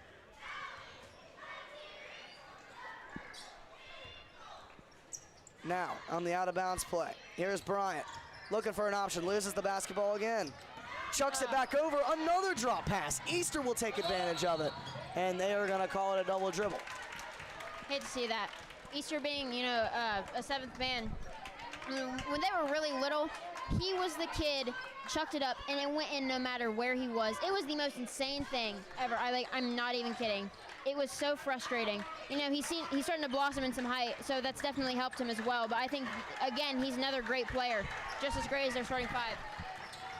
15 seconds and pending. Easter getting active on defense. Campbell now looking around off the screen, being double teamed. That's going to be a foul downstairs. Unfortunately, number 2 made a face. Oh, hang on, can we get a replay on that? Look at this, after the 3, look at him. He was like, come on. But that actually works out in the Indians' advantage, so we'll see what happens. Back over now, it's Bryant. How about a 3? Got it! There he is. And at the end of half number 1, it is the Valley Indians that lead it 25-14.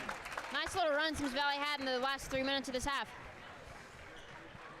Andrew, what are your thoughts? Yeah, you know, I look at the game, and Sims Valley's starting to have a little bit of a run, like you said. It was Valley all the way for a little while. It was really Valley all the way for a little while. They really took control, and now look at this. They're slowing down a little bit, and Sims Valley's taking a little bit of control. So now I do think coming out into the second half, you really, really do need to be careful because, you know, Sims Valley's got something moving here. If Valley lets off the pedal even a little bit more, I think Sims Valley can come and take advantage of this game because it looked a lot worse just a little bit ago, and they start holding Valley, and they're scoring points, doing exactly what they need to. Valley's falling apart a little bit. Valley's got some work to clean up. Both teams really got some work to clean up. So they'll get it cleaned up, and, you know, I think we're going to have a great second half of basketball.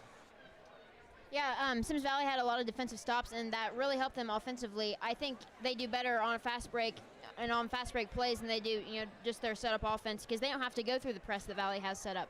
So that's definitely helped them on this little run. So we'll see if they can keep that going into the next half. Most definitely, I completely agree. We should have a good one pending.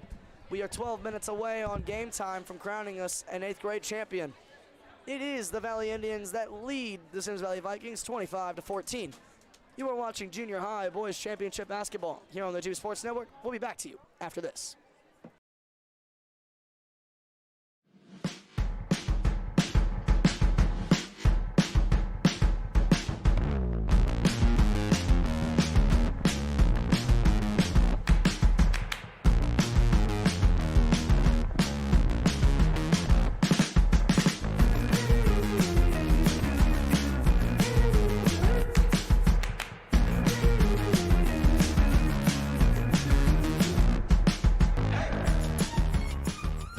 Kinker's Auto Parts, established in 1995 as a small business, we've grown ever since into one of Southern Ohio's largest salvage yards.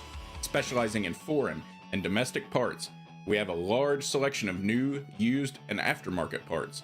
We also have a full-service body shop with 16 bays, frame straightening, alignment, and paint shop. We ship to any part of the United States and have a standard 30-day warranty. D.W. Swick Funeral Homes have been honoring lifetimes for more than 25 years. With 4 locations in the Scioto County area, Wheelersburg, New Boston, Sciotaville, and right here in South Webster, D.W. Swick will be here in your time of need. Dee and Maria want to wish all of the athletes on the court good luck in today's contest.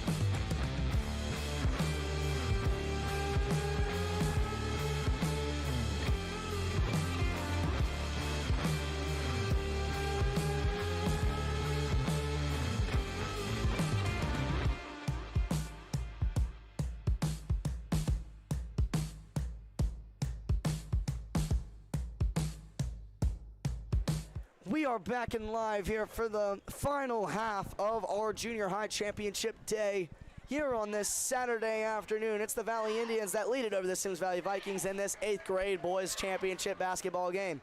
To my left, my partner in crime and also known as my statistician, Andrew Campbell. To my right, Sydney Kessler, the GOAT. As we will now get ready to see who will be crowned the champion of this 8th grade junior high boys tournament. Sims Valley's coming off a 12-point run in the last 3 minutes, I believe, of that last half. So definitely look out to see what they have coming into this next half. Most definitely. Sims Valley spent the entire halftime talking. The entire halftime. Let's see if it works out here. The Vikings transition to a 1-2-2 zone to start things out, and it's Williams who has the ball in the corner. He'll try a mid-range pull-up, no good. Rebound Campbell, in transition, it's Bryant! He's got it! Yep. Sims Valley coming out. Yeah, they came out ready to play, and they're ready to go. Maybe that 1-2-2. Let's see what's going on. Perkins over to Hughes. Looking, searching, dribbles back, trying to find an option at the top of the key. Perkins, no good. Rebound Hughes, puts it up, no good. Rebound Kraft, rejected by Pinkerman. So clean right there. Yeah, like I was just saying a few minutes ago, Sims Valley's going to thrive off those fast break layups, and I mean, they opened up the half with it. Very nicely done there as Kraft gives it over to right out. Perkins in the corner, Williams jab steps. Now the Vikings transition to a 2-3 as a three from, it's gonna be Hughes who knocks it down. Yeah, are we surprised? Very nice job there by Hughes. He has been the absolute shooter. He has been the heartbeat of the team. Now it's Bryant trying to create something of his own. How about a three? No good. Rebound Hughes. Now in transition, and it's Perkins who almost knocks it in. Kraft cannot knock it in either. It's not something you normally see from this group. No, they're not making shots. Looking around, off the back iron. Bryant had an absolute afternoon. What a bucket. Uh-oh. Wow. Sims Valley has cut the deficit to 10. They are battling. Stolen away by the Vikings. Bryant's in takeover mode. He chucks it down to Campbell. Oh. Let's see what the Vikings have. Giving it back out. Spin move. Campbell. Oh, an and one. Danger. Oh my gosh. Look at this take. Campbell takes it out. He's got two men on him. Nope, spin move inside. Wow. Almost finishes it for a three-point play. That would have been nice. That would have been real nice right there, and something that Sims Valley would have thrived off of. I'm starting to see a momentum switch, though. Sims Valley's pulling some as Campbell's first shot. No good. I mean, something that I've heard and seen about this Valley group, they've never really been challenged like this before, so I'm interested to see how they react. And I think something that we haven't really discussed, Sims Valley doesn't play them in the regular season. So they don't have like the, oh, Valley's so good, like they're just going to beat us mentality. Like they're coming in here with nothing to lose, and I think that's really dangerous. Exactly. Both shots were no good there, but Sims Valley got their own rebound as Bryant has the ball. Pass up to Campbell. Campbell now looking to scan. The Indians will go man-to-man most likely. That's what it's looking like. Yes, they will. Pinkerman looking around. Campbell spin move. Chucks it up. No foul called.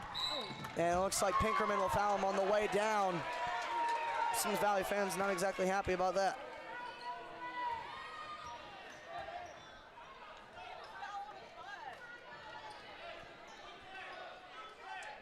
As Valley will be getting the ball. It'll be Kraft inbounding the ball to Perkins.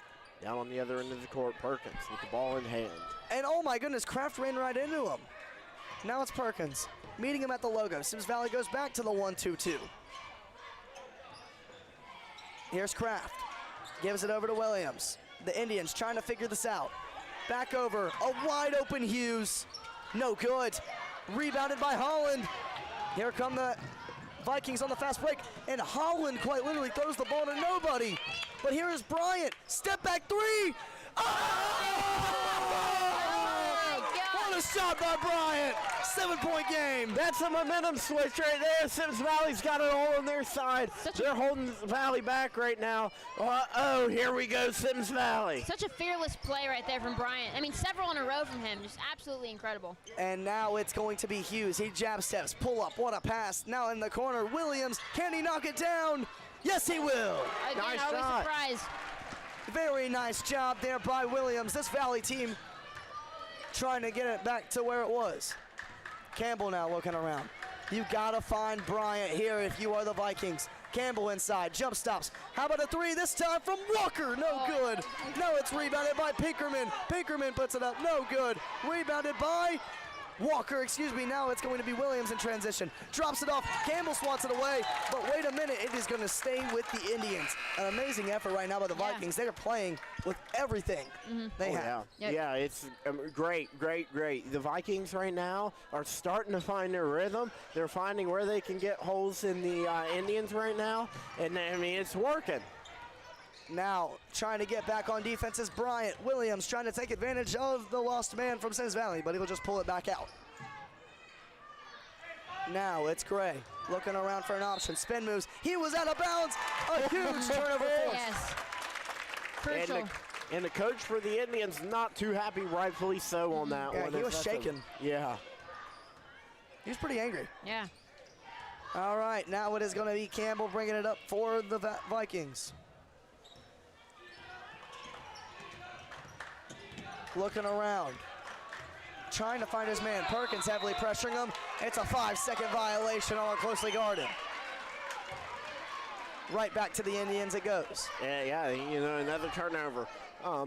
We've seen, it's been cleaned up a little bit in this quarter. Yeah. There definitely have been some turnovers, though, so more to clean up. Your goal is no turnovers at all, so still more to clean up. As the ball here in the hands of number 3 for the Indians. Pass over in the block by Bryant, and it's back with Sims Valley. Now it's going to be Campbell giving it down to Bryant. What can he do? Bryant going as fast as humanly possible, just trying to get some space. Yeah. I think the question is, what can't he do? He's been absolutely on fire for the past few minutes. And now it's Holland looking around for an option. Off the screen, here's Campbell. Gives it over to Bryant. He'll step into one. Chase Bryant, Channing Bryant, excuse me, with a nice 3-ball. Now looking around, Williams stolen away. Bryant is going everywhere. Defensive and offensive menace right here. Timeout Indians. What a sequence of events. The Vikings find themselves only down by 7. They found themselves. They know what they're doing. Oh, man, we're about to get a ball game. I'm kind of at a loss for words. I've never seen Valley so, highly contested. Bryant is having an absolute game. I mean, imagine what happens if someone else gets hot with him. That's a battle. We have a battle right here.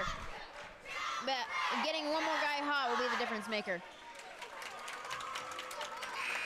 Okay. And as the timeout comes to an end. Malachi's also a little speechless up here. This is a great ball game. I'm not speechless. This is just, it's basketball. It's a great run right now by Sims Valley. They're playing their hearts out as it looks like they're going to come out in a 2-3 zone. You just got to keep the zone right here. As long as Valley does not get to shooting really good, then Sims Valley is going to have themselves a chance to fight back and win this thing. But this has been a great one down the stretch as we are 7 minutes away from crowning a junior high 8th grade champion.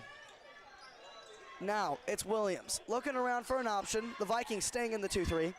They've been transitioning to that in a 1-2-2. Now at the top of the key, it's Williams. Gives it inside to Kraft. Kraft trying to find an option back out. Perkins jab steps. Trying to take it in. Back over, it's Williams in the corner. Here's a 3. No good. Rebound Kraft. Kraft gives it back over. Swatted away by Bryant. He is everywhere right now.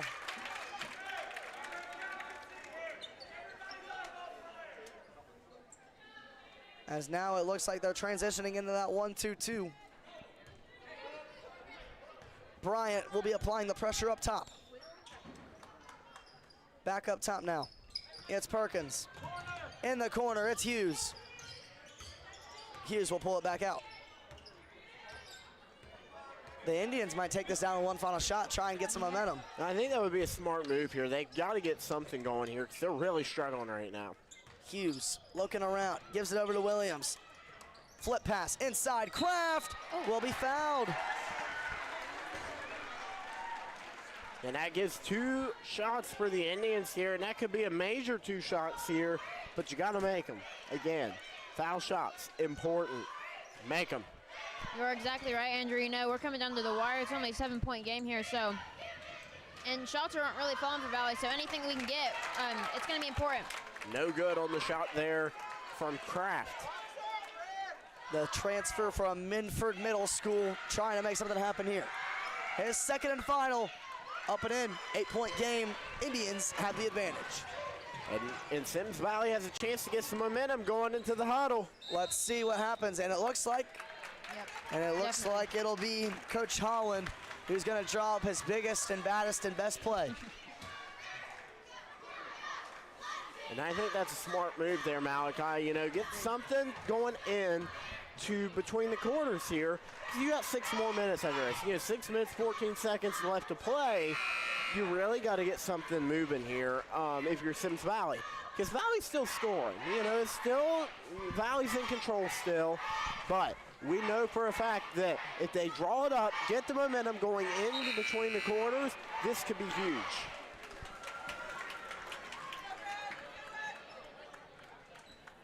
We shall see what happens here as Bryant will attend to the out of bounds.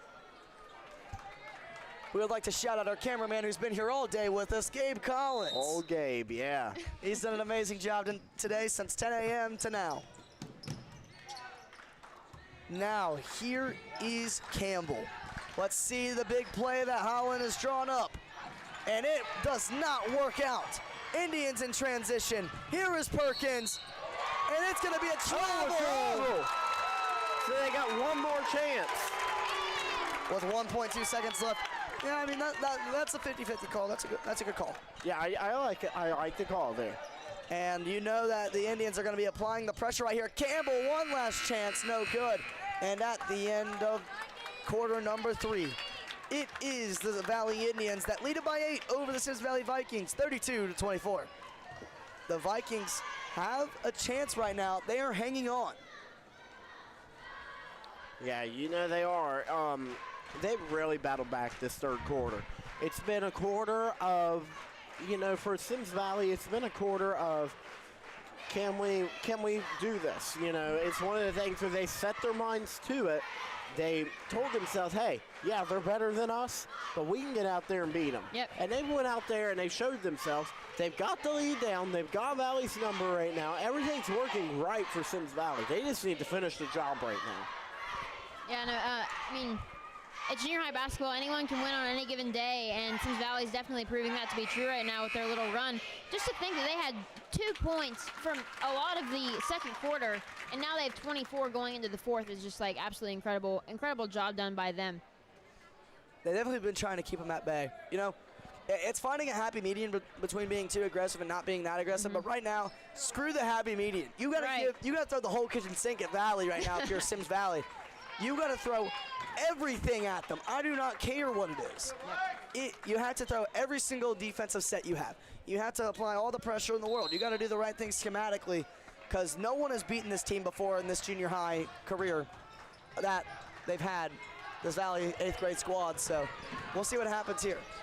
Bryant in the corner. Holland shot fakes. He wanted it. Looking around for an option. Campbell searching.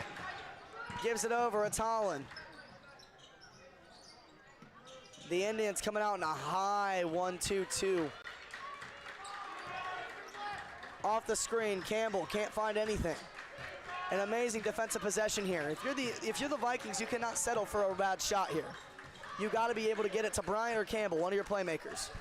Inside feed, Pinkerman back out, Bryant. Bryant's gonna chuck one up. No good. He tries the heat check right there, and it looks like he's cooled down a little bit. Kraft in a 3-on-2 in transition. No good. And this one is going to be recovered, it looks like. Ball on the floor in transition. It's going to be a jump ball. It'll go Sims Valley's way. And this isn't a good opportunity for Sims Valley. Cut the lead down from Valley a little bit more. Wait a minute. Looks like Brandon Bernard at the scores table forgot to point the arrow. So it will remain Valley. Because Sims Valley did get the ball coming out of the half, yeah. Yes. Okay. Come on, scores table. Do better. No, I'm just messing around. Looks like the Vikings have transitioned back to that. And that's going to be a foul underneath. No jump ball called there. That foul there is going to be on number 25, Pinkerman. And the first for the Indians, or both teams, out of the quarter. And now it's going to be Hughes. looking around, gives it over to Williams. Williams, miscommunication, and the Vikings get a big turnover. Yeah, Valley's really got to stay together and keep working as a team right here. That's what's made them special for their entire career, so they cannot lose that right here. Now it's Holland looking around for a man, searching for an option. They had Bryant open in the corner wide. Now inside, Pinkerman gives it back. Holland, he's gonna chuck it up. No good. Rebound Kraft. Now in transition, here is Kraft. Gives it over to Hughes. Looks like the Vikings back in a 1-2-2. Williams in the corner, it's Perkins. Back down there, it's Kraft. Gives it to a wide open right out. That's huge for them. Very nicely done there by Rideouts. A big play right there. Yeah, huge play. I mean, they really needed that energy.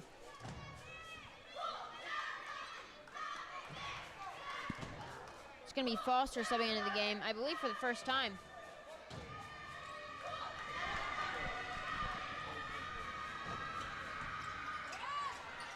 Now, off the pass, giving it over. It's Foster.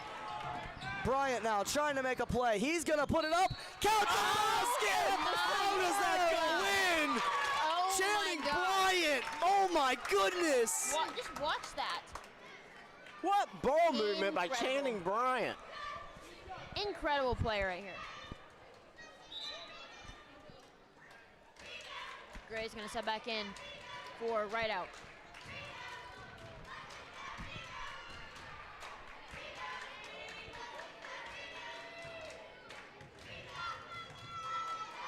First and final shot from Bryant. Up and in. Timeout Vikings. Wow. They get it back to a 7-point game. And that's huge. Again, 7 points. You can manage to get that to a 1 point Yeah. in 2 possessions, and then you can take the lead on your third. Right. So really, this game is very, very, very close right now. I like what I'm seeing from Sims Valley, and I really think if they keep playing the ball they're playing right now, give it to Channing Bryant. He's got the answer for him. He's got the ball movement. He's got everything they need, and the defense is working. I say let's go for Sims Valley here. I think they can get it done. Yes, no one has challenged Valley like Channing Bryant is right now.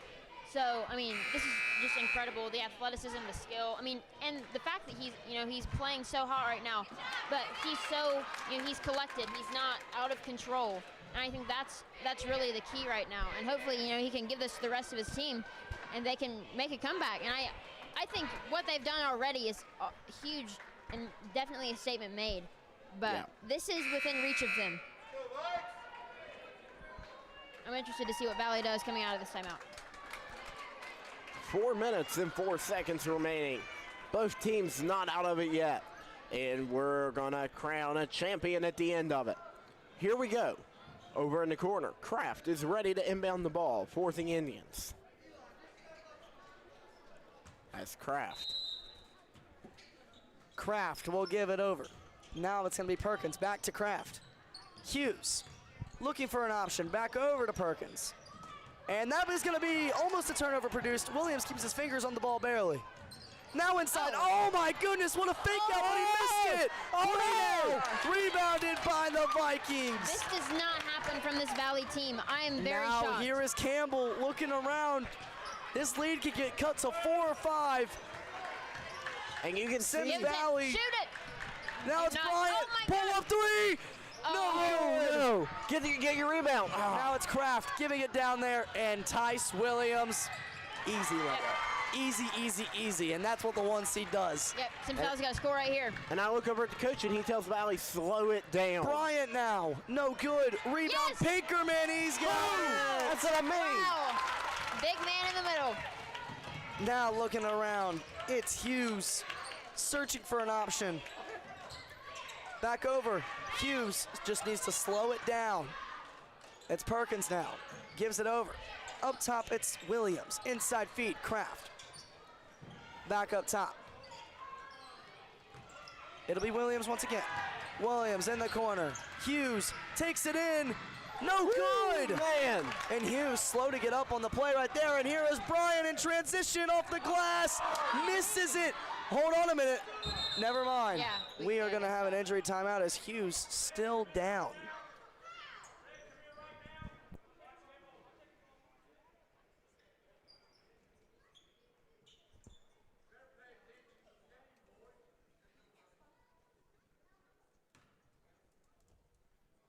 As Hughes having a hard time getting up. Hopefully he is all right. Hughes has had an exceptional night for the Valley Indians. Yeah, what a Star player of the team, best guy on the court, him and Bryant. They've been going at it all night, trading bucket for bucket. As the Indians will have to make something happen without their star player. Yeah, you hate to see a player go down like that, especially in crucial minutes of this game.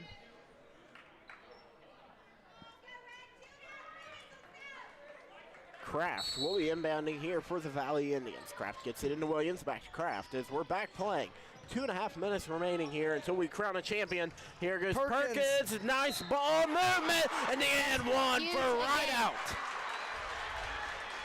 That's huge right there. Very nicely done. We love to see that from right out. A big play right there. Comes down and crashes, showing that they can get it done without Mikey Hughes. Yeah.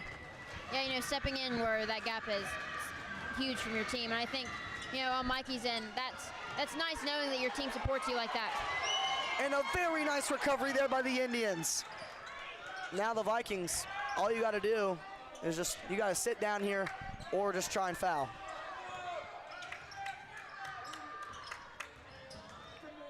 Now it's Williams. You know they're not looking to score right here. You just got to keep the ball in your hands. And that's going to be an illegal screen on the Indians. Man. Wow. And a costly turnover there for the Indians as they have the chance now of pulling this one a little closer to reach for the Indians. The Vikings.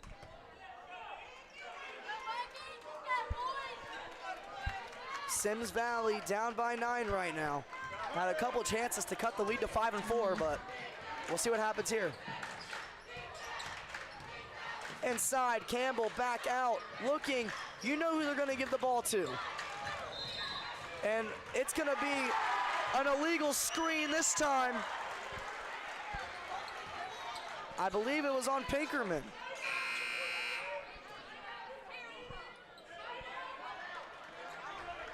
As Hughes will make his way back into the ball game, Easter will take a seat.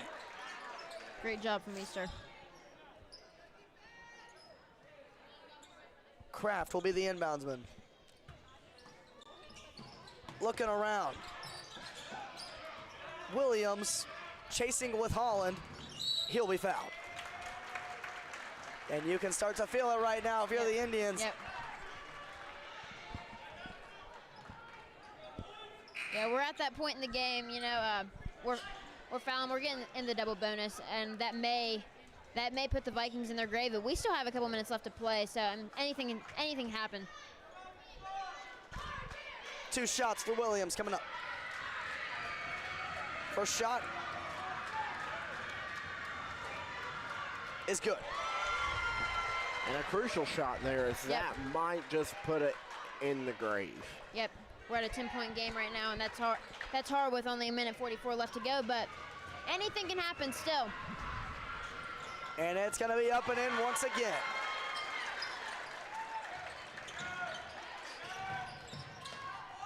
The Indians in an all-out press.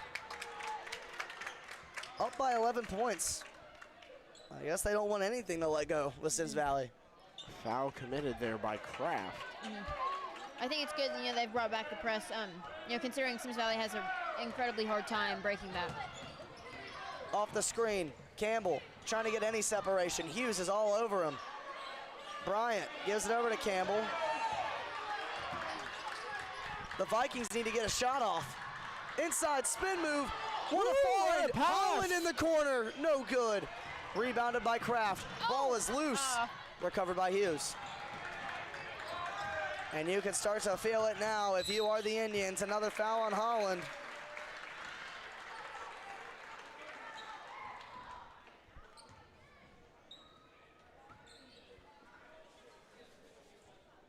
Mikey Hughes will shoot 2.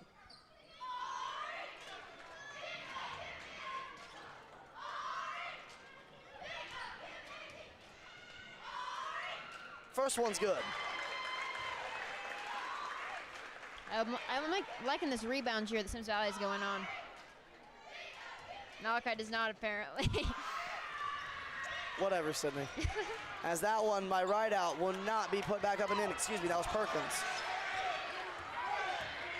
Sims Valley fans not happy with that no call down there, but that would have had no impact on the game, and Campbell puts that one up and in. Campbell heavily pressuring Hughes. Looking around, stolen away by Bryant. Oh. He's gonna try a 3. Oh, missed it badly. Now here's Kraft down the floor, up against him. Here's Williams, he's just gonna pull it back out. 30 seconds and counting.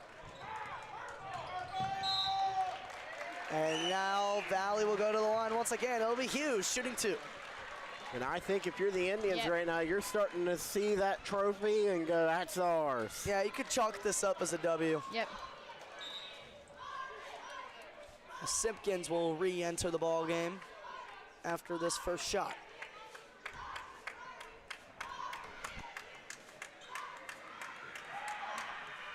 First one by Hughes is good. Yeah, that'll do it. Great game for both teams. You know, you love to see someone challenge Valley for the first time, probably a long time, and love to see them battle back and really earn this win. Yeah. Very nice job. This group for the Valley Indians in this 8th grade, they are special, but this Sims Valley group is also very cool and good as well. They're very talented, as Bryant cannot get that one to go. Timeout by the Indians. And it looks like you can feel it now if you are from the Luke. They will be getting back-to-back championship trophies from this junior high tournament. As now the starters have checked out.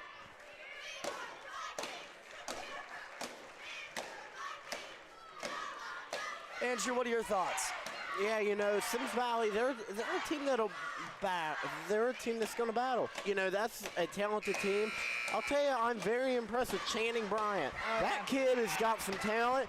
Look out for him. He's going to be a fun one to watch in high school. This group of Sims Valley Vikings here is going to be a fun team to watch.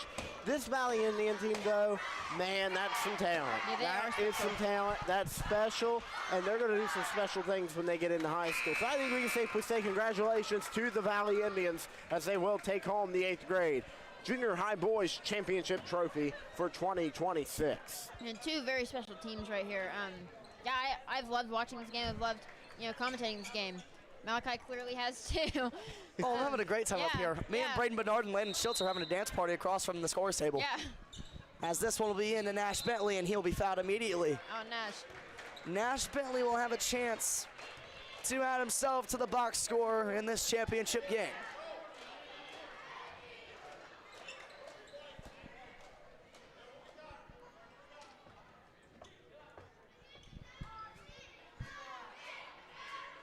Here is Bentley.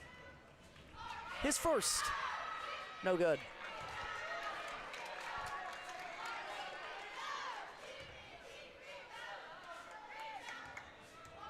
Bentley's second and final. Drains it.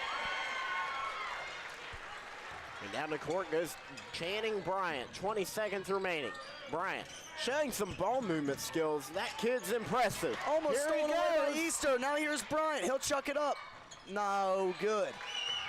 To beat the champ, you gotta knock him down. No one's knocking him down tonight.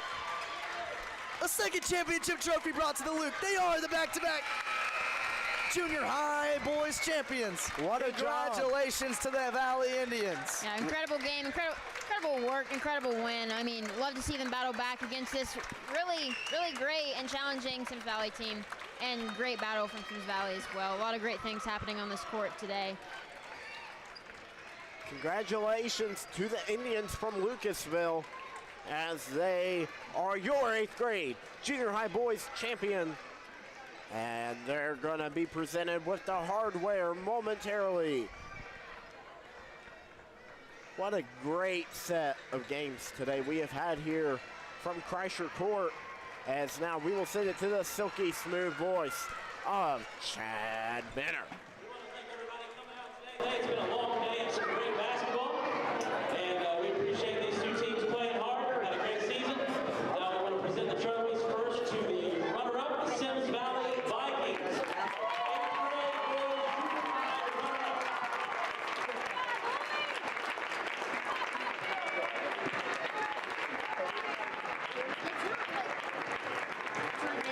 And the 8th grade boys junior high tournament champions, the Valley Indians.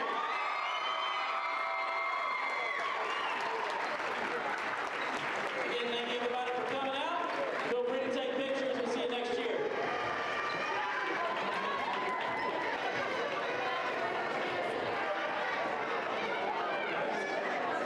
And we are back up here from Kreischer Court.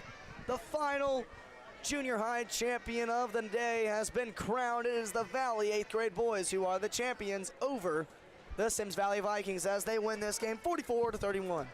What a valiant effort by the Vikings, but guess what? It was all, and I mean it was all Valley Indians. Yeah, it was a great game by the Indians. You know, that's a talented team. They're very good, and that's a team that's going to be nice to watch in high school. Sims Valley also going to be nice to watch when they get to high school as they move up next year.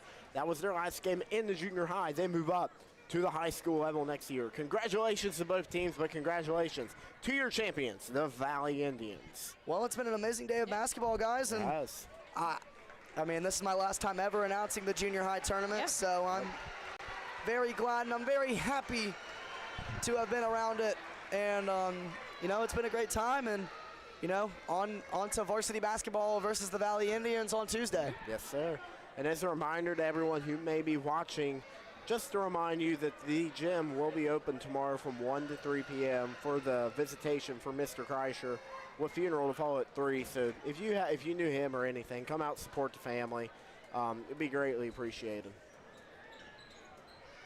As I believe we will cut it to our commercials and then to a tribute video for Mr. Kreischer, and that'll do it for our stream. Thank you for coming out and watching this junior high basketball tournament. It is the Valley Indians that are the 8th grade tournament champions over the Sims Valley Vikings. For Malachi Roselle, Cindy Kessler, Gabe Collins, and Andrew Campbell, we are signing out. Good night, everybody.